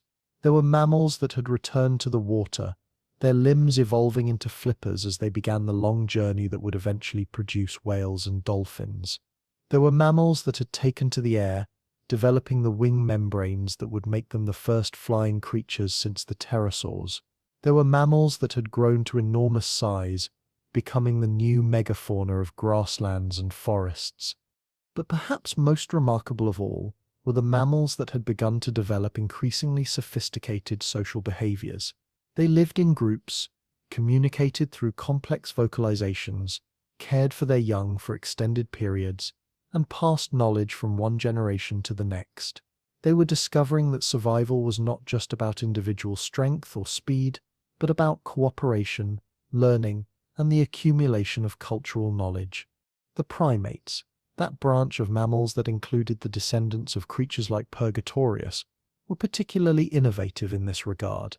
They developed forward-facing eyes that allowed for precise depth perception, grasping hands that could manipulate objects with extraordinary dexterity, and increasingly complex brains that could process the three-dimensional environment of the forest canopy. They became acrobats of the trees, leaping from branch to branch with a grace that spoke of millions of years of arboreal evolution. In those early forests, as flowering plants diversified and spread, creating new canopy environments of unprecedented complexity, the primates began to develop behaviors that would one day change the world. They used tools, simple ones at first, twigs to extract insects from bark, stones to crack nuts, but tools nonetheless. They formed complex social hierarchies based not just on size and strength, but on intelligence and social skill.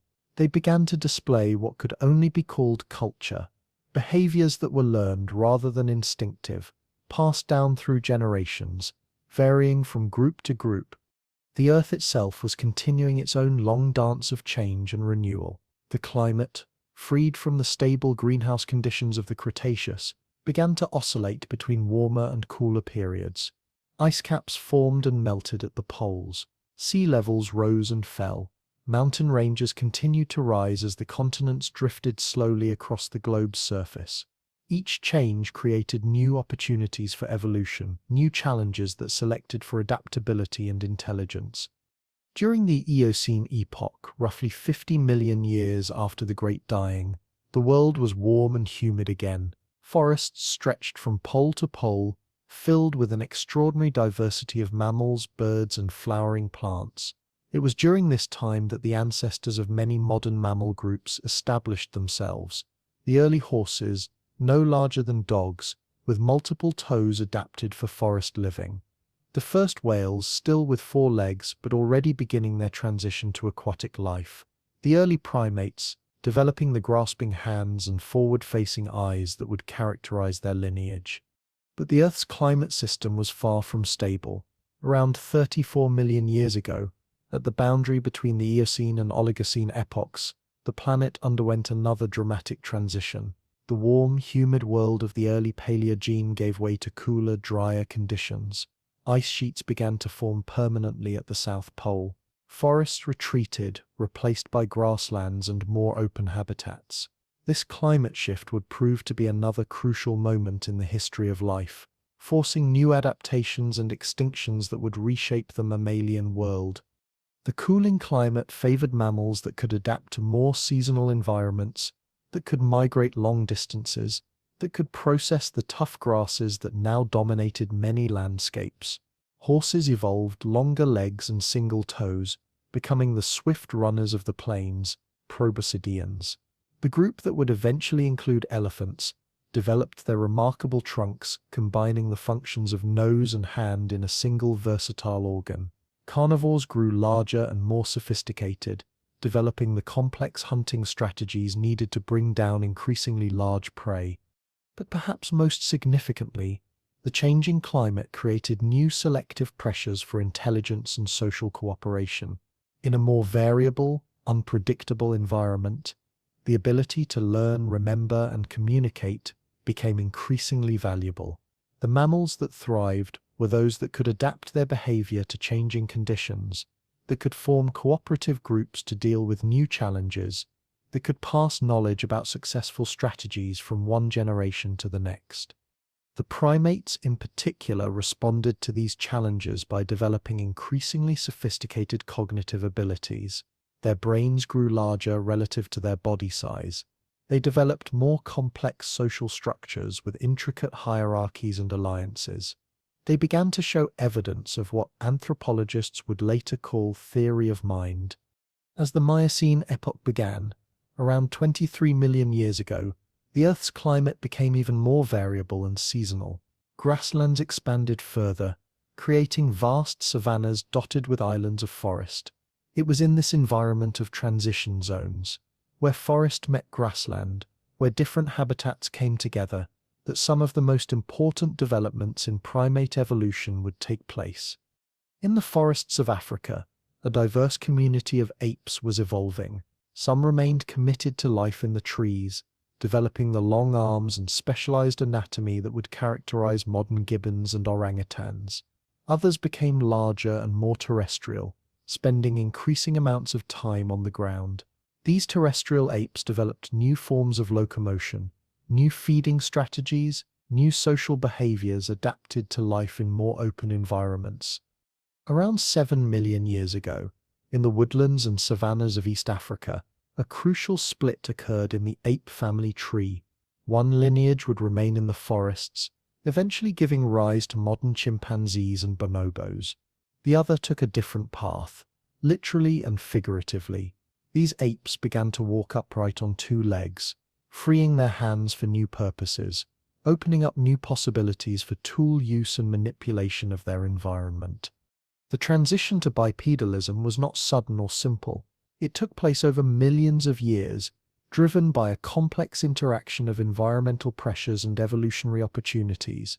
The upright posture allowed these early hominins to see over tall grass, to travel efficiently across open country, to carry tools and food over long distances. But perhaps most importantly, it freed their hands to become instruments of unprecedented precision and power. With their hands liberated from the task of locomotion, these bipedal apes began to develop tool use to a degree never before seen in the animal kingdom. They shaped stones into cutting implements, used sticks to extract termites from mounds, fashioned simple weapons for hunting and defense.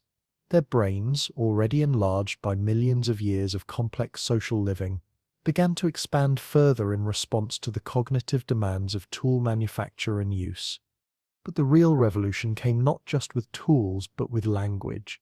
Somewhere in the timeline of human evolution, the exact moment lost to the fossil record, these clever apes developed the ability to communicate complex, abstract ideas through symbolic vocalizations.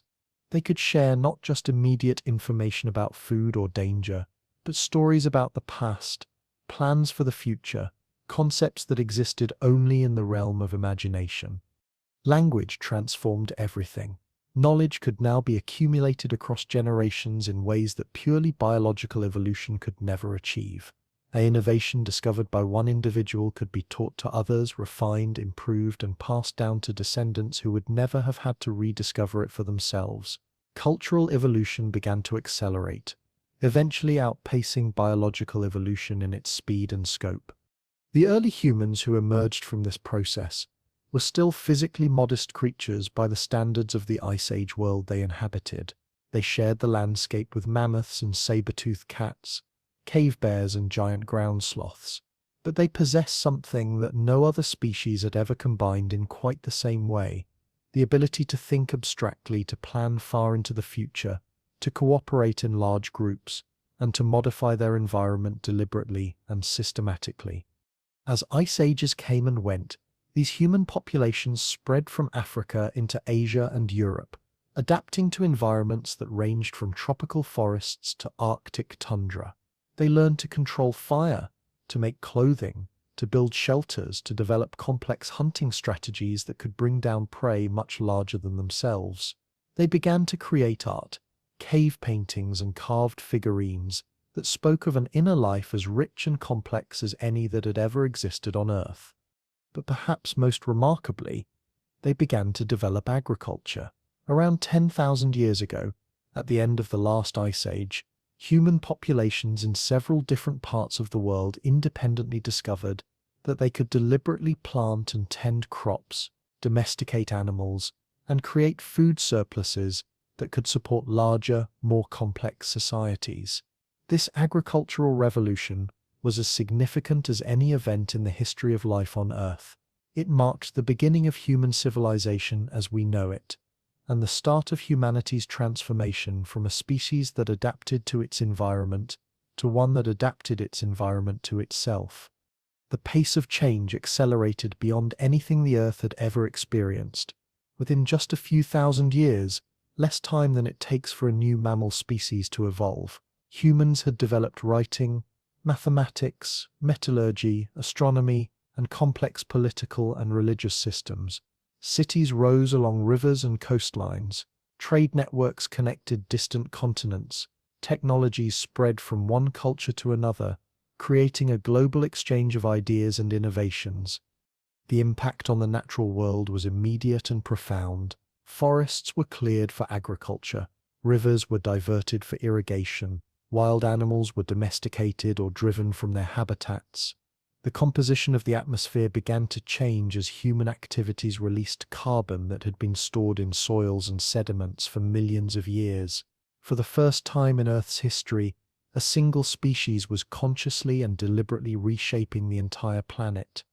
Yet, even as humanity's influence on the Earth grew to planetary proportions, the deeper rhythms of geological and biological time continued unchanged. The continents still drifted on their beds of molten rock, volcanoes still erupted, and earthquakes still shook the ground. Species still evolved, adapted, and went extinct according to the same fundamental processes that had operated since life began. The asteroid belt still contained fragments that might one day threaten Earth again. The sun still burned through its nuclear fuel, slowly brightening as it aged, ultimately destined to expand and engulf the inner planets billions of years in the future. From the perspective of deep time, the rise of human civilization was just the latest chapter in Earth's long story. Remarkable, perhaps unprecedented, but still part of the same cosmic narrative that had begun with the first self-replicating molecules billions of years ago. The same forces that had driven the evolution of dinosaurs were driving the evolution of human culture. The same creativity that had produced the diversity of the Cretaceous world was now expressing itself through art, literature, music, science, and technology. And in that continuity there was both humility and wonder. Humans were not separate from nature. They were nature's latest experiment in consciousness and creativity. Their cities and technologies were as natural as birds' nests or bees' hives, expressions of the same evolutionary drives that had always shaped life on Earth. The difference was not in kind but in degree. Humans had simply become evolution's most recent attempt to create beings capable of understanding and directing their own development. This realization brought with it both extraordinary power and extraordinary responsibility. For the first time in Earth's history, evolution had produced a species capable of conscious choice about its own future and that of the planet it inhabited.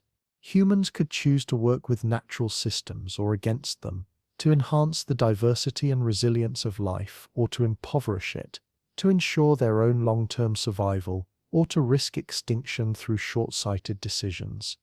The challenge was learning to think and act on the timescales that mattered, not just the spans of individual human lives or even civilizations, but the geological and evolutionary timescales on which the Earth's systems operated. This required a new kind of wisdom, one that combined scientific understanding of natural processes with ethical commitment to the well-being of future generations, both human and non-human. Fortunately, the tools for developing such wisdom were beginning to emerge. Paleontology was revealing the history of life on Earth in unprecedented detail, showing how species and ecosystems had responded to environmental changes in the past. Ecology was mapping the complex relationships that connected all living things, revealing how human activities ripple through natural systems in unexpected ways. Climate science was developing models that could predict the consequences of different choices decades or centuries into the future. But perhaps most importantly, humans were beginning to develop what could only be called a deep time perspective, an ability to see themselves and their civilization in the context of Earth's vast history. They were learning to think like a planet, to consider the long-term consequences of their actions, to make decisions based not just on immediate benefits, but on their effects across generations and centuries. This expanded consciousness was appearing in many forms, in conservation movements that sought to protect endangered species and ecosystems, in renewable energy technologies that worked with natural processes rather than against them, in educational programs that taught children about their connection to the natural world, in spiritual traditions that honored the Earth as a living, sacred entity. The fossil record itself was becoming a source of both knowledge and inspiration for this new consciousness. Museums around the world displayed the bones of ancient creatures, connecting visitors viscerally to the deep history of life. Popular books and documentaries brought the stories of prehistoric worlds to millions of people. Children grew up learning that they were part of an ancient lineage stretching back through mammals and reptiles to the first life forms in primordial seas. In classrooms and laboratories, scientists were using new technologies to peer ever more deeply into the past. They could extract DNA from fossils thousands of years old, revealing the genetic relationships between extinct and living species. They could use isotope analysis to reconstruct ancient climates in extraordinary detail. They could employ computer simulations to test hypotheses about how extinct ecosystems functioned and how they might have responded to different environmental pressures. These investigations were yielding insights that were both scientifically valuable and emotionally profound. The more scientists learned about the history of life on Earth, the more they appreciated the extraordinary creativity and resilience of natural processes. Every major extinction event had been followed by an explosion of evolutionary innovation. Every environmental crisis had ultimately led to new forms of adaptation and cooperation. Life had faced challenges far greater than anything humans were creating, and had not only survived but flourished. This knowledge was both humbling and hopeful. It suggested that life's capacity for renewal was virtually limitless, given enough time and opportunity. But it also made clear that such renewal often came at enormous cost: the extinction of existing species, the collapse of established ecosystems, the loss of millions of years of evolutionary history. The challenge for humanity was to find ways to navigate environmental change without triggering such massive losses. Some of the most promising approaches were emerging from biomimicry, the study of natural processes as models for human technology. Engineers were learning to design more efficient solar panels by studying the structure of leaves, to create stronger materials by copying the architecture of bones and shells, to develop better transportation systems by analyzing the flight of birds and the swimming of fish. Nature, it turned out, had already solved many of the problems that human civilization was grappling with. But beyond specific technologies, the study of natural systems was revealing deeper principles about how complex systems maintain stability and resilience over long periods of time. Ecosystems that had persisted for millions of years shared certain characteristics: diversity, redundancy, modularity, and adaptive feedback mechanisms that allowed them to respond to disturbances without collapsing entirely.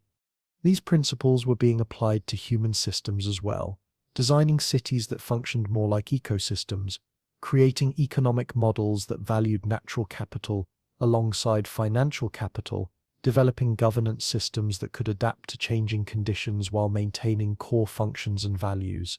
The wisdom embedded in 3.8 billion years of evolution was becoming a guide for creating more sustainable and resilient human societies. As this new understanding spread, it was becoming clear that the future of humanity and the future of the natural world were inextricably linked. There could be no long-term human prosperity on a degraded planet, no healthy human societies without healthy ecosystems. The challenge was not to control or dominate nature, but to find ways to participate constructively in the ongoing evolution of Earth's living systems. This required a fundamental shift in how humans understood their place in the world, from seeing themselves as separate from and superior to nature, to recognizing themselves as part of nature's own creativity and intelligence. It meant learning to be good ancestors, making decisions based not just on their effects on the current generation, but on their consequences for generations yet to be born. The task was enormous, but so were the resources available for meeting it. Human creativity and intelligence, which had evolved over millions of years in response to environmental challenges, were now being directed towards solving the environmental challenges of the present. The same capacity for cooperation and cultural learning that had allowed small groups of early humans to survive in hostile environments was now being scaled up to address global problems. Moreover, humans possessed something that no previous species had ever had: the ability to learn from the mistakes of the past without having to live through them personally.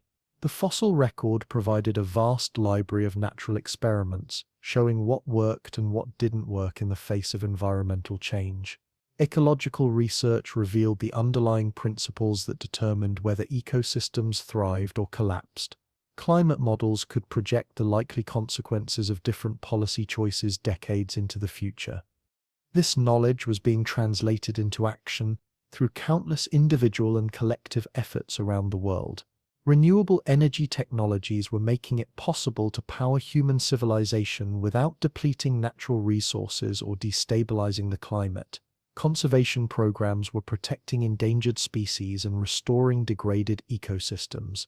Sustainable agriculture was showing how to feed growing human populations while enhancing rather than depleting soil and water resources.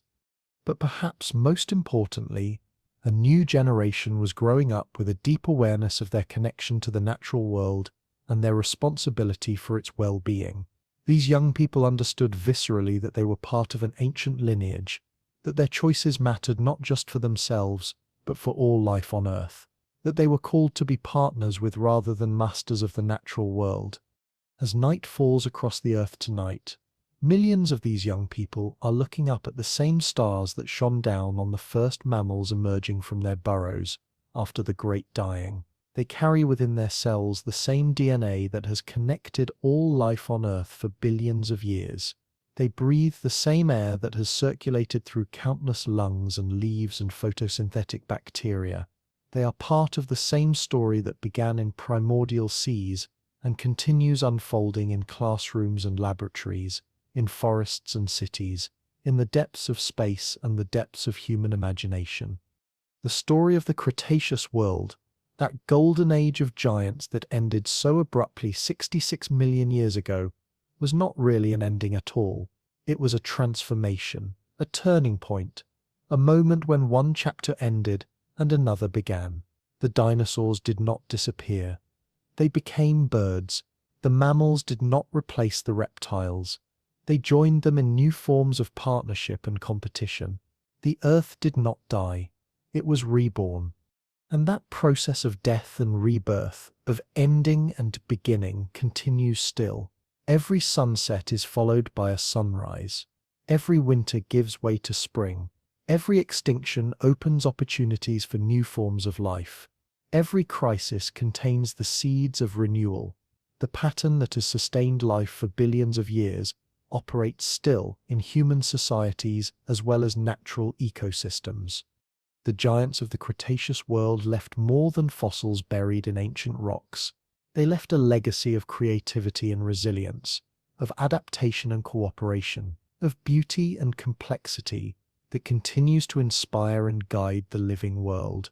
Their story reminds us that even the most successful civilizations are temporary, but also that life itself is virtually indestructible, always finding new ways to persist and flourish in the face of change. As you prepare for sleep tonight, carried by the same ancient rhythms that have rocked countless generations to rest, remember that you are part of something vast and ongoing and magnificent. The same forces that shaped the Cretaceous world are shaping the world of today. The same creativity that produced the diversity of that ancient Earth is producing the diversity of human cultures and technologies. The same resilience that carried life through the Great Dying is available to carry it through the challenges of the present. You are not witnessing the end of the world, but its latest transformation. You are not separate from the story of evolution, but one of its most recent and remarkable chapters. The consciousness that allows you to contemplate these words, the love that connects you to other people and to the natural world, the creativity that finds expression in art and music and literature and science, all of this is evolution's gift to itself, life's way of coming to know and appreciate its own extraordinary journey. The future is being written right now, in the choices being made by billions of people around the world, in the laboratories where new technologies are being developed, in the classrooms where children are learning to see themselves as part of the web of life, in the quiet moments when individuals decide to live more gently and thoughtfully on the earth. That future is not predetermined. It will be shaped by conscious choice, by deliberate action, by the accumulated wisdom of countless generations of ancestors, both human and non-human.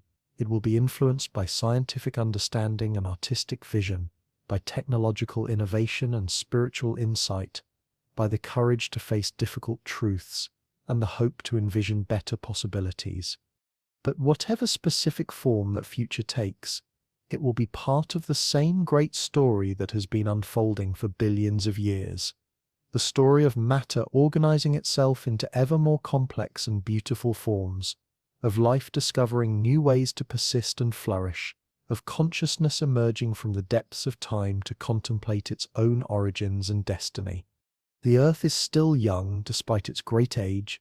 The sun will continue shining for billions more years.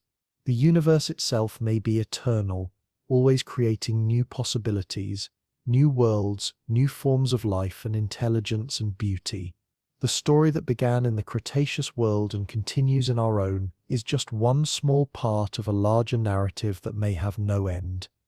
And you, lying there in the darkness, breathing slowly, feeling your heartbeat synchronize with the ancient rhythms of the planet, you are one of the authors of that story. Your life, however brief in geological terms, is part of the ongoing creation of the universe.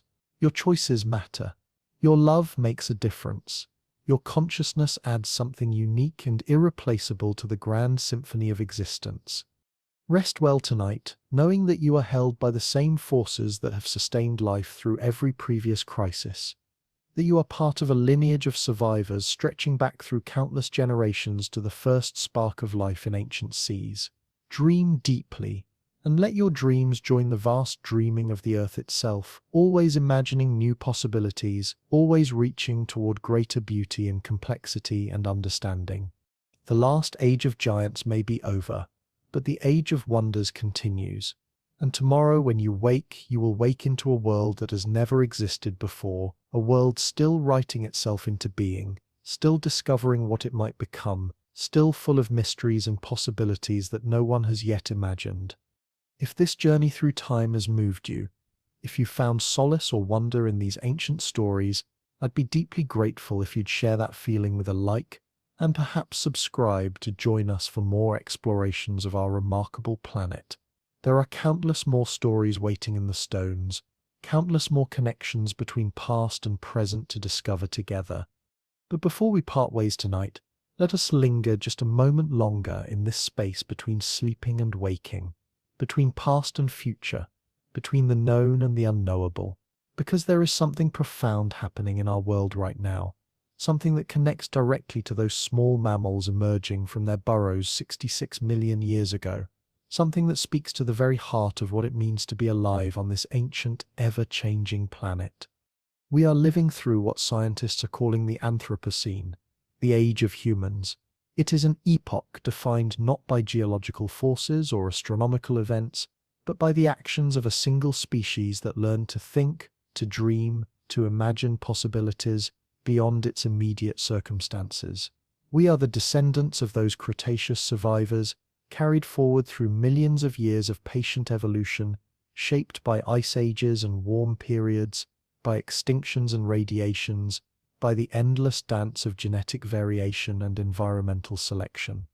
And now, in this moment of deep time, we find ourselves in possession of something unprecedented in the history of life on Earth, the power to consciously influence the direction of our own evolution and that of countless other species.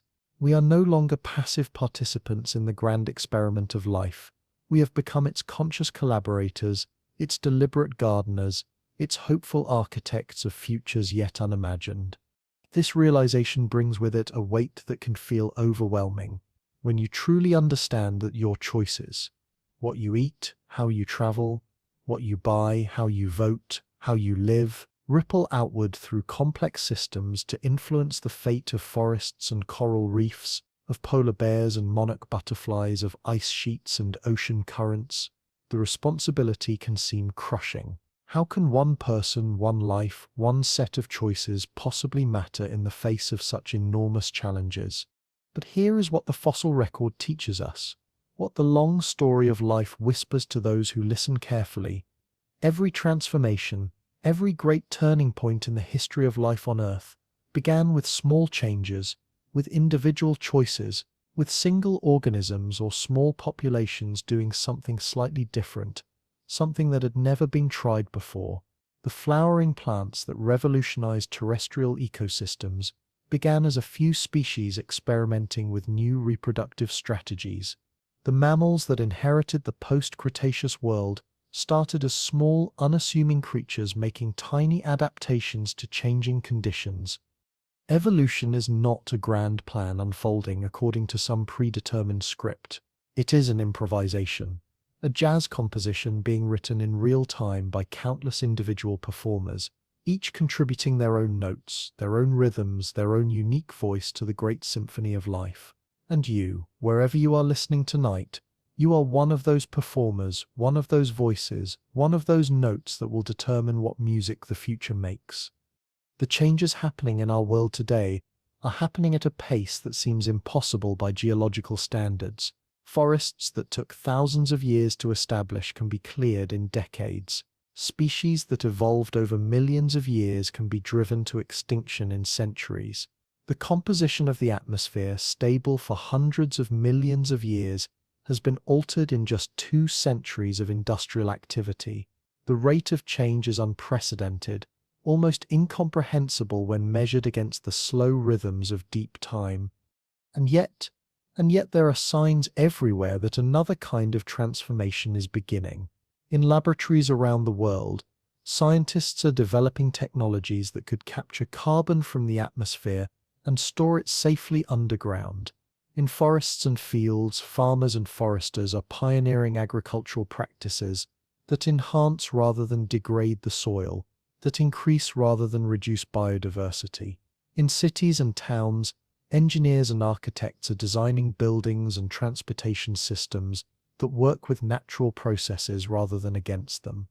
More importantly, perhaps, a new consciousness is emerging, a way of thinking that encompasses not just individual human welfare, but the well-being of entire ecosystems, entire bioregions, the entire planet.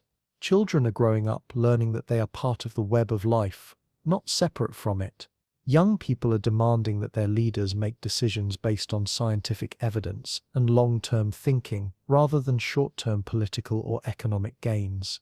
Indigenous wisdom keepers are being recognized as essential partners in developing sustainable relationships with the natural world. This transformation of consciousness may be as significant as any biological evolution that has ever occurred on Earth. For the first time in the planet's history, a species is developing the capacity to think like an ecosystem, to consider the welfare of other species alongside its own, to make decisions based on their effects 7 generations into the future. This is not just cultural evolution.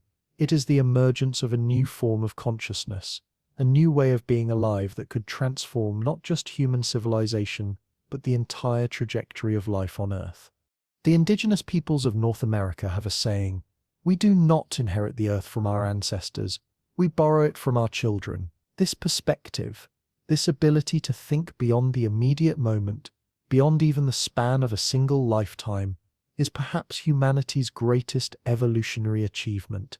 It represents the flowering of consciousness itself, the development of a form of intelligence that can encompass not just individual survival, but the survival and flourishing of entire communities, entire ecosystems, entire biospheres. And this consciousness is spreading.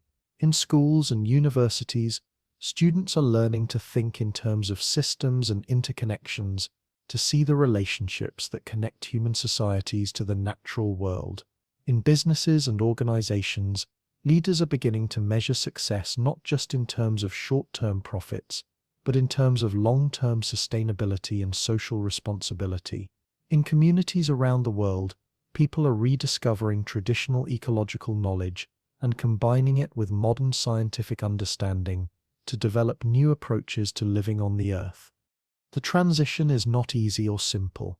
It requires letting go of old ways of thinking that have served human societies for thousands of years, but are no longer adequate for the challenges we face. It requires developing new forms of governance that can make decisions on behalf of future generations. It requires creating economic systems that value natural capital alongside financial capital.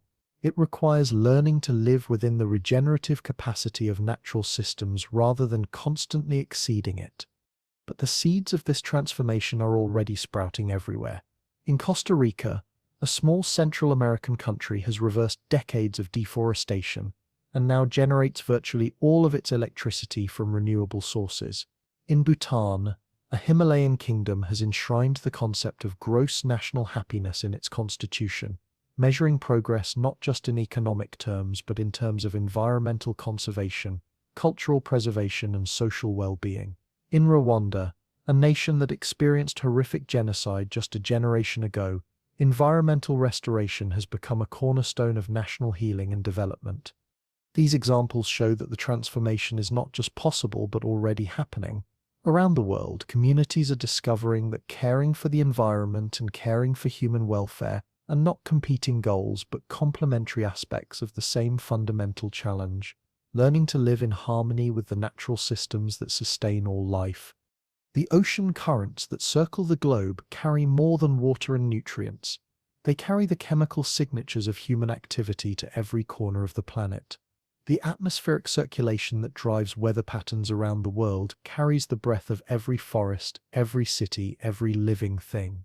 The migrating animals that follow ancient pathways connect distant ecosystems in webs of relationship that span continents. We are all connected, all part of the same vast, breathing, dreaming organism that is the Earth itself. This understanding is not new. Indigenous cultures around the world have maintained it for thousands of years, but it is being rediscovered and reaffirmed by modern science, which reveals in ever greater detail the intricate relationships that connect all life. We are learning that the health of human communities depends absolutely on the health of natural ecosystems, that there can be no long-term human prosperity on a degraded planet, that our own well-being is inseparable from the well-being of the forests and oceans, the soils and watersheds, the countless other species with whom we share this ancient Earth. In the quantum realm, physicists speak of entanglement, the phenomenon by which particles separated by vast distances remain mysteriously connected, each instantly responding to changes in the other. Life on Earth displays a similar kind of entanglement. Changes in the Arctic ice affect monsoon patterns in Asia. Deforestation in the Amazon influences rainfall in North America. The extinction of a species in one ecosystem can trigger cascading effects that ripple through food webs on the other side of the planet. We are all entangled with each other, and with the natural world in ways that we are only beginning to understand. This entanglement is not a burden but a gift. It means that every positive action, every choice made in the direction of healing and sustainability, also ripples outward through the web of relationships that connects all life. When you choose to walk or bike instead of driving, when you eat food grown locally and sustainably, when you support businesses and organizations that prioritize environmental responsibility, when you vote for leaders who understand the urgency of climate action, all of these choices send waves of influence through the interconnected systems that shape our world. The trees in the forest where you walk are engaged in continuous conversation through underground networks of fungal threads that connect their roots. They share nutrients, water, and information about threats and opportunities. They care for their offspring and support their elders. They create the conditions that allow entire ecosystems to flourish. In many ways, they are models for the kind of cooperative, nurturing, sustainable relationships that human societies are learning to develop. The mycelial networks that connect forest trees are now being studied as models for designing human systems, communication networks, economic systems, governance structures that could operate more like natural ecosystems. These biological networks are resilient, adaptive, efficient, and regenerative. They distribute resources where they are needed most. They respond quickly to threats and opportunities. They create conditions that enhance the well-being of all participants rather than just maximizing the benefit to a few. Imagine human cities designed like forests, with buildings that breathe and clean the air, with transportation systems that mimic the circulation of nutrients through ecosystems, with waste systems that turn every output into input for another process. Imagine economic systems that work like natural cycles where nothing is wasted, where every participant both gives and receives, where wealth circulates like water in a watershed, nourishing everything it touches. These are not utopian fantasies, but practical possibilities that are already being explored and implemented in communities around the world. Architects are designing buildings that generate more energy than they consume, that purify air and water, that provide habitat for other species. Urban planners are creating cities that function like ecosystems, with green infrastructure that manages stormwater, cleans air, and provides food and habitat. Economists are developing models that account for the true costs and benefits of economic activities, including their effects on natural and social capital. The transition to sustainable, regenerative ways of living will not happen overnight. It is a process that may take generations to complete, like the slow succession of forest ecosystems or the gradual evolution of new species. But every day, in countless small ways, the transition is advancing. Every solar panel installed, every garden planted, every child taught to love and respect the natural world, every policy enacted to protect endangered species or reduce pollution, all of these actions are part of the great turning that is transforming human civilization. And you are part of it, whether you realize it or not.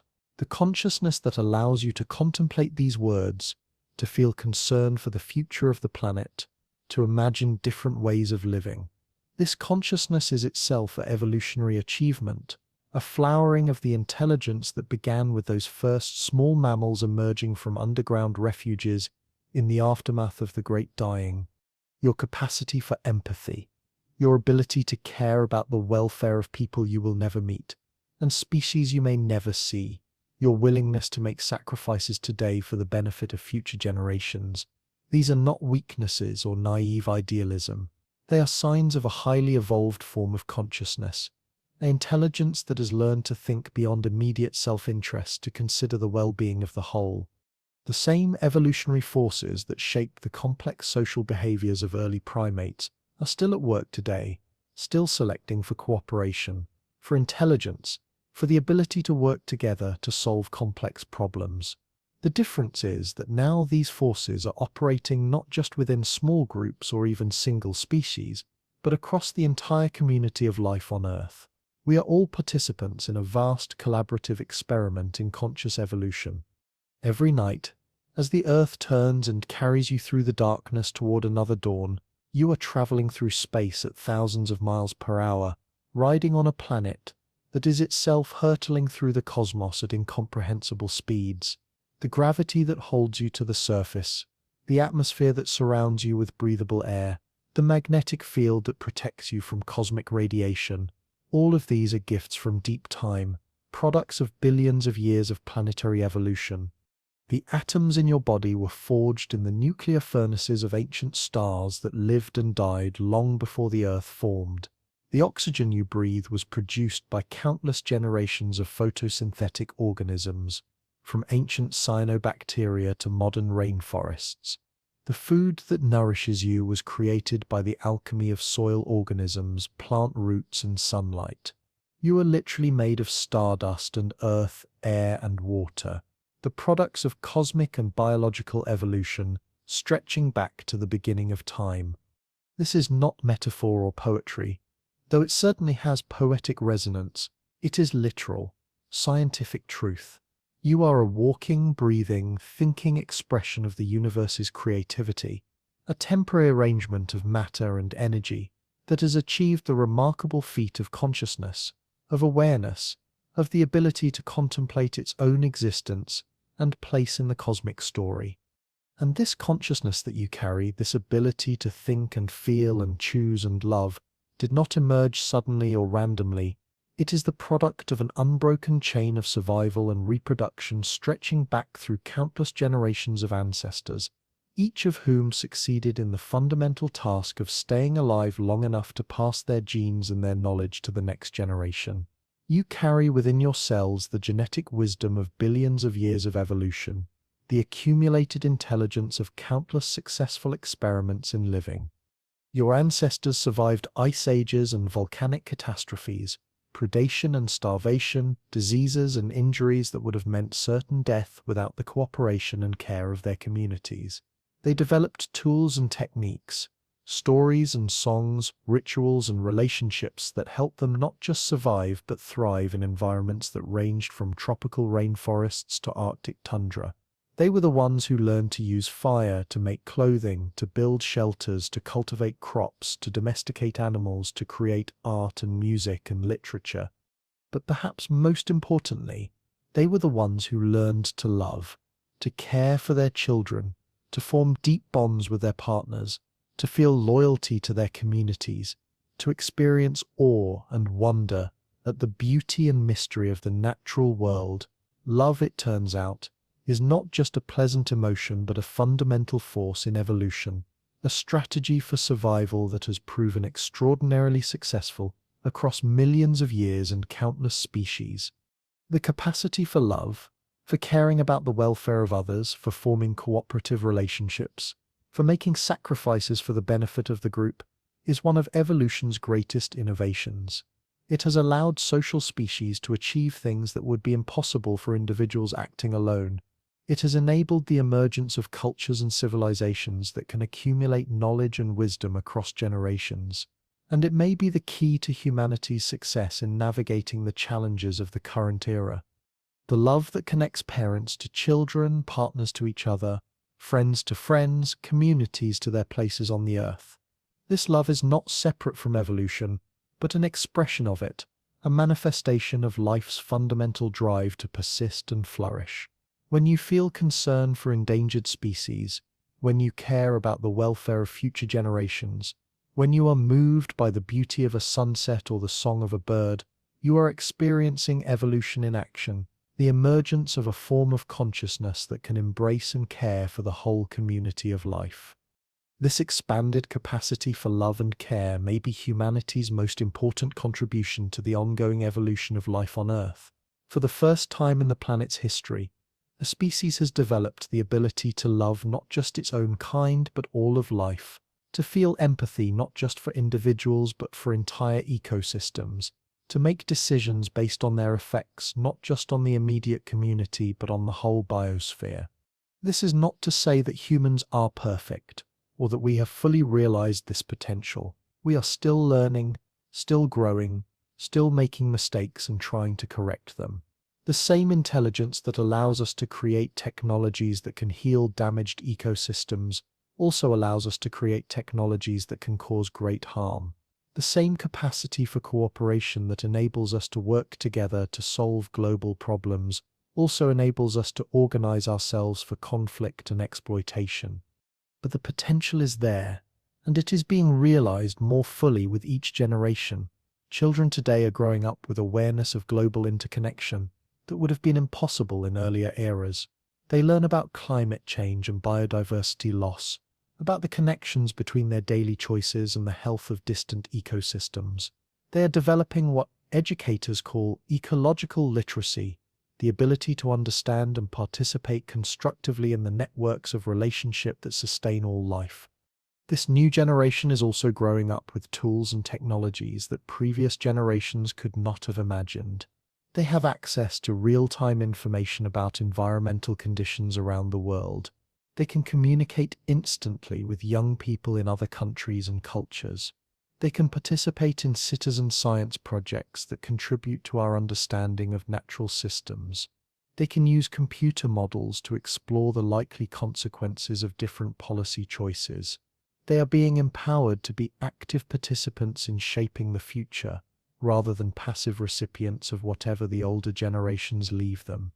And they are using these tools and opportunities in remarkable ways. Young people around the world are organizing climate strikes and environmental protests. They are starting businesses and organizations focused on sustainability and social responsibility. They are developing new technologies and new approaches to old problems. They are creating art and music and literature that expresses their deep connection to the natural world and their commitment to protecting it.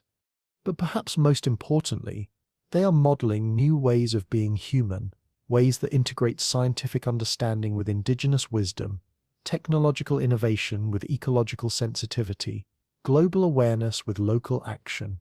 They are showing that it is possible to be simultaneously modern and traditional, technologically sophisticated and deeply connected to the natural world, globally minded and locally grounded. The future they are creating will not be a return to some idealized past, nor will it be a simple continuation of current trends.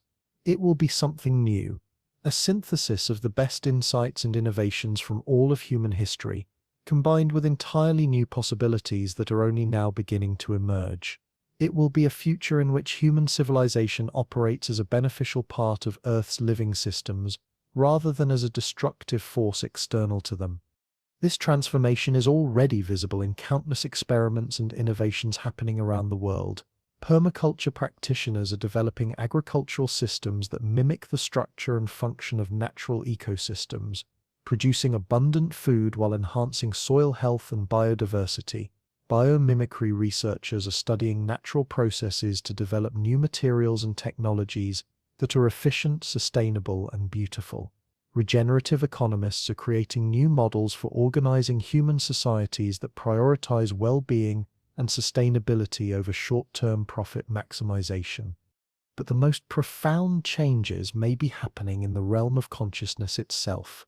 Meditation practices that were once confined to monasteries and ashrams are now being taught in schools and hospitals, corporations and prisons.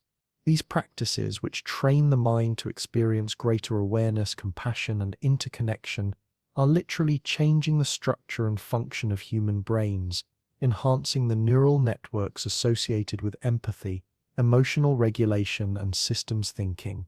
Psychedelic research, after decades of prohibition, is revealing the profound healing potential of consciousness-expanding substances that have been used by indigenous cultures for thousands of years. These substances appear to enhance neuroplasticity, allowing people to break out of habitual patterns of thinking and perceiving, to experience directly their connection to the larger web of life, to develop greater empathy and environmental concern.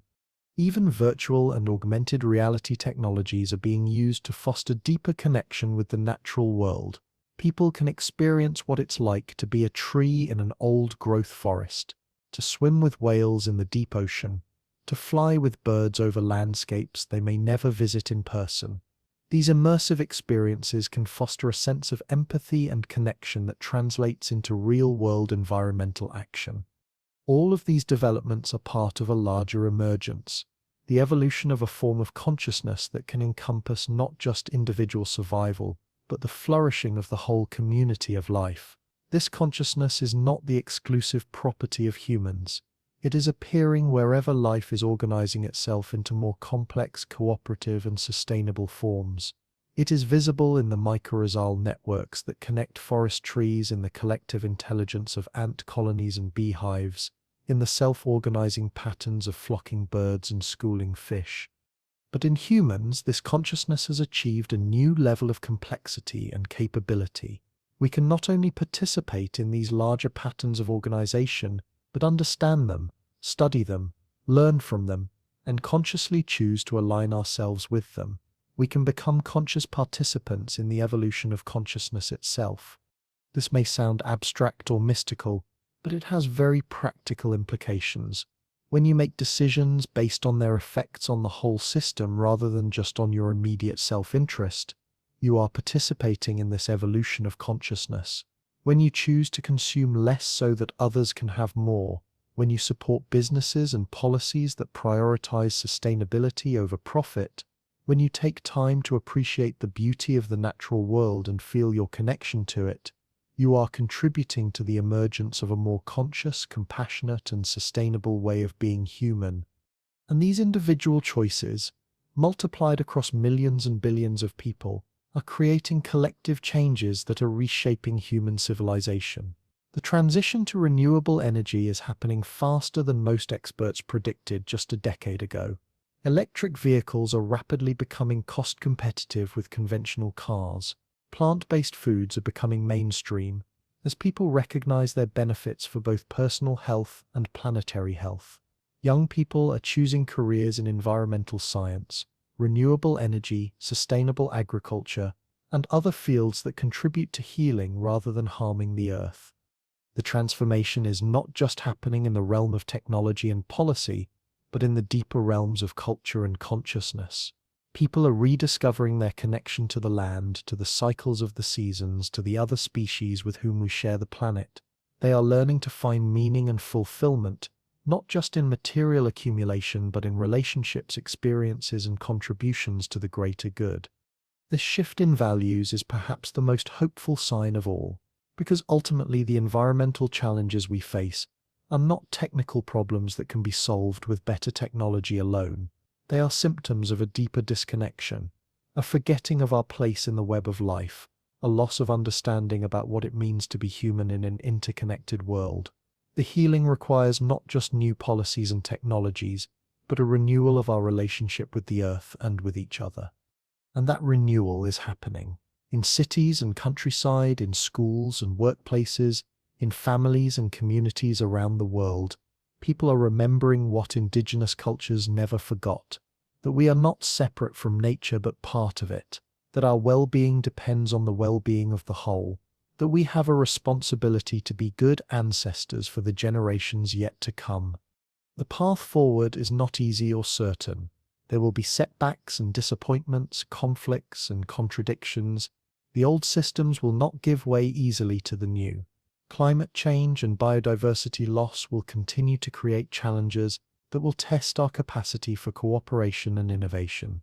But the trajectory is clear toward greater awareness, greater compassion, greater sustainability, greater harmony with the natural systems that sustain all life. As you lie there tonight, breathing slowly, feeling your heartbeat synchronize with the ancient rhythms of the planet, you are participating in this great transformation. Your consciousness, your choices, your love, all of it is part of the emerging pattern, part of the new form of intelligence that is learning to think like a planet, to love like an ecosystem, to dream like the Earth itself dreams. The mammals that emerged from their burrows 66 million years ago could not have imagined that their descendants would one day be capable of such awareness, such responsibility, such possibility. But the same evolutionary forces that shaped them are shaping us still, selecting for the qualities that will allow life to not just survive but flourish in the challenges and opportunities that lie ahead. You are the Earth becoming conscious of itself. You are evolution's latest experiment in consciousness and creativity. You are the universe waking up to its own beauty and potential. And tomorrow, when you wake, you will wake into a world that is still writing itself into being, still discovering what it might become, still full of possibilities that no one has yet imagined. The story continues, and you are one of its authors. Rest well, dream deeply, and know that your very existence is a miracle, a gift, a continuation of the most extraordinary story ever told, the story of life itself, endlessly creative, endlessly resilient, endlessly beautiful. Good night, fellow travelers, through time, sweet dreams, and welcome to tomorrow's possibilities.